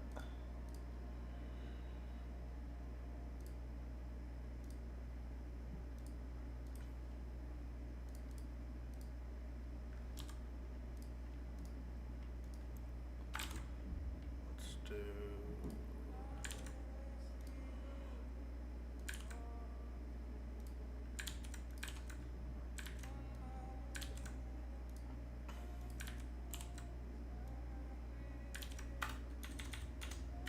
And then we'll put this in here.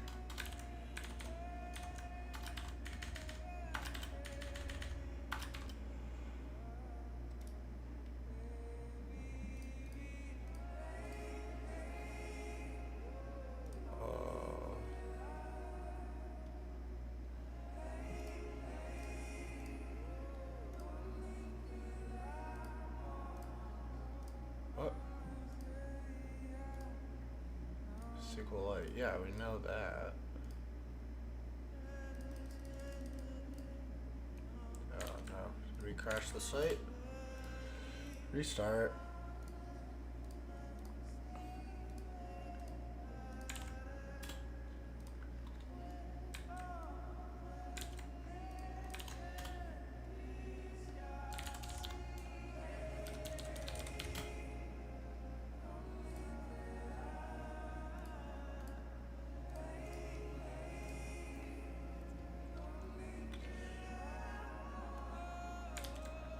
Let's do this table name again.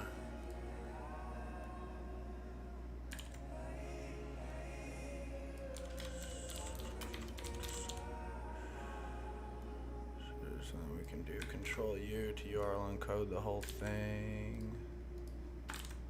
Not like this. Money.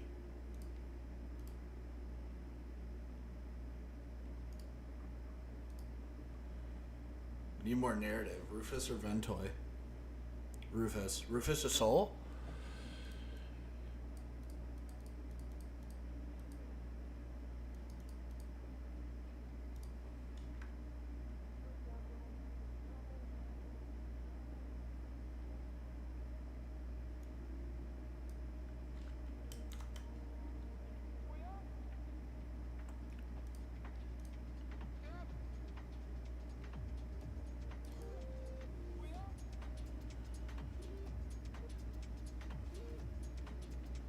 Select name user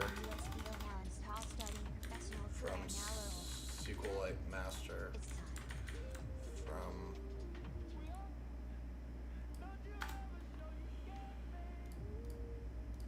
ChatGPT. SQLite how to dump, how to select all from table, dump everything.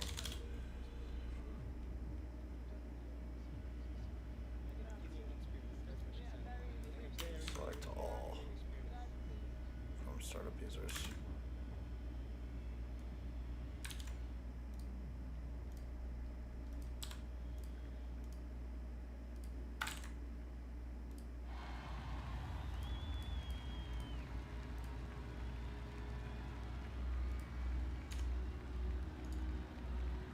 Oh, I know why. I think it's because these. What?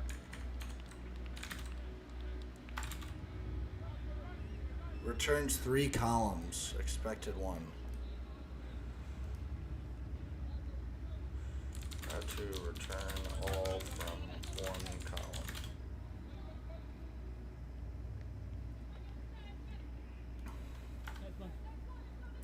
Select money from startup users.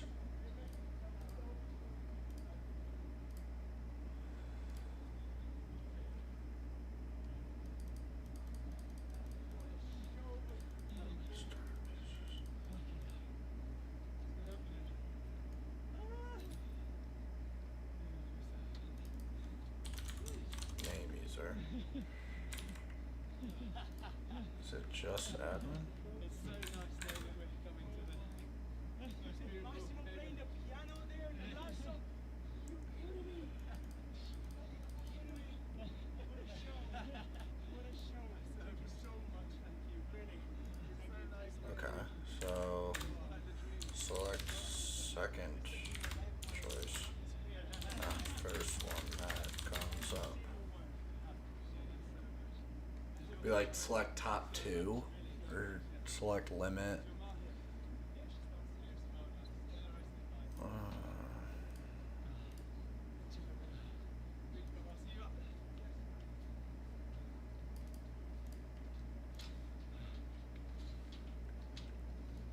There we go.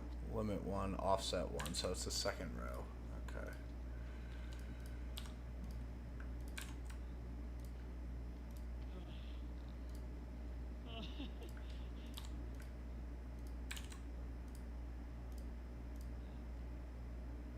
Ron.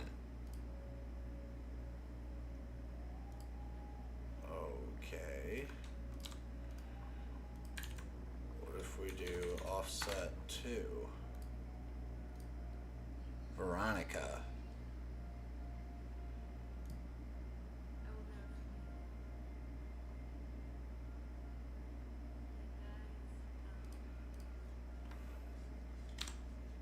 Three.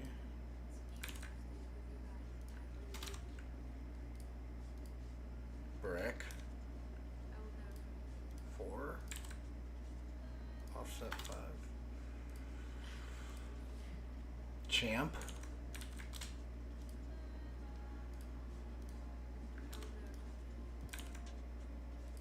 Offset 6. The real flag. Look at that. 6. Select word pass from startup users. Offset 6. Bam! Got it. Thank you. Get yourself together.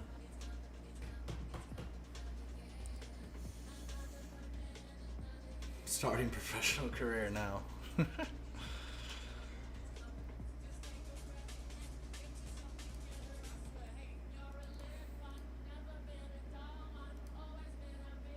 Can you beat the filters? Let's see.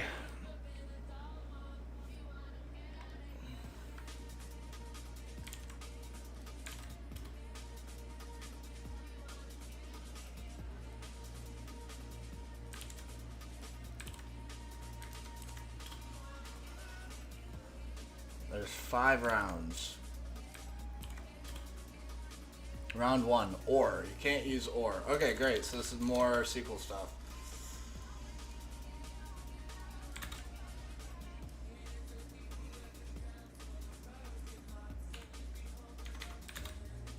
There we go. So now we're on to round 2. All we did for the first round, we couldn't use or, we just commented it out. I bet you this one will do the comments. Or and like equals bam bam. Username equals admin.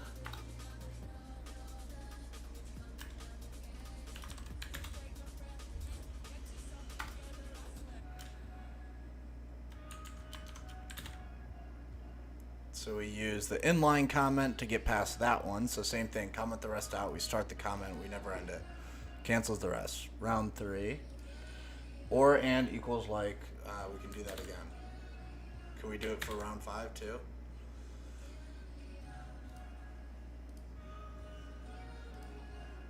Okay. No. But we could do this.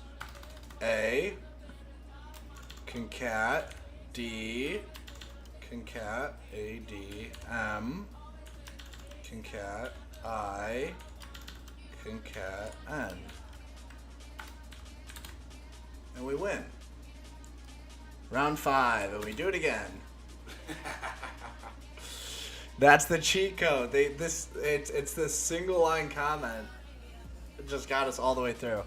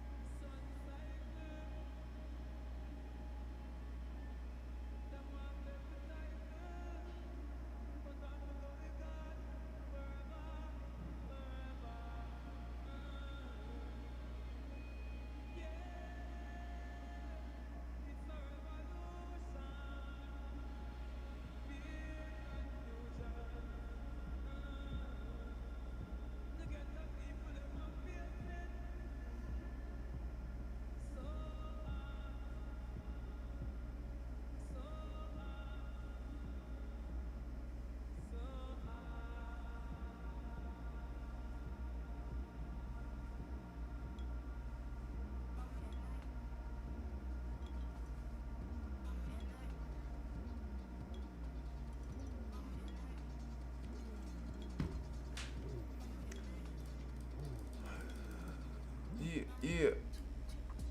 More cookies, Irish name repo. Do you think you can log us in? Try to see if you can log in.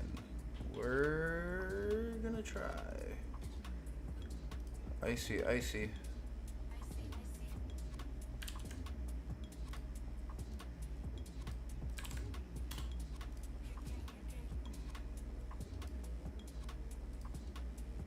Where do we log in?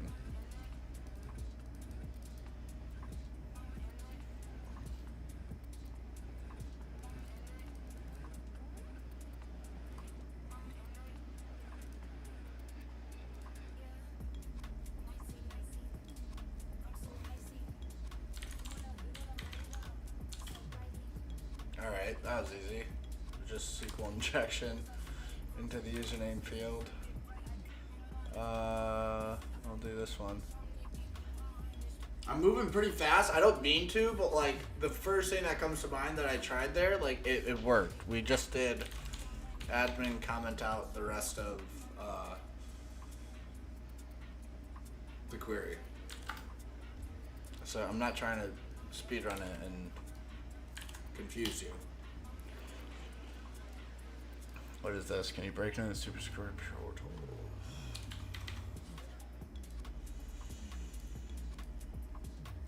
Incorrect password. Ooh.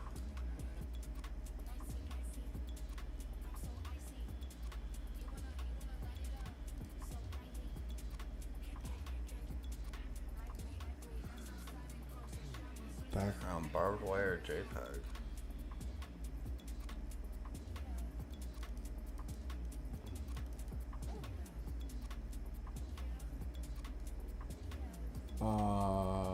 So we're gonna take this Script, and we're gonna go to chat. And we're gonna say de-obfuscate this.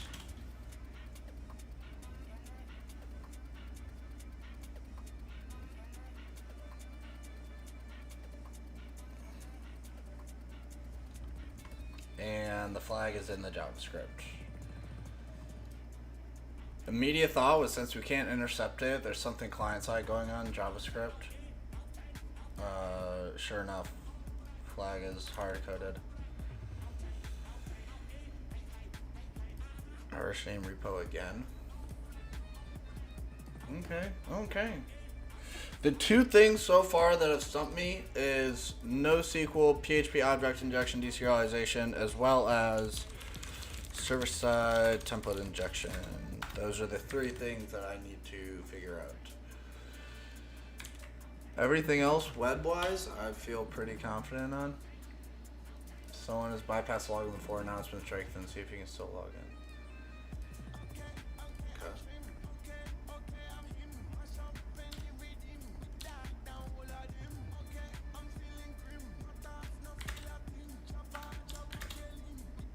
Look at that. Debug 1, set the parameter.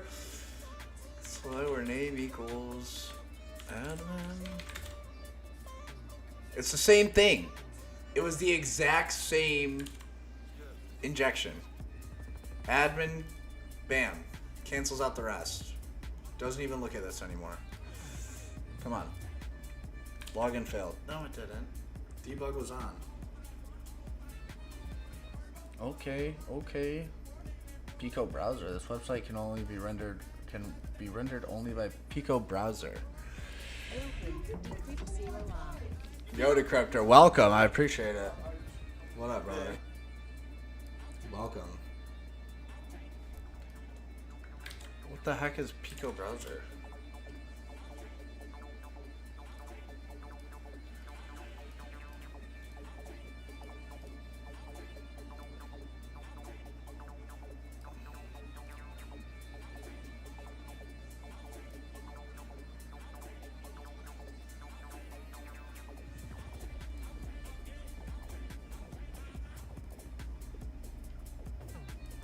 You're not Pico browser.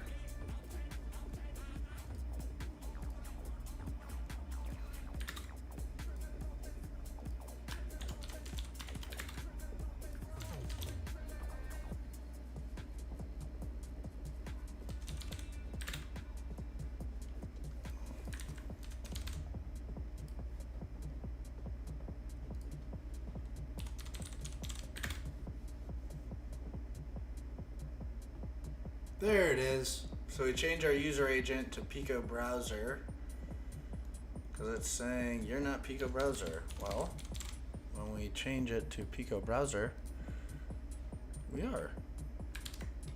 User agent. Bam.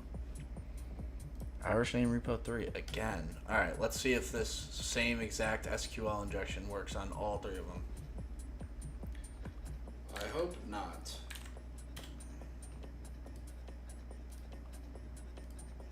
Oh.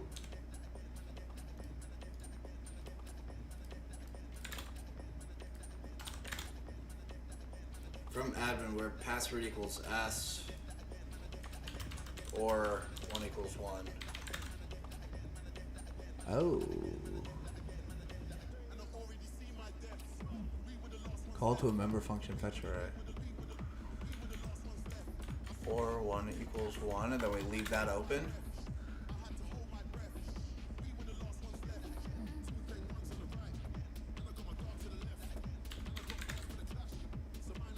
Call to a member function on Boolean. Select all from admin where password equals F.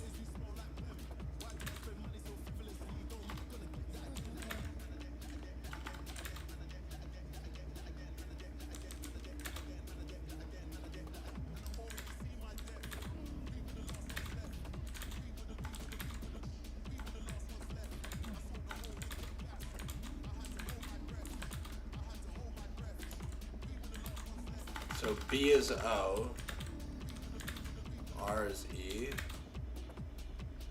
That was weird. So it's taking. Did you see that? So we got it. Bet how we did it was I tried to do OR, and then it returned BE. So assuming those are inverse characters, BE would equal OR. So it's password equals F or 1 equals 1, which is true. And there's our flag. And we intercepted that.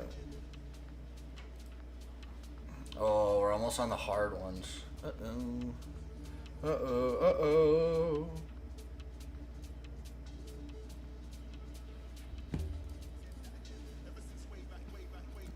Yo, Adam. Looking slick, all JD CTFs. I appreciate you. I'll remember that comment forever.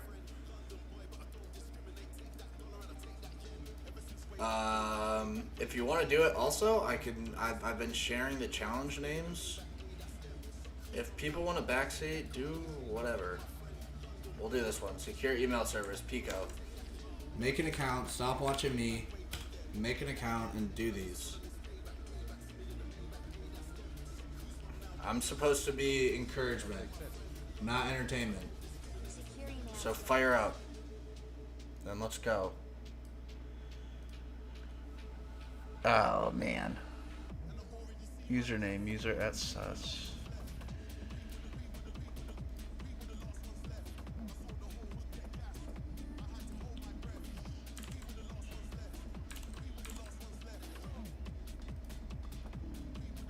Whoa.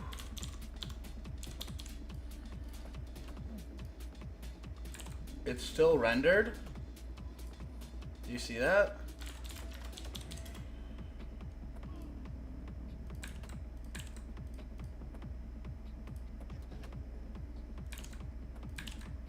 Watch, I wonder if this is a long redirect bug. So what we can do is we'll send that to repeater. Actually, we'll forward that. Incorrect password. Still gets me. Oh, I see. Ooh, it's an API.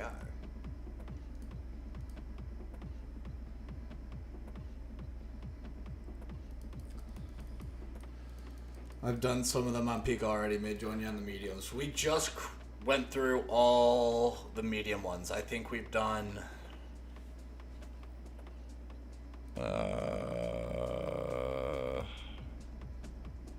We've done probably 40 something medium challenges today.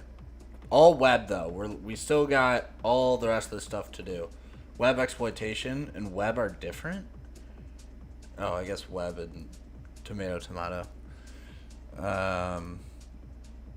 Source code. Please test your exploits against a local instance using the included Docker Compose file before running against remote. 52 mediums, 77 easies.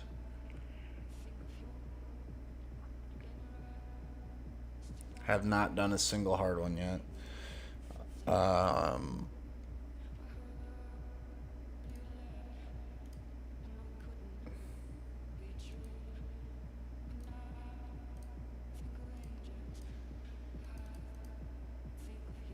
Okay.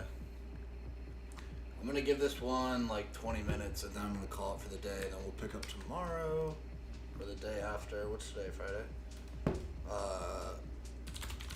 I might stream tomorrow. We'll see. CD, CTF, CD web, make directory, secure, email, CD secure, copy, downloads. To here, how do we open a tar XVF, tar tac XVF.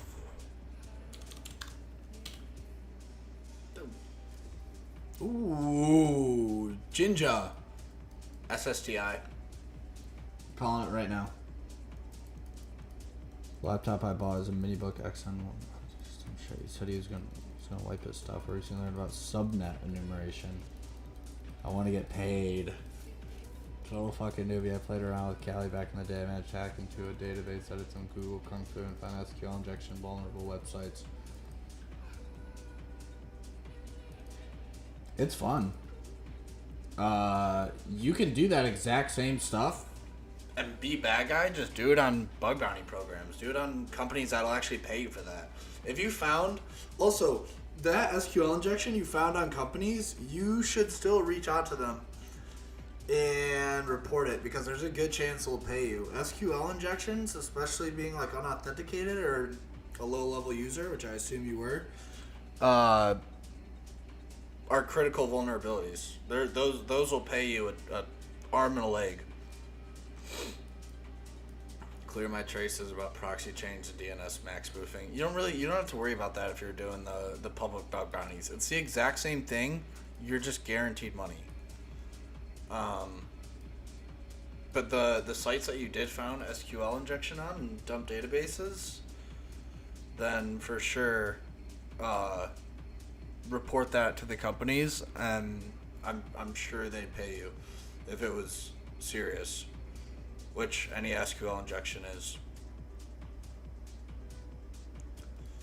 Yeah, it does pay to report. But if you find like a 0-day vulnerability, like on a software or hardware or a CMS or something like that, do 0-day initiative. Go through them. This is for 0 days. Sell through here.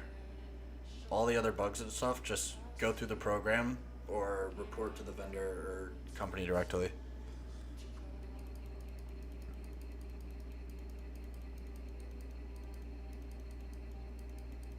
I mean, it's always worth just reaching out And just reporting it anyways. Plus, it's good karma. You're helping someone out. And there's a chance that you get paid for it. Interpreter shell to gain access. That's crazy. I can't say I've ever actually used Interpreter in real life. CrowdStrike absolutely shits on it. Windows Defender shits on it. That's crazy that you got a Interpreter shell to work.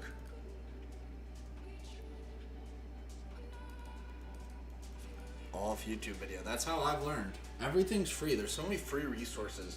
The shittiest take I've ever seen was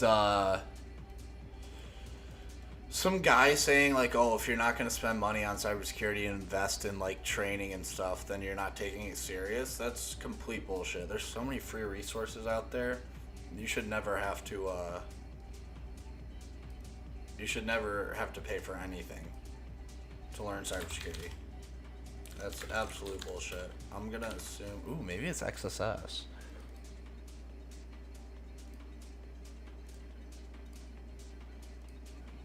Get out of here.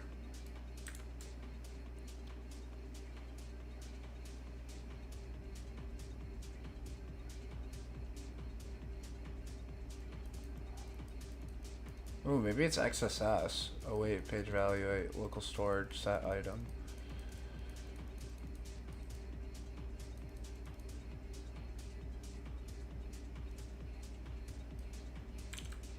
What's password?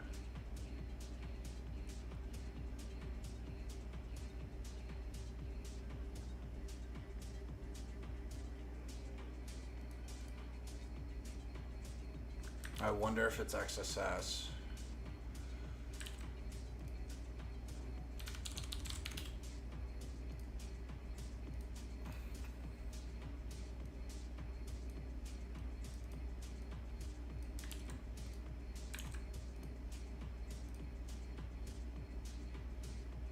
First time at API.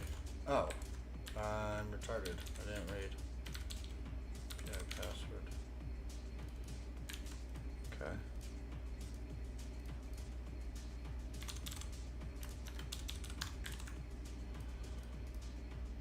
User at SES.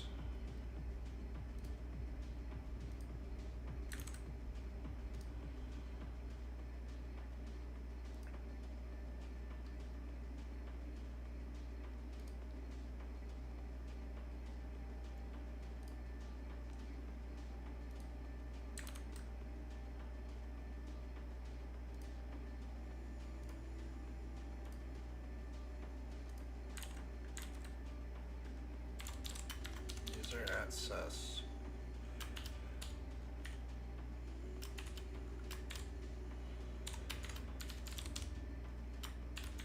Let's see if we can get a bold tag in there.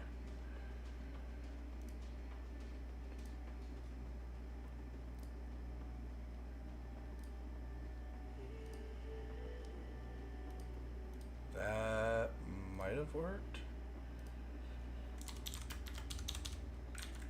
Or let's do this. User at SES 7 times 7. And because it does use Jinja.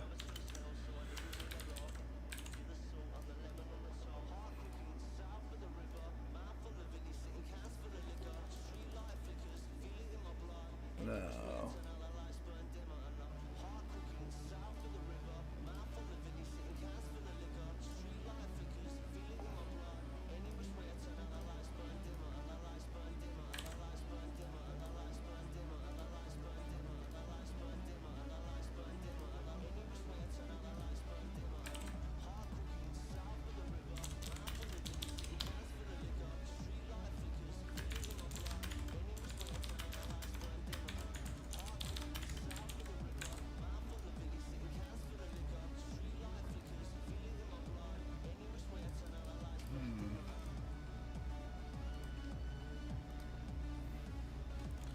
So admin checks his email.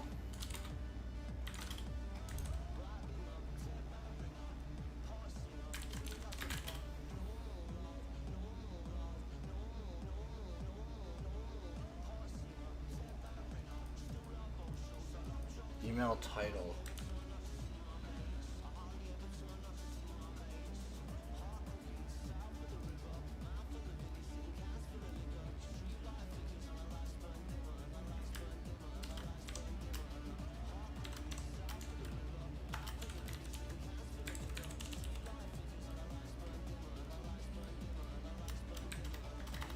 What if we glob it?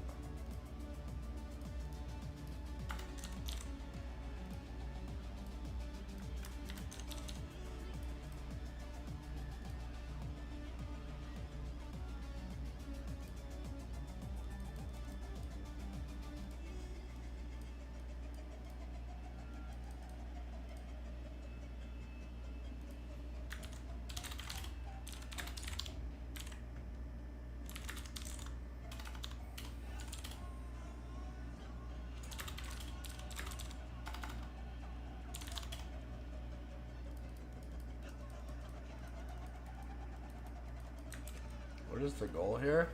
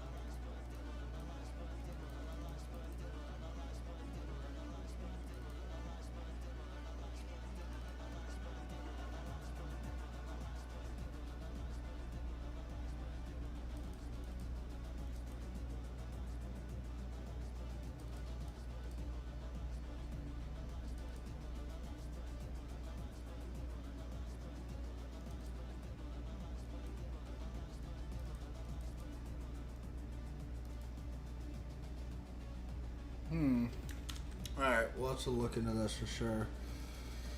Flabbergasted where to start. I was wanting to have a clear pathway now. My friends and I played WoW with got certs, and now he's got a sick job. Yes, his company uses the dark trade system shade, so it's a super expensive tool.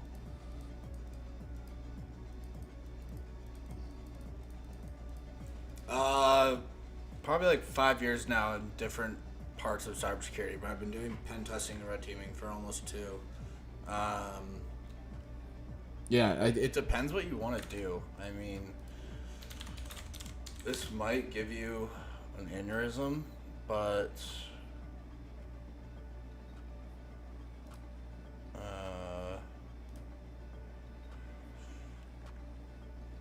this is the S tier roadmap. Whatever you want to do, right? So you're talking about CCNA, CCP. You want to do like architecture and engineering. Here's all your certs: 138, $100, $250, 700, 165, 369. My biggest suggestion to everybody is Sec Plus. It's government recognized. A lot of HR people know what it is. It's fundamental. It's core knowledge. It's the most boring certification you're going to study for. And if you can see through that, the rest of it's a breeze. Sec Plus sucks ass because it's not technical, it's not hands-on, it's just learning the lingo and ground floor information. But the best thing about Security Plus is you can turn around after you pass Security Plus and immediately pass the SSCP. So there's probably like 80% overlap between the two. Excuse me. So if you pass Security Plus, that same day when you're still in that grind study mindset, sign up for SSCP and take that and pass it. So now you'll be recognized for CompTIA and ISC. That's literally the best thing you can do for yourself if you're trying to get into cybersecurity. Invest the money in Security Plus, pass it, turn around while you're still in the grind mindset, take SSCP. Get that. Boom. You have 2 extremely recognizable and notable certifications under your belt. That puts you way ahead of most people trying to get into cyber at this point. The other thing is if you want to go blue team and do engineering and architecture, like you were talking about networking and doing switches and stuff, do home lab. Buy a Raspberry Pi, spend the... Oh my god, what does a Raspberry Pi 4 cost these days? $80? $35? I paid $160 for it when there was a chip shortage. That's ridiculous. Oh no, you want the 4 gigabyte RAM.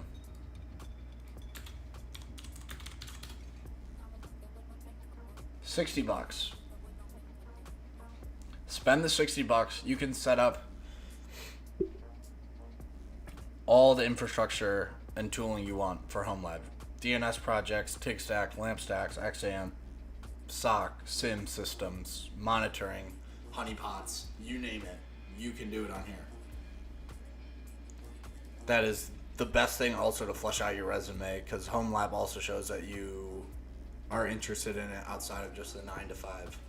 So you're going to be somebody the company knows is going to continue learning and progress even outside of company time.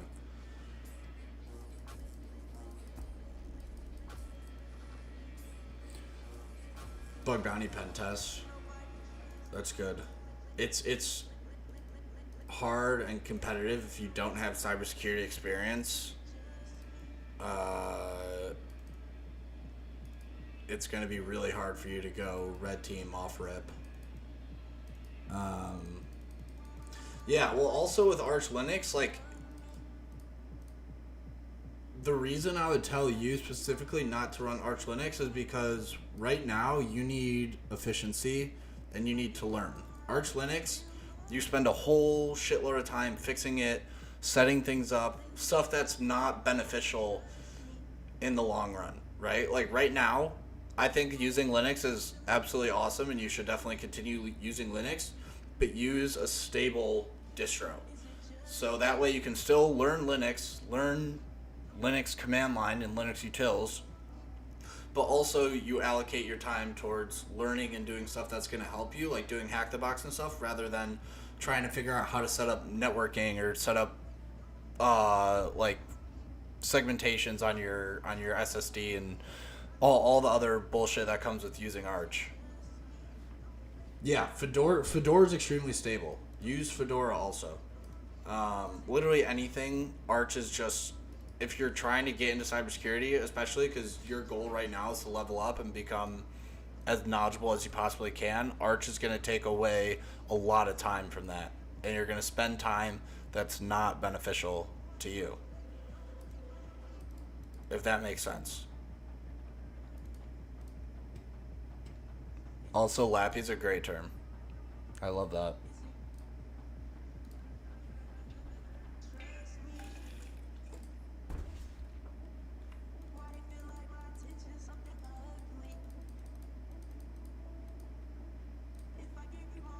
Would you still love me?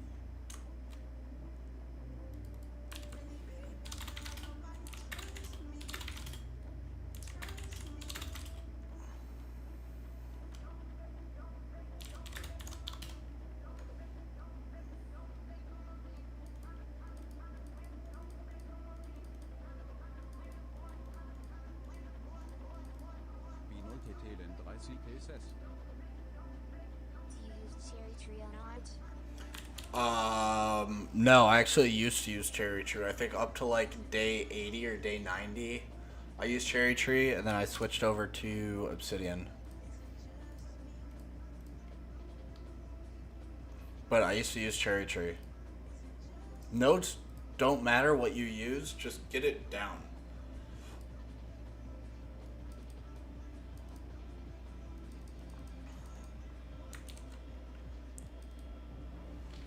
Maybe it'll be a bit more of a lighter OS for Windows 11. For sure.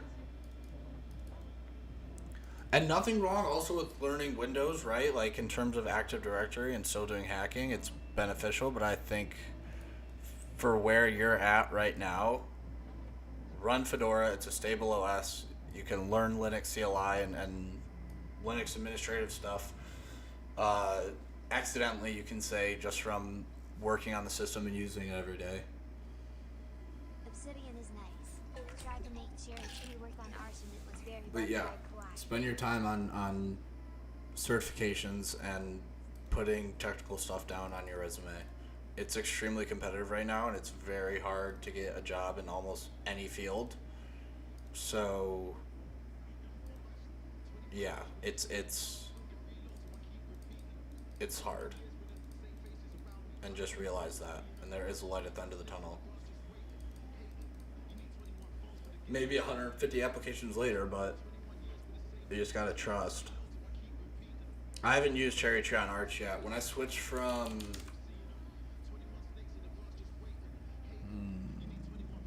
on Ubuntu before this, I switched to Obsidian and then switched to Arch. That's what it was.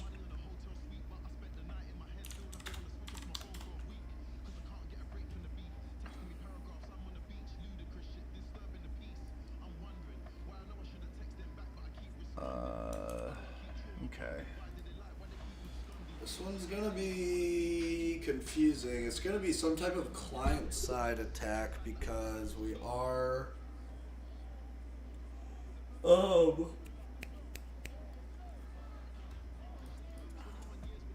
only 450 souls. Fuck. It is there is an admin bot. So they're emulating opening a browser, viewing the email, replying to it. We need to exploit that somehow.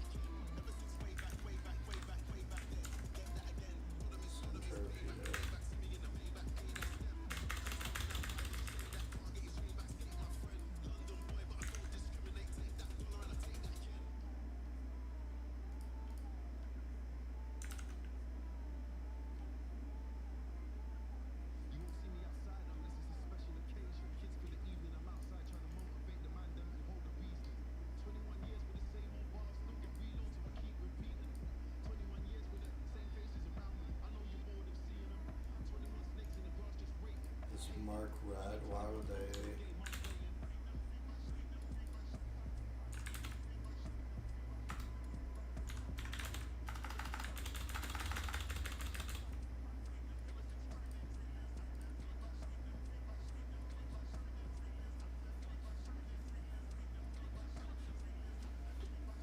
We need that token.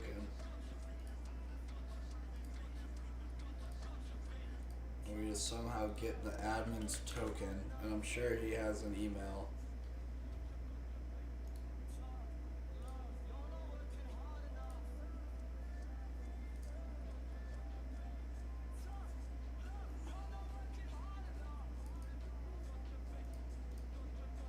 Sure, he's got an email with the flag in it. Get good. ChatGPT, it's impossible to not know the answer to something. Yeah, Skepta and Fred. They did Victory Lap, like 6 different versions of it, I think. Man's from the End.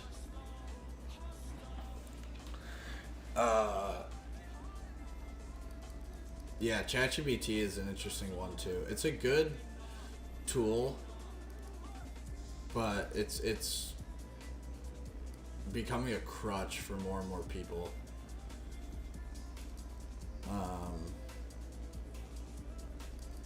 That's why I think it's important to do like the port swigger labs and stuff, especially, and learning what you're doing. Versus like, if you only know how to use SQL map and you don't actually know how to manually dump a database or do manual SQL injection, I promise you, you will run across scenarios where SQL map does not work. That's happened plenty of times. And thank God I was able to figure it out. But there's situations like that where ChatGPT is good, tools are great, but you will run into scenarios where the tool doesn't work.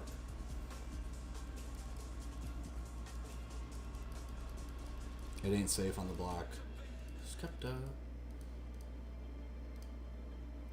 Why is the Twitch bot not working?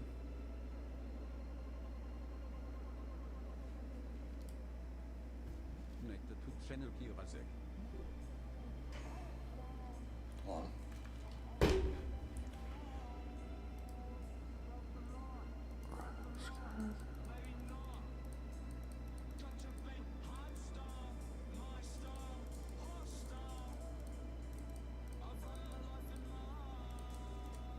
Is that why?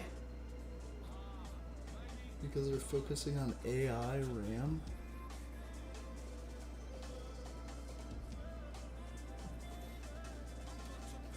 GitHub's weird. GitHub, the website itself, is understandable, and I get it, but like managing a repo and all the git commands and stuff is confusing. That's okay. You can be confused by that.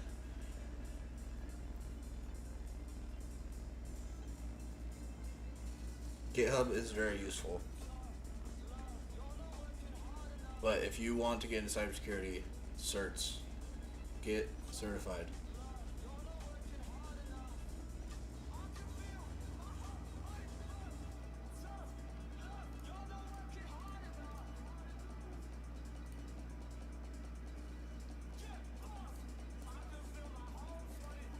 Maybe not. Austin.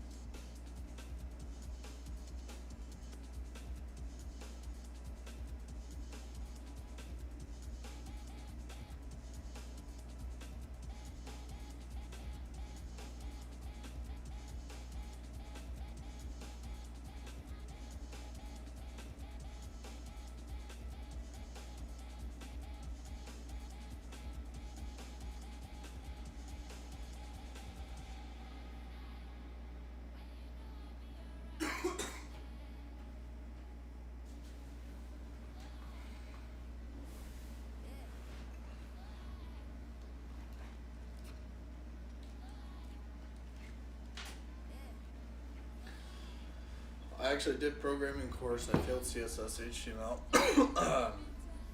But aced the Python bit. Carried the joint team Python made text-based game. You know what's so funny is I failed Python 101. I started in computer science, made it through Calc 3 fine, failed Python 101. And now I'm a penetration tester. So don't let failing the website design or failing any courses deter you, because there's a million ways to reach the same goal. But yeah, I failed literally coding 101. And now I still really don't write Python, but I can write the shit out of a bash shell or a bash script. Unfortunately, there is no course for bash. There should be, though. I really want to do this one right now. This is going to rack my brain. I don't know. Forensics is fun. Let's do forensics.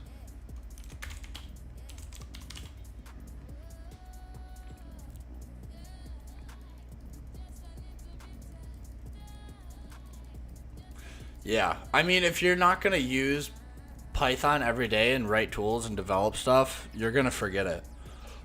It's just, it's repetition stuff. So, like, if you used it enough, it would make sense, but then do Bug Bounty. Bug Bounty is your best friend. Also, if you want, CVEs are so underrated. And they're also way easier than you think. Where is Discord? This is our Discord server. I have this. You're on Fedora. Run this command. And it will set up a WordPress site on Docker that you can immediately start penetration testing. Oh god, is that gonna say the whole thing? Pause that. And then what you do is when you download, because you can find CVEs on WordPress plugins. WordFence will pay you for them. And they'll give you a CVE for it. If you're trying to break into cyber and you're going for an internship and you already have a CVE under your belt, you're chilling. It's the exact same stuff that you would find on any other website, right? Cross-site scripting, CSRF, improper access control. It's literally just web app vulnerabilities, but you also have the beauty of a white box pen test where you have the source code and see what's going on in the back end. But that command will start up and spin up a local WordPress server on 8082 that you can immediately start downloading plugins, testing, and finding CVEs. My other recommendation for finding CVEs, because I think CVEs trump everything, right? It's really putting your money where your mouth is doing Community Edition software. Most of them are ISO images. Like TrueNAS, you can download and install. That's the one I've been looking at. I think I'm going to do a segment on that for streams. Is we're going to run that locally and do a pen test on that and hunt for CVEs. But you can see all these. You can download all these ISO images and run them like a VM. Like if you're already using Kali or whatever, you just use this ISO image instead, set it up, and you can immediately start pen testing it and finding CVEs on softwares. And the great thing about finding CVEs instead of Bug Bounty, well, I guess similar thing. It's all still under the this section is under the realm Bug Bounty. But if you find a bug on one of these, like a hardware or software, that's not custom because it's not a one-to-one, right? Everybody has the exact same TrueNAS version, assuming they're all literally the same versions. Is that then becomes a 0-day. So then you can submit it to 0-day initiative and get a CVE and have a 0-day. So you can download this, find XSS. It doesn't really qualify as a 0-day, I guess, sort of. I don't know. That's a whole argument and pretty confusing. But find XSS, get the CVE published, and then you can even leap farther after that, right? Like start not necessarily scanning the internet, I guess, but you can do your own research and create a really cool research paper on your vulnerability, its impact, the scope of it, and things like that. But like if you find an account takeover or a SQL injection that's unauthenticated on one of these softwares, you bet your ass that's a 0 day. You're gonna get paid out the ass for it, and you'll get the CVE anyways. I appreciate it, Ervis. That means a lot. And I'm just glad to be able to talk about this stuff With someone. There's very few people in my life that understand what I'm talking about outside of work.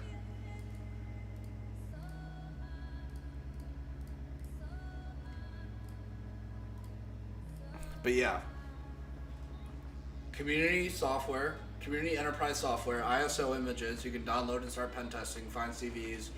WordPress is going to be your easiest way to find CVEs. If you look back at some of my old videos, WordPress videos that I did, streams before, I find bugs live. And I probably shouldn't be doing that, but it proves that you can do it. And the whole methodology and how I go through it, there's a whole section where I did like static code analysis using semgrep and opengrep and writing rules for that.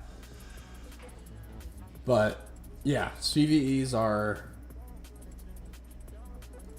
the most valuable. In terms of like time and payoff, I think CVE would be up there along with Security Plus. Yes, yeah, all you literally do, like TrueNAS, I'm probably going to do like I said, a series on looking for CVEs on this in 0 days.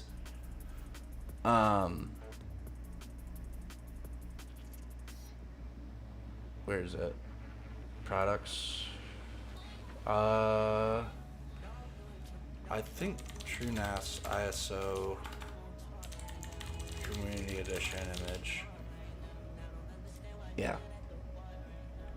Download TrueNAS. You sign up, and then you can download the ISO image. You go in your VM software, and you literally just add it. It's like you're adding Kali.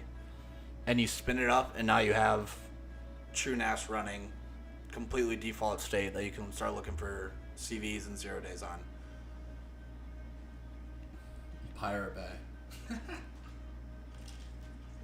You can still torrent movies. That is still a thing. You can set that up. I'm sure there's a GitHub repo.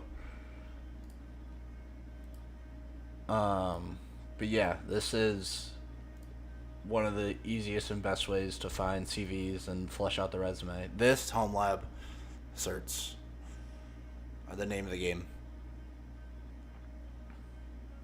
Because if you don't have professional experience, you have to prove value otherwise. But WordPress is one of my favorites. WordFence is great about vulnerabilities, really fast disclosures. I've had a lot of luck on WordPress. I kind of just burned myself out from it, from doing all the opengrep and semgrep stuff. But I would highly encourage, if you like website hackings and doing app security, then WordPress is the way to go. I might still have it. If we do WP start, let's do cat CSHRC.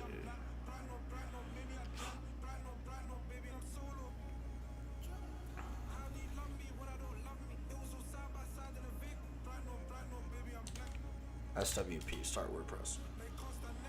Yeah, so I have all these aliases in my shell already to just immediately start doing more WordPress stuff. So now we can do localhost 8082.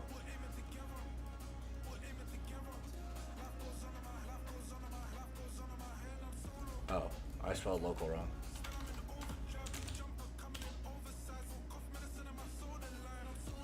And here's my WordPress page. I'm gonna go to WP tag login.php. admin. And it's all local, so it's no, what do you mean cookies are blocked?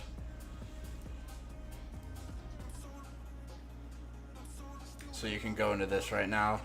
Plugins, right? Add plugin. Click on any of these that you want to start testing. Literally just grab one. Like Elementor, what's another one? Let's look up something team related. Team member showcase, install now. Let's see if we can pop something. It's out of scope, it's only 4,000 active installations, so there is scope in terms of money reward, but you will still get a CVE for it. That's the important part, is you need CVEs. Think what's the most beneficial to you right now. It's going to be CVEs on the resume. They're going to be like, holy shit, this guy knows what he's doing. It's one thing to have the OSCP, it's another thing to apply the knowledge and actually prove that you can do something with it.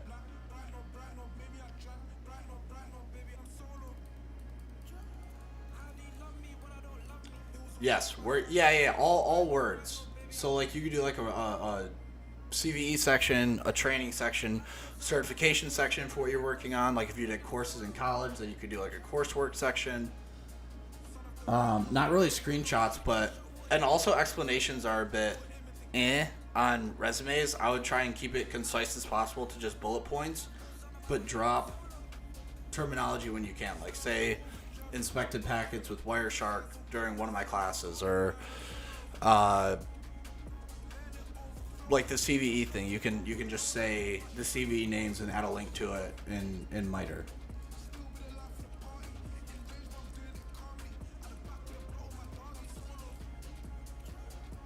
But CVEs show that you know what you're talking about and you proved it. So like we just installed this plugin, right? We activate it, we can immediately start testing it. WordPress teams. Allow and continue. And now you can just start going through it on Burp. So we can do like wp.local. All members, post type members. Then we can see if we can find something. Short codes have a lot of good vulnerabilities. And WordPress itself is its complete own unique ecosystem. So there's a lot to learn around WordPress.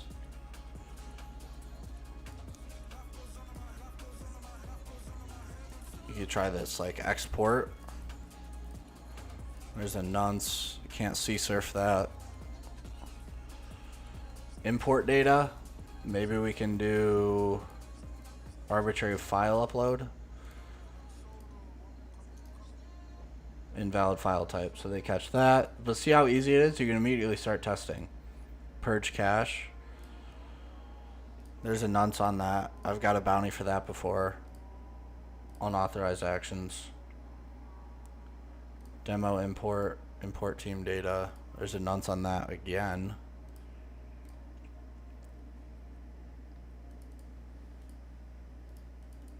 Visual code. But yeah, WordPress is great for finding CVEs. Or just bug bounties in general. You can still show off your report to disclose findings on your resume. It's just putting your money where your mouth is and showing that you can do the job. Like, maybe we can do...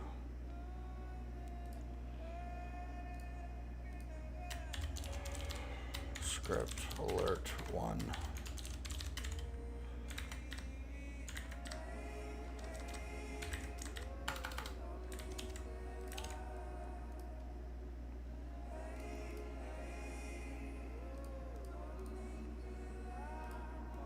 Pretty well done for 4,000 installs. Archive slugs.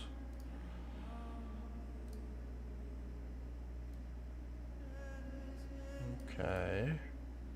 So that gets rid of that.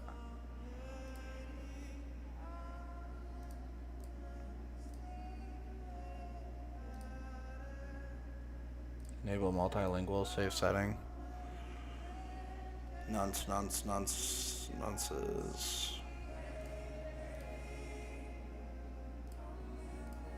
Save settings. You can keep seeing there's a nuts. You can't see surf it. Admin Ajax, so it's probably requiring admin capabilities.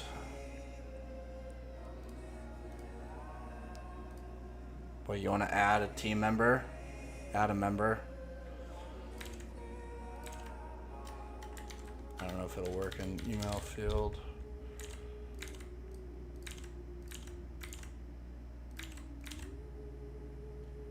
Now let's publish.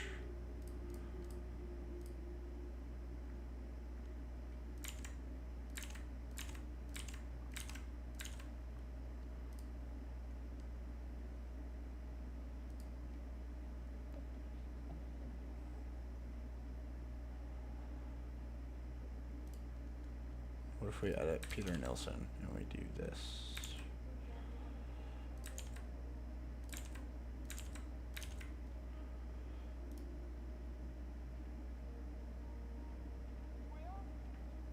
Everything's sanitized. Okay. Pretty well done.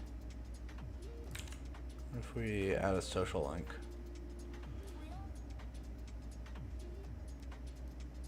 Nope. Cleared it. Skills. Update. Nope. Everything is sanitized. Wow. First name, last name. Sanitized. Wow. Okay. And then we can see if we can trash the editor. Requires another nut, so you can't see surf it. We might be able to possibly idle it and delete a different object.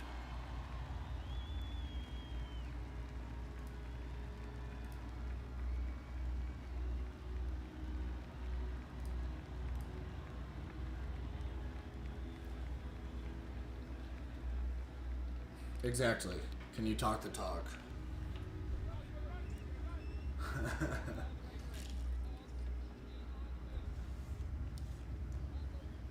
Some guy that's fresh out of prison on probation making bank doing bug bounty. It's legit. Absolutely. It's just you gotta put the effort in and the time. It does not come without a price, which is effort and consistency.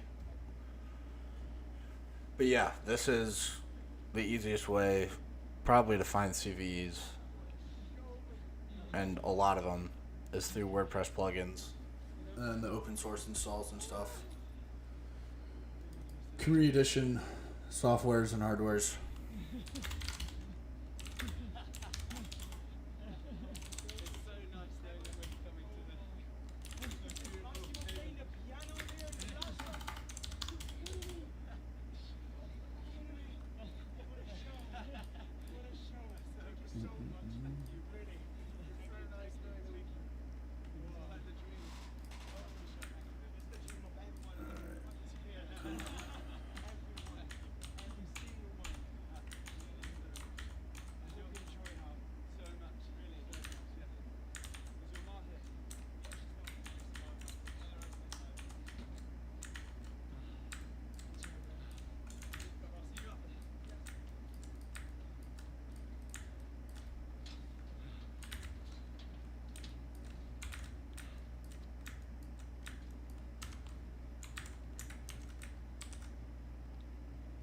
Why is this not working now?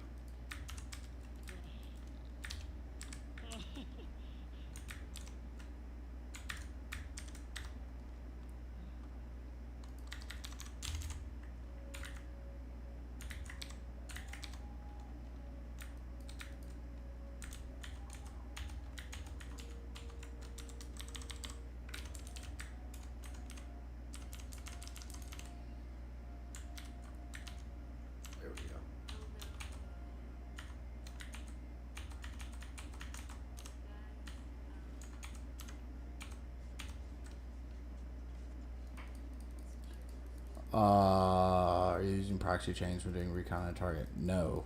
If it's bug bounty, no. I don't really have to bother with that stuff.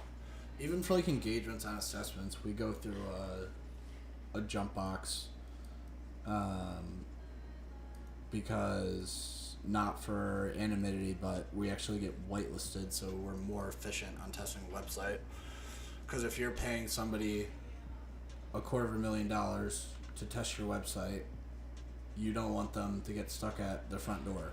So you want them to be able to test everything. So most of the time we'll get like a Cloudflare bypass, and we can just spray requests at it and just scan it and do everything we want, but not for the purpose of anonymity, for the purpose of efficiency.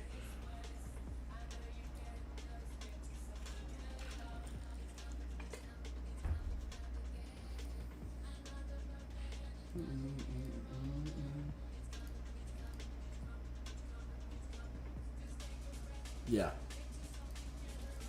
But even if I'm doing like bug bounty programs or anything like that, I don't really bother.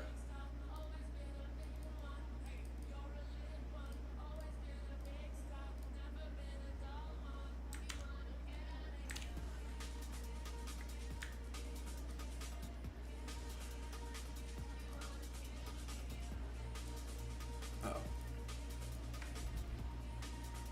I'm gonna have to go soon.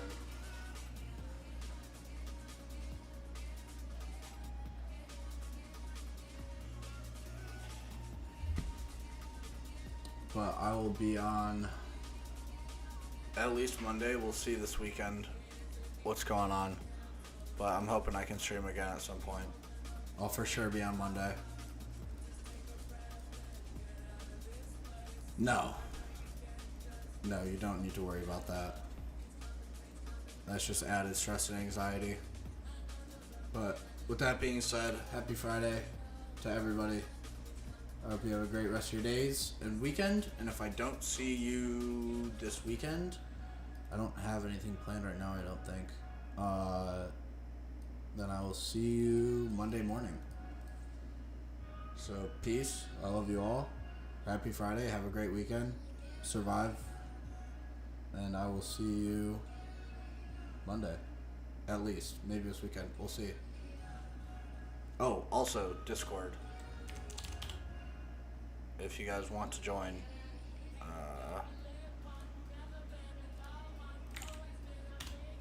you're not alone. Oh, I have the feds tag.